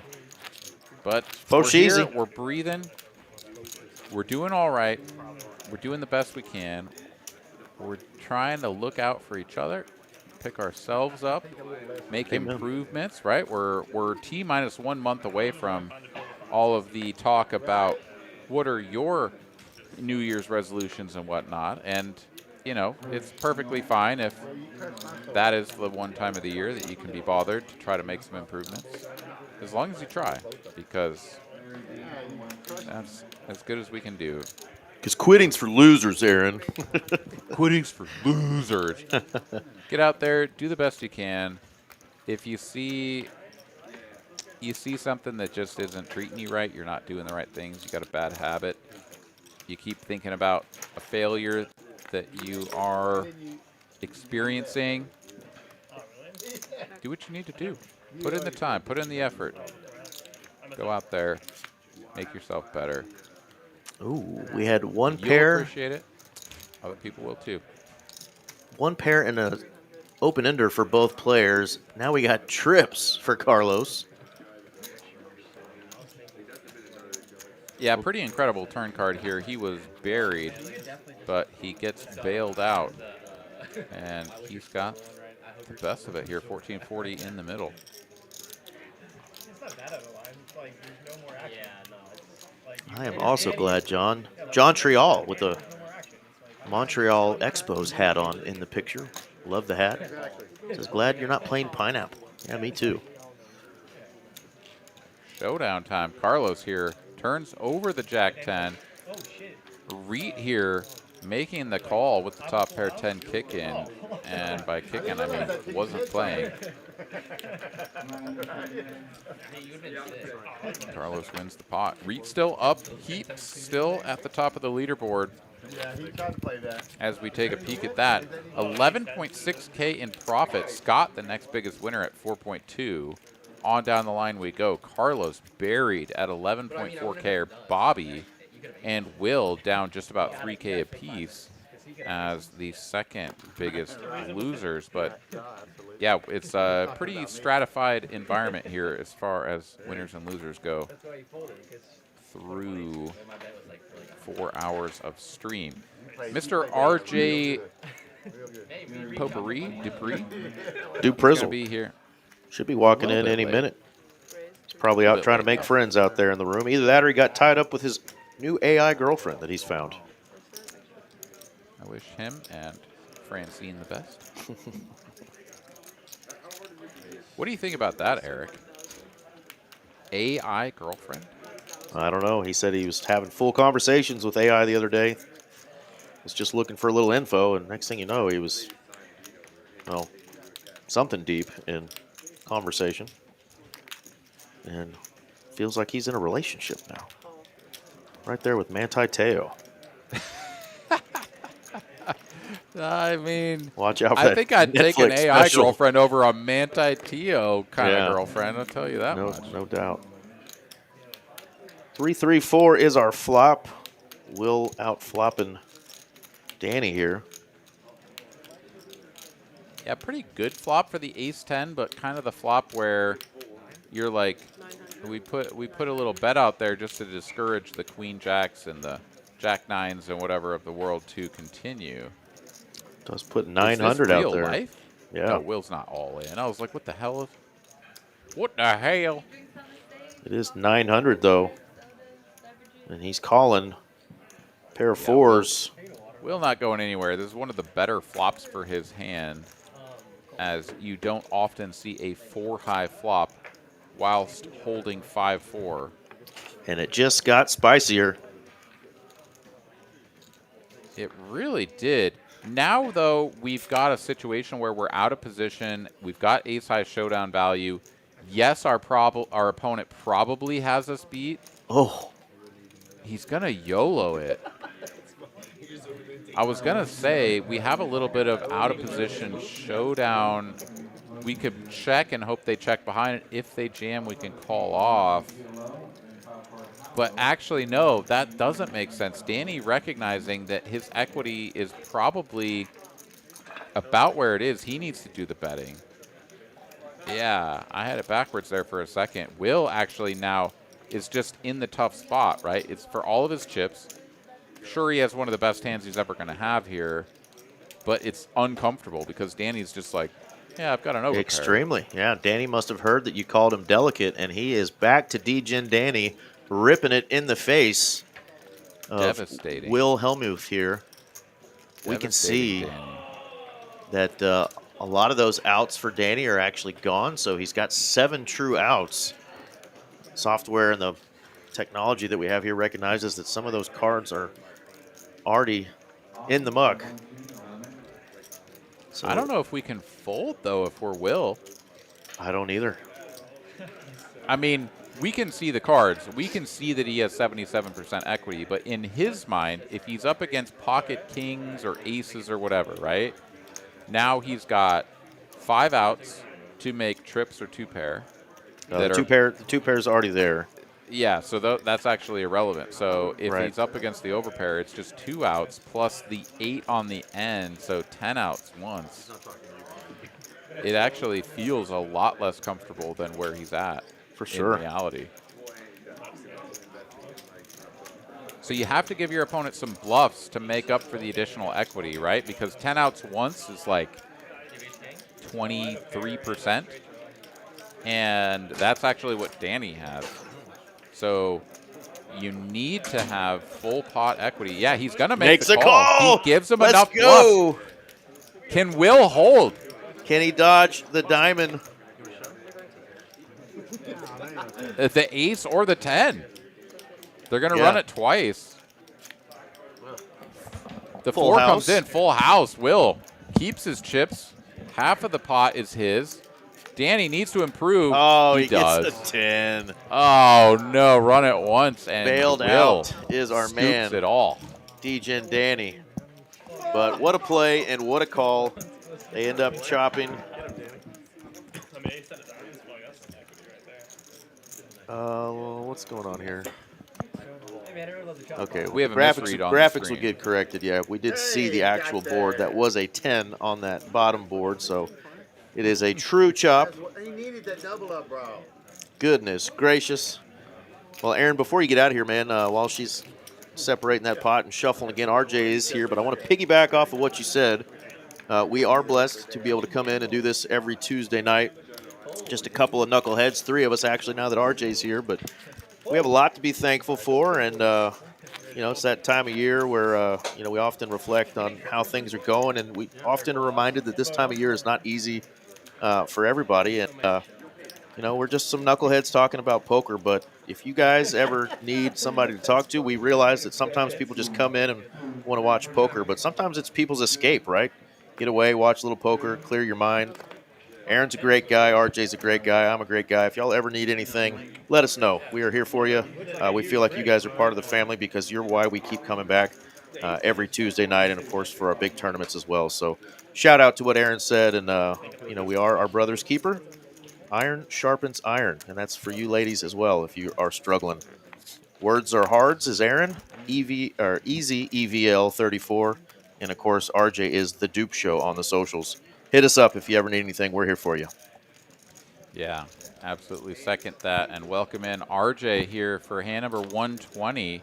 Out flopping Will is Carlos with the queen, no kicker, and that turns into top and yes, sir. Almost bottom pair. It's good to see. I brought in the sickos there. Was that Will and Danny in that last hand? Absolutely right. Nice. How was your Thanksgiving, man? It's good to hear from you. It was great. You know, I got some grub at work. Was able to do a little extra work for some folks that needed some family time. And my family kind of ran off on me. They're all out of town piddling around. So I was home, chilling. And but we had a good Thanksgiving. It was great. Good for you. Glad to hear it, man. Carlos here with the 2 pair is going to bet this river. Will here sticking around through the turn, but yeah, he's not willing to pay off another wager, and Carlos will take this one down. Hand number 120 on the books. Aaron McAvoy, words are hards. Going to go ahead and step out of the way and let Eric and RJ carry it home. You guys have a good rest of your evening. To everybody who's tuned in this far, thank you guys so much for hanging out. Look forward to hanging out with you a week from today. There we go. Good night, Aaron. Adios, y'all. Take care. Thank you to the man, Aaron Money McAvoy, for holding down the fort, bringing you guys in tonight. I am here to close this party down. I'm RJ Dupree. Eric Van Loosen stepped out for just a moment. But we got this.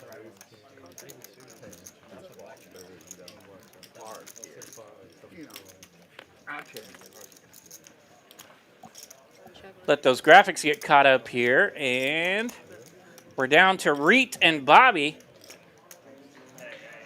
Bobby's going to flop top 2 with that 8-5 here. Reit's going to flop a jack-high flush draw.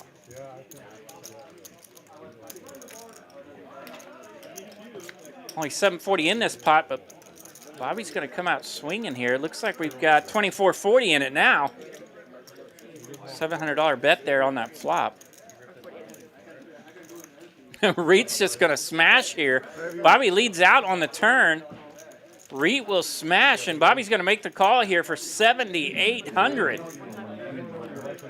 We got us a pot cooked up, 18K in the middle.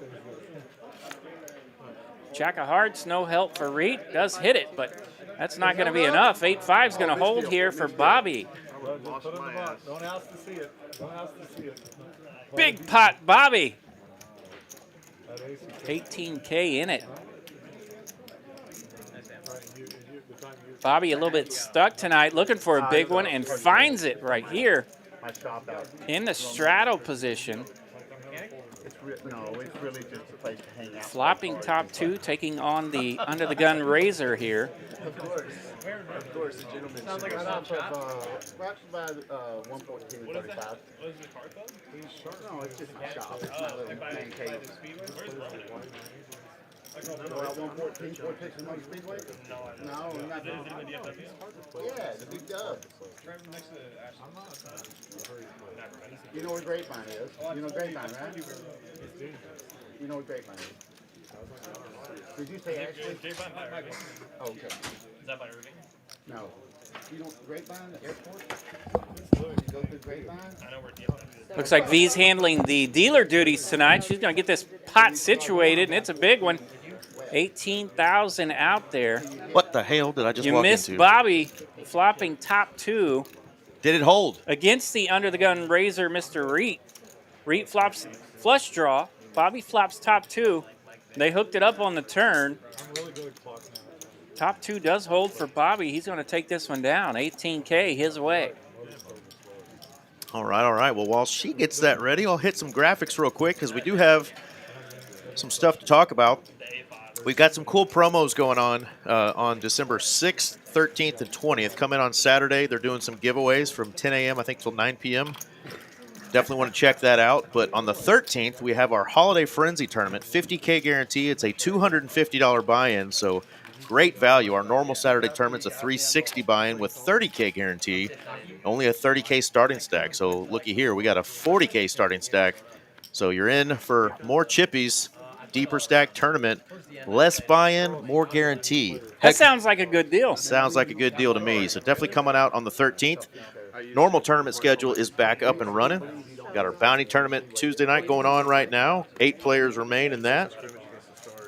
Going to be a fun holiday season, of course, finishing off the month with the even bigger one again on December 30th. And that'll go all the way through the final table, which is on the 5th. And we will live stream that booger. I didn't realize he's only been here 3 years. I guess I've had season tickets since '99. 225. All right, jacks are out again. We saw him just a couple of hands ago. This time Clint has him. He's going to make it 225 to go. I actually I'm right-handed. Like I played lacrosse and I had a better shot. 7-5-3. Pretty good flop for jacks, but my man Reit is in the hand.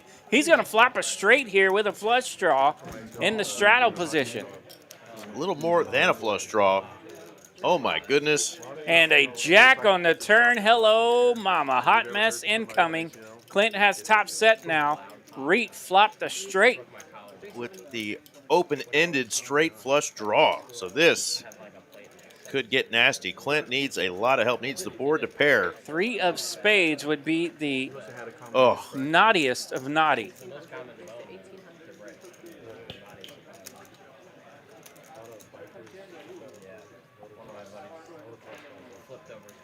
Reit wasting no more time here. He's going to check raise on the turn. 1,800 more to call here for Mr. Clint, holding top set.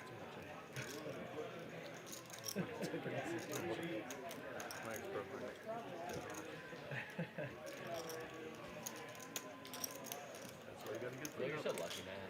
How do I not get really seriously, it's fucking I did it for love. All in. That's a cool. All in from Clint. Reit does make the call instantly with his nut straight. And here we go. Top set taking on the nut straight with a straight flush 6-4. redraw. The Holy cow. only hand that beat Clint's hand at this moment is the 6-4. Back-to-back monster pots here on the Tuesday night stream. 18K in the last one. We've got 15K in this one. 10 of diamonds. That's a brick.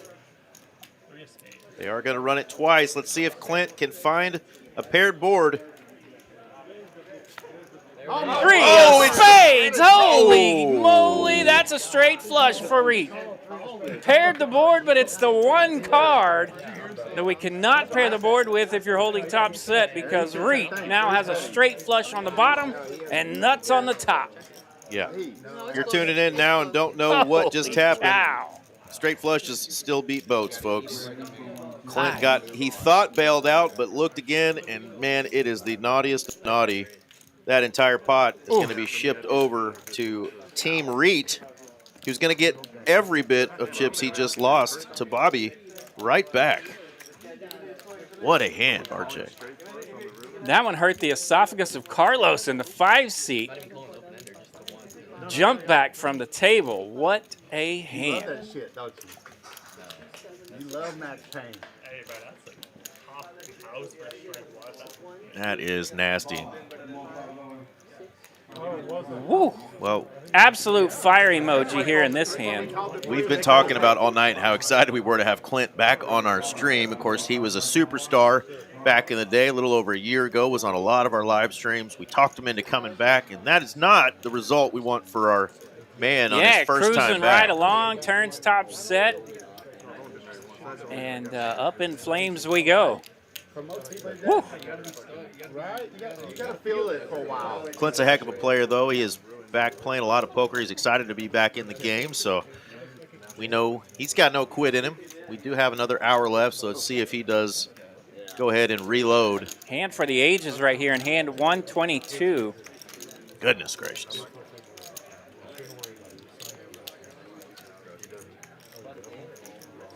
Reit right back there, up 10K. I think he peaked tonight. RJ up about 12 or 14K. What a hand. V doing her thing. Doing some nasty deal. And if you guys have liked this crazy action stream and want to play, think you can handle with these boys, think you can hang, this is who you contact, the lovely Miss Mallory. Got a good buddy of mine, Antonio, I think is going to try to get in on a stream here soon. So reaching out to Miss Mallory is how you get in this bad boy. Scan that QR code. You can obviously find her on the socials at Mallory Poker. Let her know what stakes you're interested in playing. This is the game we run the most often, the 5, 10, 25 no-limit game. You can buy in for a little bit less than what the guys bought in for tonight. Everybody bought in for 5K except for Bobby. Bobby bought in for 4K. But I think you can buy in for as little as 2K. They often have the $50 straddle on, so it obviously plays pretty big. It's a 3-blind game. But we would love to have some new players. Holidays are coming. We'll need some fillers. 700.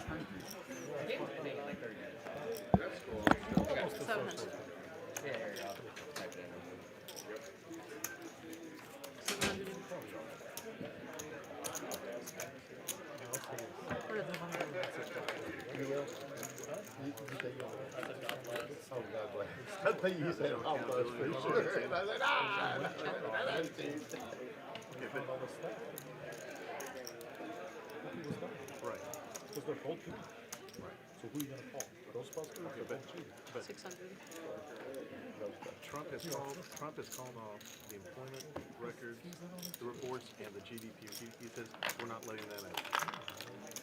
You can't do that. The numbers are so bad. He said no, we're not going to publicize it. That's like you got nowhere to go. Nobody to audit it. I was going to ask him to break this. Playing the back? 3,000. Yeah.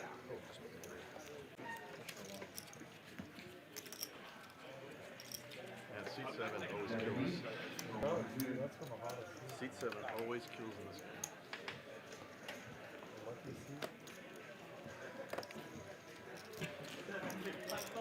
that's why I always like it. I try to hold it for you, but you took too, yeah. And you just sat down, and like he owned the place. I said, hey, draw. And then he draw. Nah, he just gave me the finger, and I was trying to say what you were saying. I'm just checking with you. But I did tell her. Carlos going to win a wonderful $40 profit in that big hand. Hard to outdo those last couple. Tyler Martin joined us saying, "Aye, Esky Nation, here we go. Just woke up, still showing some love from India. Right on, man. My sister is over in India right now. Not sure which town she's in. She was in Hyderabad to start off. I think she might be in Mumbai, but we are all ready for her to come home. Come on home, sis. We miss you." She doesn't watch these streams, but I'll pretend she does. Safe travels, Sarah. Russian River Valley, that area up there. In the game. I do know she is a picky eater, and of course, when you're going to a country that far across the pond, got to be careful what you eat. So, may God bless her stomach as well.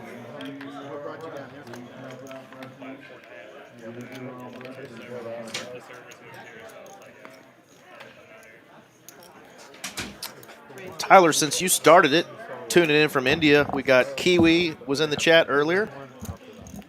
all the way in New Zealand. We got Doug joining us from Baton Rouge. Go Tigers. Here's our chance to send you folks a shout out and let us know where you're watching from tonight. Got about 90 of you folks tuning in on a Tuesday night. Let us know where you're watching from, whether it's right out here in the room, spinning up a stack, or over there at TCH Las Colinas, in the great state of Texas, or somewhere across the pond. Let us know. We will give your town a shout out. Good to see Tyler in the chat tonight, supporting the Young Gun crew. Esky with us tonight. Two of my favorite Young Guns on the felt tonight with my man Will P. Helmuth over there in the 8th seat. Shout out to him. Always good to see him making an appearance.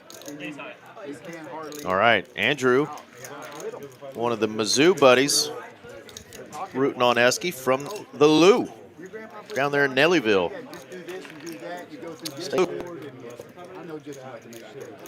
Go Tigers, says Doug.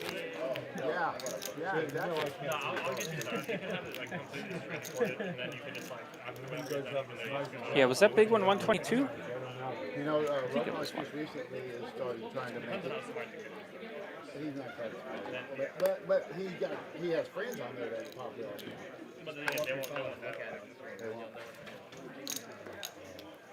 They're supposed to be doing this deal where they're doing a better age verification. One of these days, I'm going to remember where our brother from another mother, Giuseppe, tunes in from. I think it's Delaware. So we had Delaware in the chat.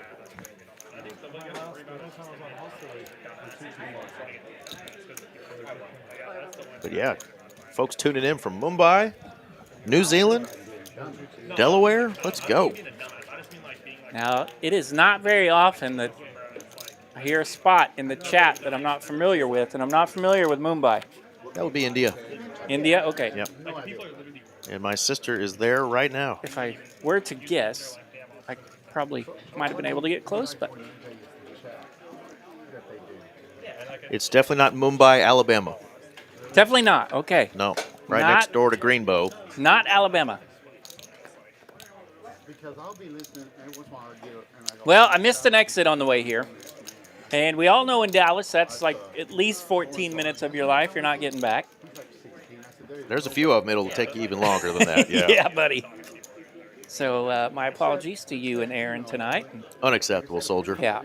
My AI girlfriend on Twitter was texting me, and I missed my stinking exit. And I was like, Grok, dude, it's okay. We're going set mining. Nobody's going to land. Spooky, though, is going to land top pair. Bombay. That's right.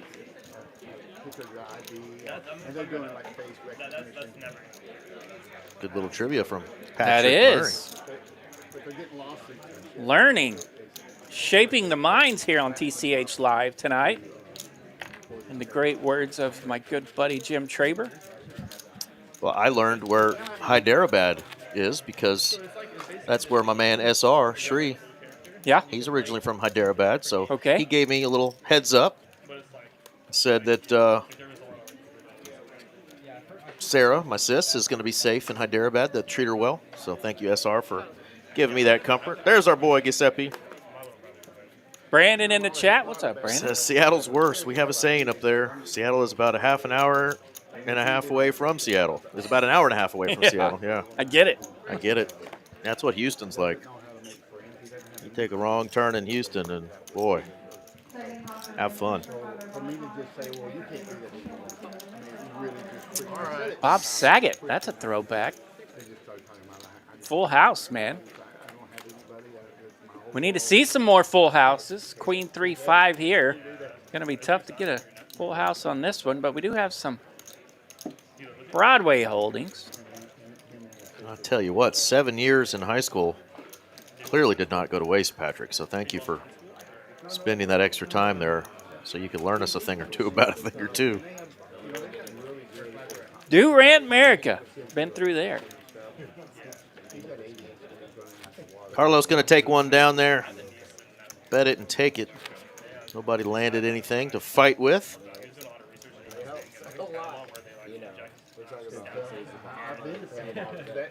There's our winners and losers tonight. Danny up 1,000, Esky up about 3K, Scott up 4K, Bobby up, I think it said 8K now. Heck of a night for Big Bad Bobby. Yeah, kind of stuck all night, and then he hit that monster against Reit. So they've been really Reit got it right back, though. Spooky gonna hit a 3-bet for 500 here. Now back to Reit. What are you doing with the ace queen? He's just gonna call after Bobby also made the call. So that's interesting here. Bobby going set mining. 6-7-6. Bobby's close, but to no avail thus far. Yeah, missed him by 1 twice.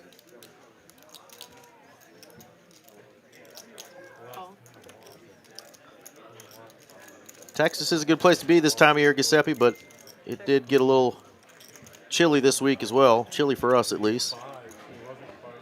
That's the beautiful thing about Texas. If it's in the 30s, that's cold for us. Once or twice a year, we have to deal with some actual cold, but normally it's not too bad. Spooky flips a chip out here, makes the call with the jacks. Jacks greater than 5s. He picks up a pretty good pot there, 2,500 in profit. Yeah, not a bad run out for Bobby's hand there either. Didn't think that any of those cards out there would have been in Spooky's range there. But Tyler Spooky Martin did have the jacks. Tyler Martin reminding us to hit the 6-7 juggle, if you can. Thought we were over that, RJ. No. I'm just now in my prime. Yeah, it definitely. I just don't think it's different. Because that's definitely a problem, but it's more of like. I put that canopy app on there. I don't know if you've heard of that, but it's basically an app that ciphers out, blocks porn and Scott in the small blind. He's already told me. King, queen, couple of letters here. Just going to call. Yeah, Rays would have been just fine there, too, because the under-the-gun player here, Reit, is going to be the one who puts in the raise in that straddle position. Yeah, it looks like we're rocking 4 blinds here as we come down the home stretch here in the last 35 minutes of this particular stream. Did Scott fold? Scott did fold. He would have had an open-ender on this flop with that king-queen. He did let it go out of position. Bobby said he sure would have. Hear that? He's listening to you.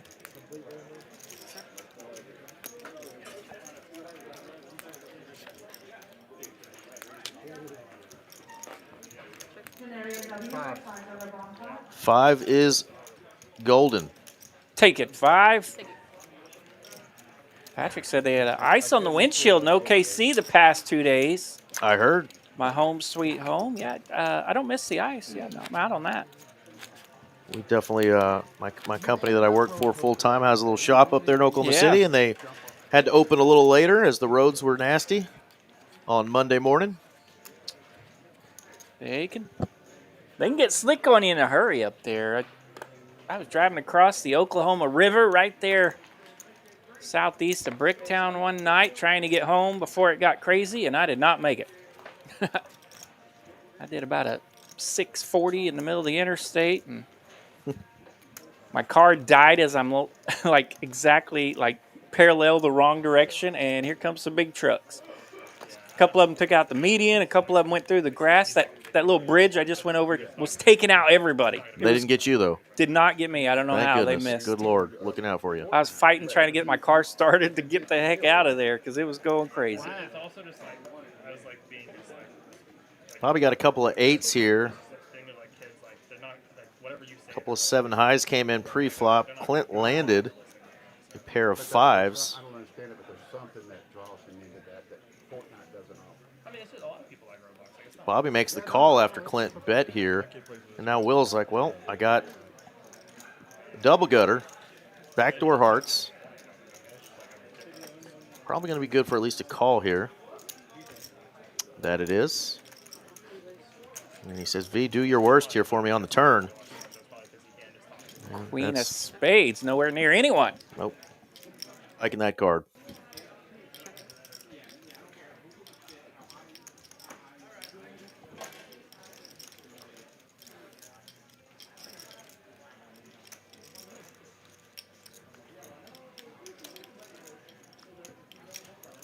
Clint says, if I'm going to represent, let's represent pretty strongly here. And he does. 3/4 pot. Yeah, picking up that his opponents are most likely pretty weak here. Bobby gets the heck out with the best hand with those 2 8s. Now Will deciding, is that a price that I want to pay here for this double getter? And he says no, so Clint going to take it down with a pair of 5s. Whatever he wants, he's got his anonymity. He can just quit. Well, looky there. We've got 6 out of the 9 now in the profit. Wow. Just Will, Clint, and Carlos throwing the party for those 6 players who are in the green tonight. Got about 30 more minutes. This Tuesday night live stream. Thank you guys and gals again for tuning in. Aaron McAvoy was with us, and now it's myself, Eric Van Loosen, and RJ Dupree, the Dupe Show, joining us. Glad to be here. Came off a great final table tournament stream last night that we got to commentate. Man, that was a good time, wasn't it? Was a great time. DFK was actually in the chat earlier. Said Was hello. he? Said hello. Yeah. Okay. Pretty cool. Big old flop here for Esky. We're not going to spoil anything, but he had a good night last night. Sure as heck did.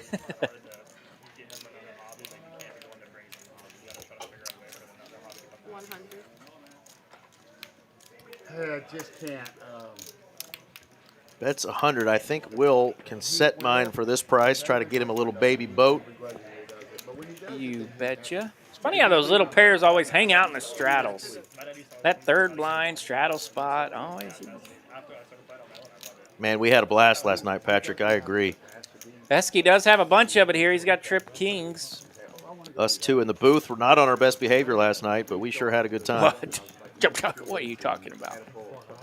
Always. If 6s happen to be good on that flop, they are still good. And yeah, not a monster pot, but Stizax being built by our friend Esky, no doubt. Building those Stizax. 1 card payment at a time. He'll take it. Played a lot of hands tonight. We're through 134 hands. Tyler saying, yeah, that $410 profit there would buy a lot of street food in Mumbai.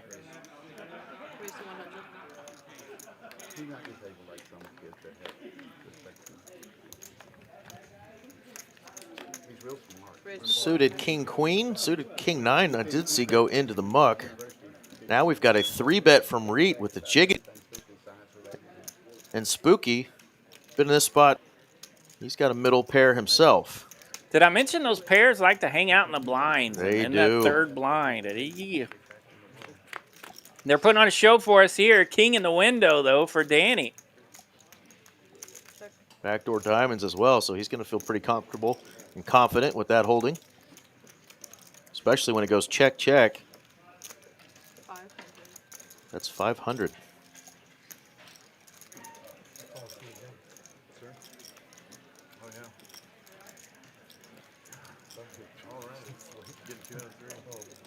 What color is that?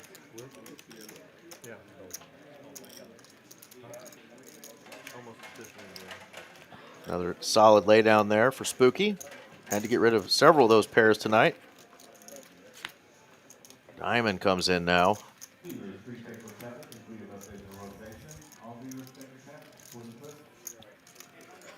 Top pair getting stronger here for Danny. He does check it on the turn.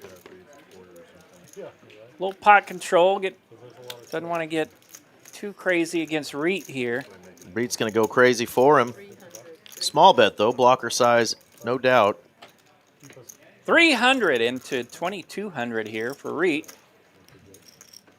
Definite spot to raise here. Danny's hand is pretty well nutted.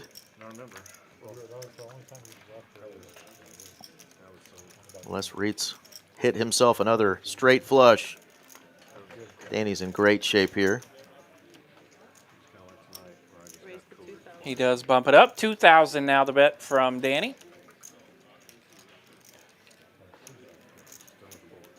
Yeah, that 3 of diamonds on the river does put a 4-liner out there for a straight. And it also completes the backdoor diamonds.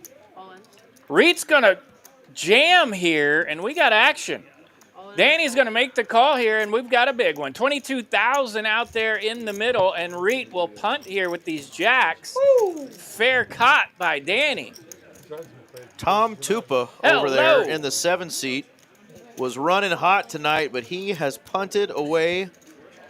And our punt returner over there, Danny D-Jin Chen, says, thank you. I mean, it works a lot of the times, but not when your opponent's holding king, queen of diamonds and goes backdoor flush here.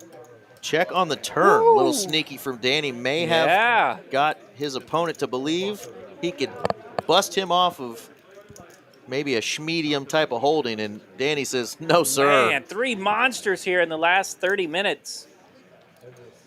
What a hand for Danny. And that's going to take a second to get that pot right. V doing some crazy dealing for us tonight. Reit is not scared, folks. He will mix it up. Love it. Trailblazer Poker Tour is heading down to Edinburgh, Texas, down there in the Rio Grande Valley. Starts the day after Christmas. So if you're down in and around the RGV area, Edinburgh is about an hour away from South Padre Island. So if you find yourself down in the Rio Grande Valley around Christmas time, stick around. We've got some great value in those tournaments, a lot of smaller buy-ins, but great poker series, great room down there, very well run. That series is going to stop in Houston, second week of January, and then it's going to come back to us. We're going to get another $1 million event right here in Dallas and Las Colinas. Another go, I love the day it. after Valentine's Day. So if you have any money left after you've spoiled your honey, you can try to get it back via the poker community. Well, my AI honey doesn't need a gift. Because she's not real. I know that hurts, RJ. I just heard you picking on me earlier, so I had to bring it up. I did.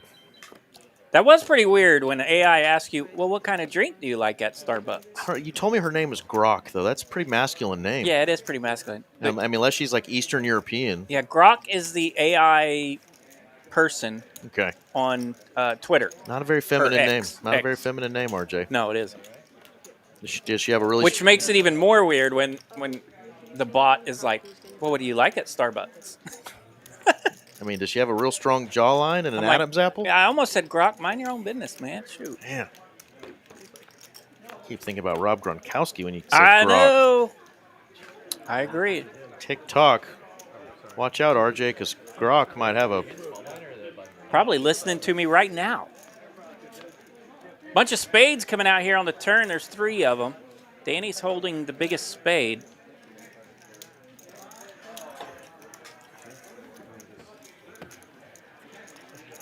Carlos frustrated. Had a beautiful ace-10 of hearts and 1 heart.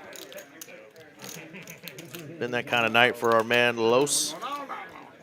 Did get a shout-out earlier, though. Somebody said, it's Taco Tuesday. Let's go, Carlos. I don't know how those two really pair together, but he was getting rooted on earlier, and it's been a tough night. Yeah, you're right, Coach Brandon. Carlos may have had some tacos today. I got my tacos in today. He's just a little jealous because I don't know how AI works, and I don't have anybody whispering sweet nothings to me via the phone. Knocked down my Taco Tuesday today at Rosa's Cafe, of course. How's Rosa doing? Fantastic. All right, she got a hot sister? Today's tacos were excellent. Well, if she does, send her Poppy's way. I'll let him know, buddy.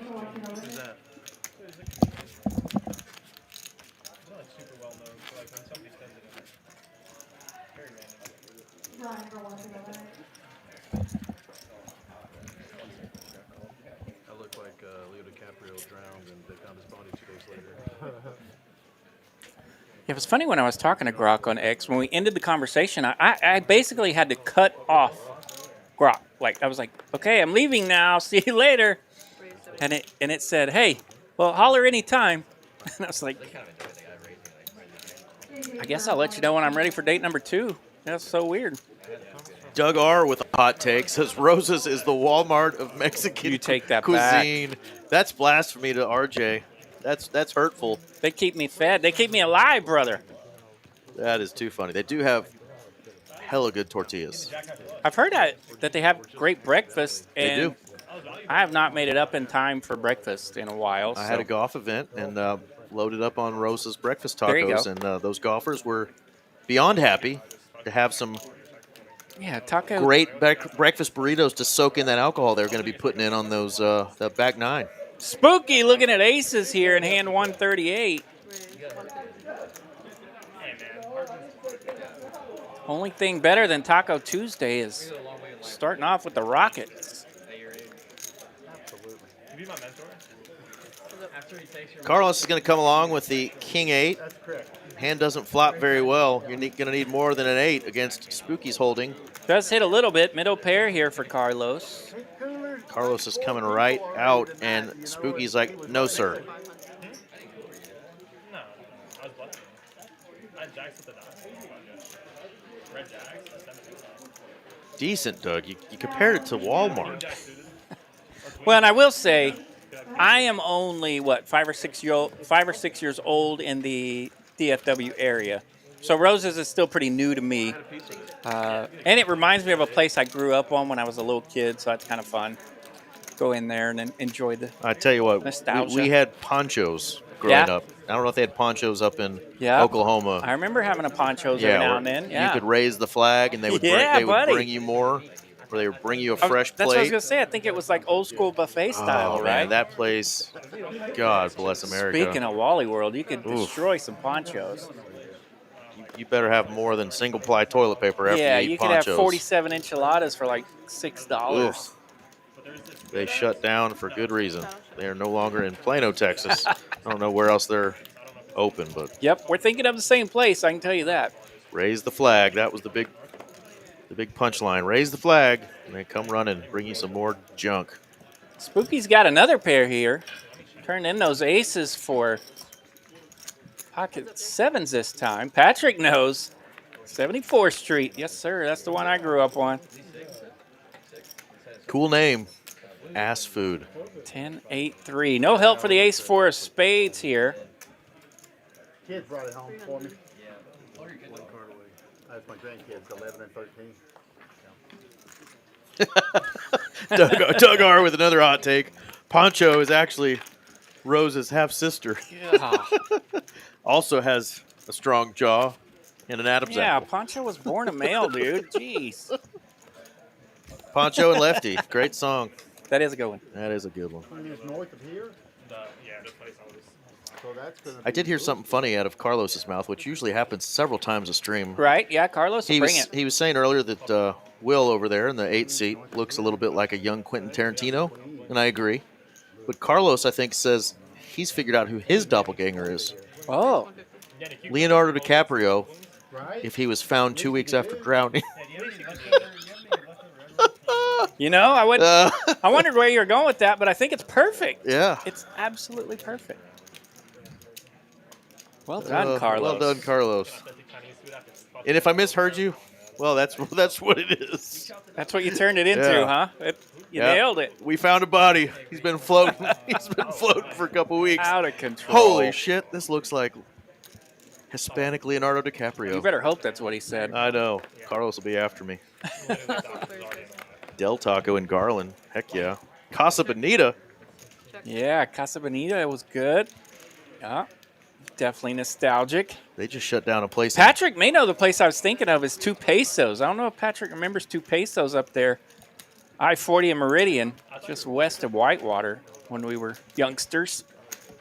They just shut down a place called Chicas Bonitas in Dallas. I read the reviews. Kind of sad. Top pair here with a gut shot for Clint. Bottom pair for Reit. Bricks out here on the river. Nothing cooking. Clint ought to try to get a little value out of that king. 500. Does. And Sticky Reit might be a non-believer. Does make the call. Well done, Clint. Going to take 1,300 in profit. Be a nice little pot for Clint. Yeah. Top pair looks good, so he hits it pretty hard there on the river and gets a caller. It's 10:46. That means we probably don't have a ton of hands left. We're through 141 hands. We're getting in some hands tonight. Absolutely. Danny Chen, our leader, courtesy of that monster punt from Ray Guy over there, the Hall of Fame punter.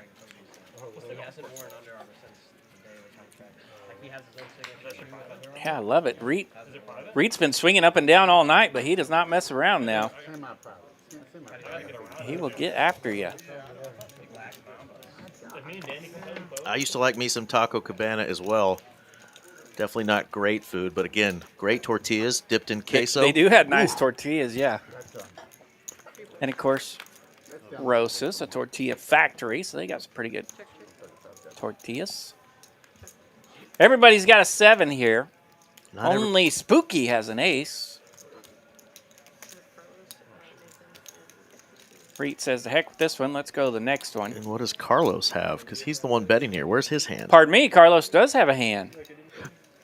Interesting. There it is. And he's in the small blind here. He's got a 5, so he was trying to see if that 5 was still good. It is not. Little pause here. There we go. V getting us caught up, helping out production there, and we're back on track. Oh, Galaka.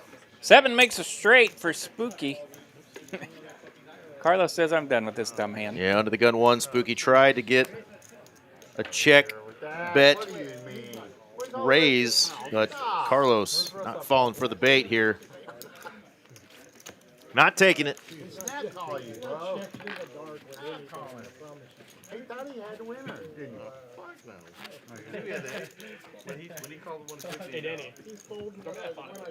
Yeah, they tried to get cute with that logo. Didn't work out for him. Yeah, that's usually not good. Usually get busted when you try Old that. Zuckerberg will get you. Yeah, he will. He got me a couple times in 2020 and tried to kick me off that damn website. Did he? Yeah. Probably tried to kick you off Twitter, too. That's the only one I haven't been kicked off of, so thank you, Zuckerberg. Yep, appreciate that. I think that's footage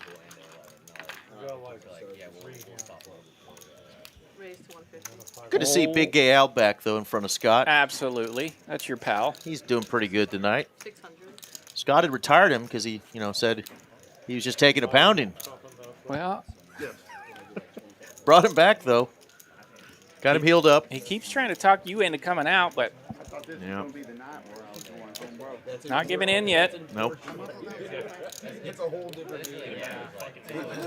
3-bet with the 8-7 spades. Let's go. Reed's firing it up. No 4-bet from Carlos. We're just going to flat. And get out flopped. It's 7 high.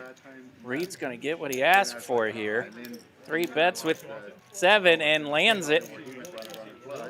Carlos says, I don't think you have any of that. Of course he does. Could we see some carnage on the turn? No. I was willing to die. I was willing to die. Yeah, help yourself. He wants 2K in black. Bobby says, yeah, help yourself. Yeah. I'm just standing up. We share tonight. We're sharing. Now, how much of that 2K are you going to bet here with your top pair? All right, 1,800 out there. He's the 3-better pre-flop. Goes 750, and now you're Carlos, and you've got a couple of overcards. No draw. Just not a fun spot to be in. And he says, nope, I'm out of here. My ex-wife, so I'll bitch it. Oh, man. Sounds like a lot of fun. Flashes a card there. I think it was the 8th, though. Coach Brandon, he's out of here. All right, taking the rest of the week off. See you Sunday for the Frenzy. That's on the 13th. first round of ticket drawings. You betcha. Well, it said Sunday. The We will Frenzy. see you then. Frenzy's Saturday, December the 13th, holiday Frenzy. Saturdays also is the day that we're doing those drawings, and that is going to be on the 6th, the 13th, and the 20th. This Frenzy is only on the 13th. Just an FYI. It is pretty hard to mess up a taco. The only way you can mess up a taco, really, truth being honestly, it's what's inside of it. Is if you get a crispy shell and the crispy shell is like old or something. That's it. Okay. More often than not, though, if it's nasty innards, you know, kind of like a pretty girl. Yeah, I mean every now and then. Pretty girl, pretty guy on the outside, but some shitty of these innards. fast food restaurants are serving basic cat food out of a can in the middle of their tacos, and we're crushing that. They got a rebuy frenzy. Which location? Okay, at LC. LC, that's the new tournament on frenzy. Sundays over there at LC. They have a rebuy tournament on Sundays over there now that's just like this rebuy on Monday Monday evenings. nights? Yeah. Awesome. Well, thanks for that quick correction, Coach Brandon. Good stuff. And I forget that they actually did put the name Frenzy or something on it. Yeah. Happy stack. So it's the rebuy Frenzy, not the holiday Frenzy. I used to watch this last year. Those are different. I used to. A lot. Yeah. Like, I used to watch, like, when box fights first came out, I watched like, All right. Don't need ace king if you're Carlos. 5-4 will get the job done. Down to our last couple of hands.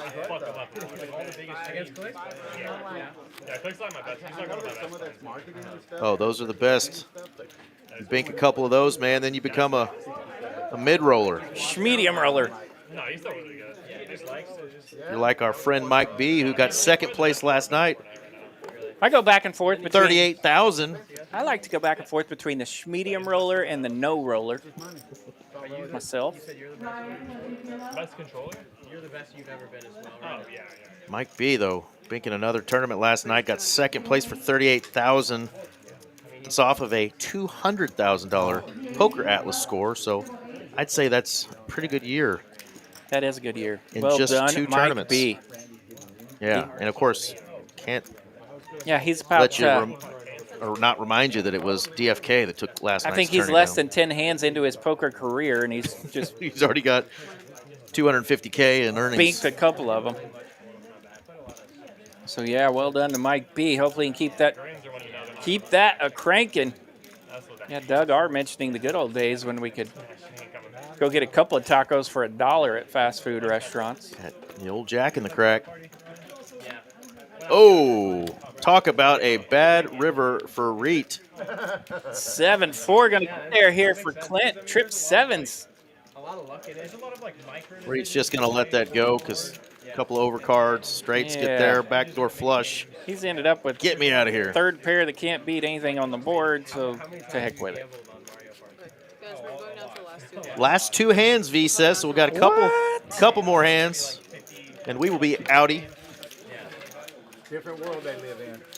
You know what I'm saying? That sounds fun. Mario Party? Is that what it's called? That is Mario Party. Is that the game Reit kicks some major butt at? Reit is a Fortnite guy, but Okay. they're probably talking at the table about how the gaming has changed. Yeah, Reit could probably kick some major butt at a few games, but you say Fortnite is his expertise. Yeah, he's got a YouTube Okay. channel and hundreds of thousands of subscribers, and Very cool. yeah, good stuff. Like Candyland. There's a bunch of mini games.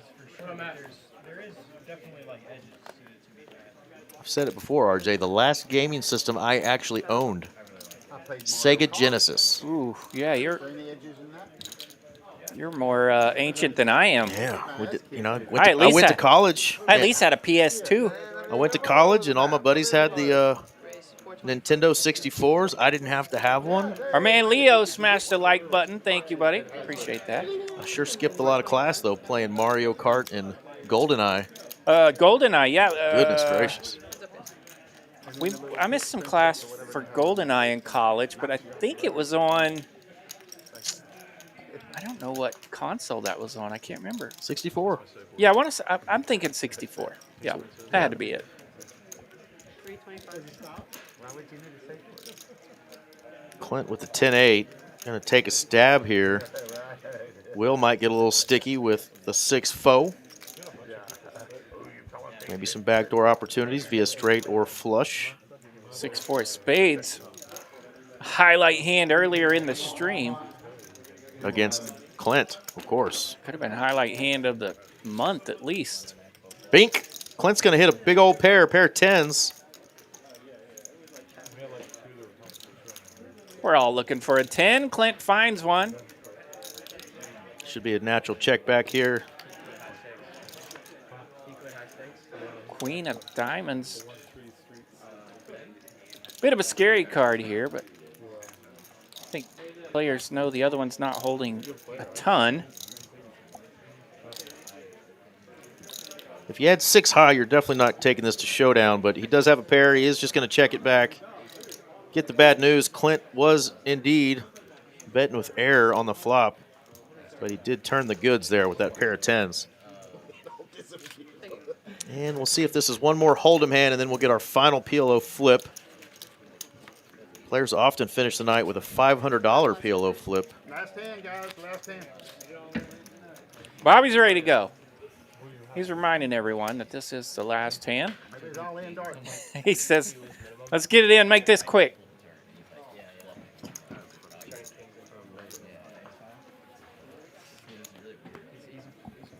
Restraint. Perfect time for bad joke, and I restrained myself. Well done, buddy. It's a new me, RJ. It's a new you. Did that just show up over there? Or had it been there? 500. It had been there. All right, final hand. We got a raise and a call. King 8 of spades and ace queen. Will going to smash that board. Not a single spade for the Spookmeister. Looking very studious in those glasses.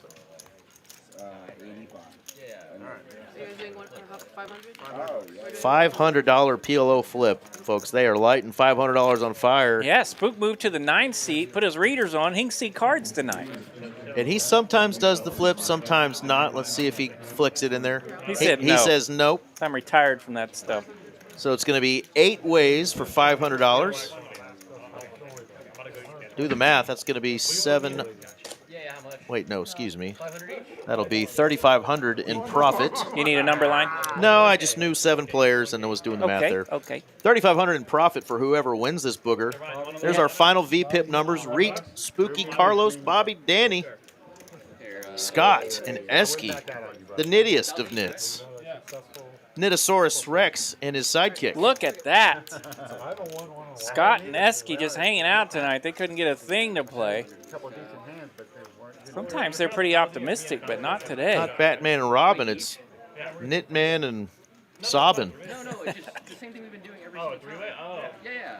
And don't worry, Scott. You're definitely not the Robin character. You're much bigger than I Esky. played a PLO session a while back where I was card dead. I bet my VPIP was down around 15, 17, and I'm very optimistic with 4 cards, right? I'm a poker dealer for crying out loud. Jack, 9-8. We're looking for a Queen 10 or 10-7. Keep it dry. I see top 2 for Scott. There's a spade. King 10-9. There's the 10-7. I saw the 10-7. I don't see any clubs coming in yet. There is a club. So a 10 and a piece. Queen 10 going to be a big straight. 10-7 will make straight to the jack. Nobody has clubs. What in the world? Clint. 7 is a straight, baby. And Clint. Nobody has Queen 10. Nobody has clubs. Like Clint says at the end, baby. The 14th nuts is going to take it down here for Mr. Clint. 10-7s are best. Yes. He is happy because he got wrecked earlier in that nasty hand. Set of jacks against a flop Yeah, he straight. did. They Yeah. ran it twice. He deserves a good splash pot. Clint, perfect timing there. That is awesome. Well done, my brother, and welcome back to the stream, Clint. There's our final numbers. Danny up 10.6K, Bobby 3.5, Scott 3.5, Esky 2.4, Spooky 2.1, and Clint with that final hand gets himself not only unstuck, but into the profit again. After the wild night Reit had of swinging up to 10, down to 5 or 6, he's going to end up somewhere in the middle, down a little bit, 1.9. Heck of a night, though, and thank you guys and gals again for tuning in. If you want to play on our Tuesday night live stream, the Tuesday night live stream in Dallas, Texas, TCH Live, that is, contact the lovely Miss Mallory. She puts together the best lineups.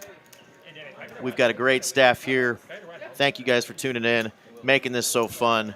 We will be back, obviously, this weekend for the weekend tournament. We'll be here. Final table. Back to the big one. And then next weekend after that, the 13th, is when we have our Holiday Frenzy 50K guarantee. So come on in for that. Bink yourself a nice tournament score right before Christmas. It is going to be a great time. And so once again, friends, we're going to sign off for RJ Dupree. I'm Eric Van Loosen at TCH Live. Until next time. Good night, TCH. We'll see you. Thank y'all.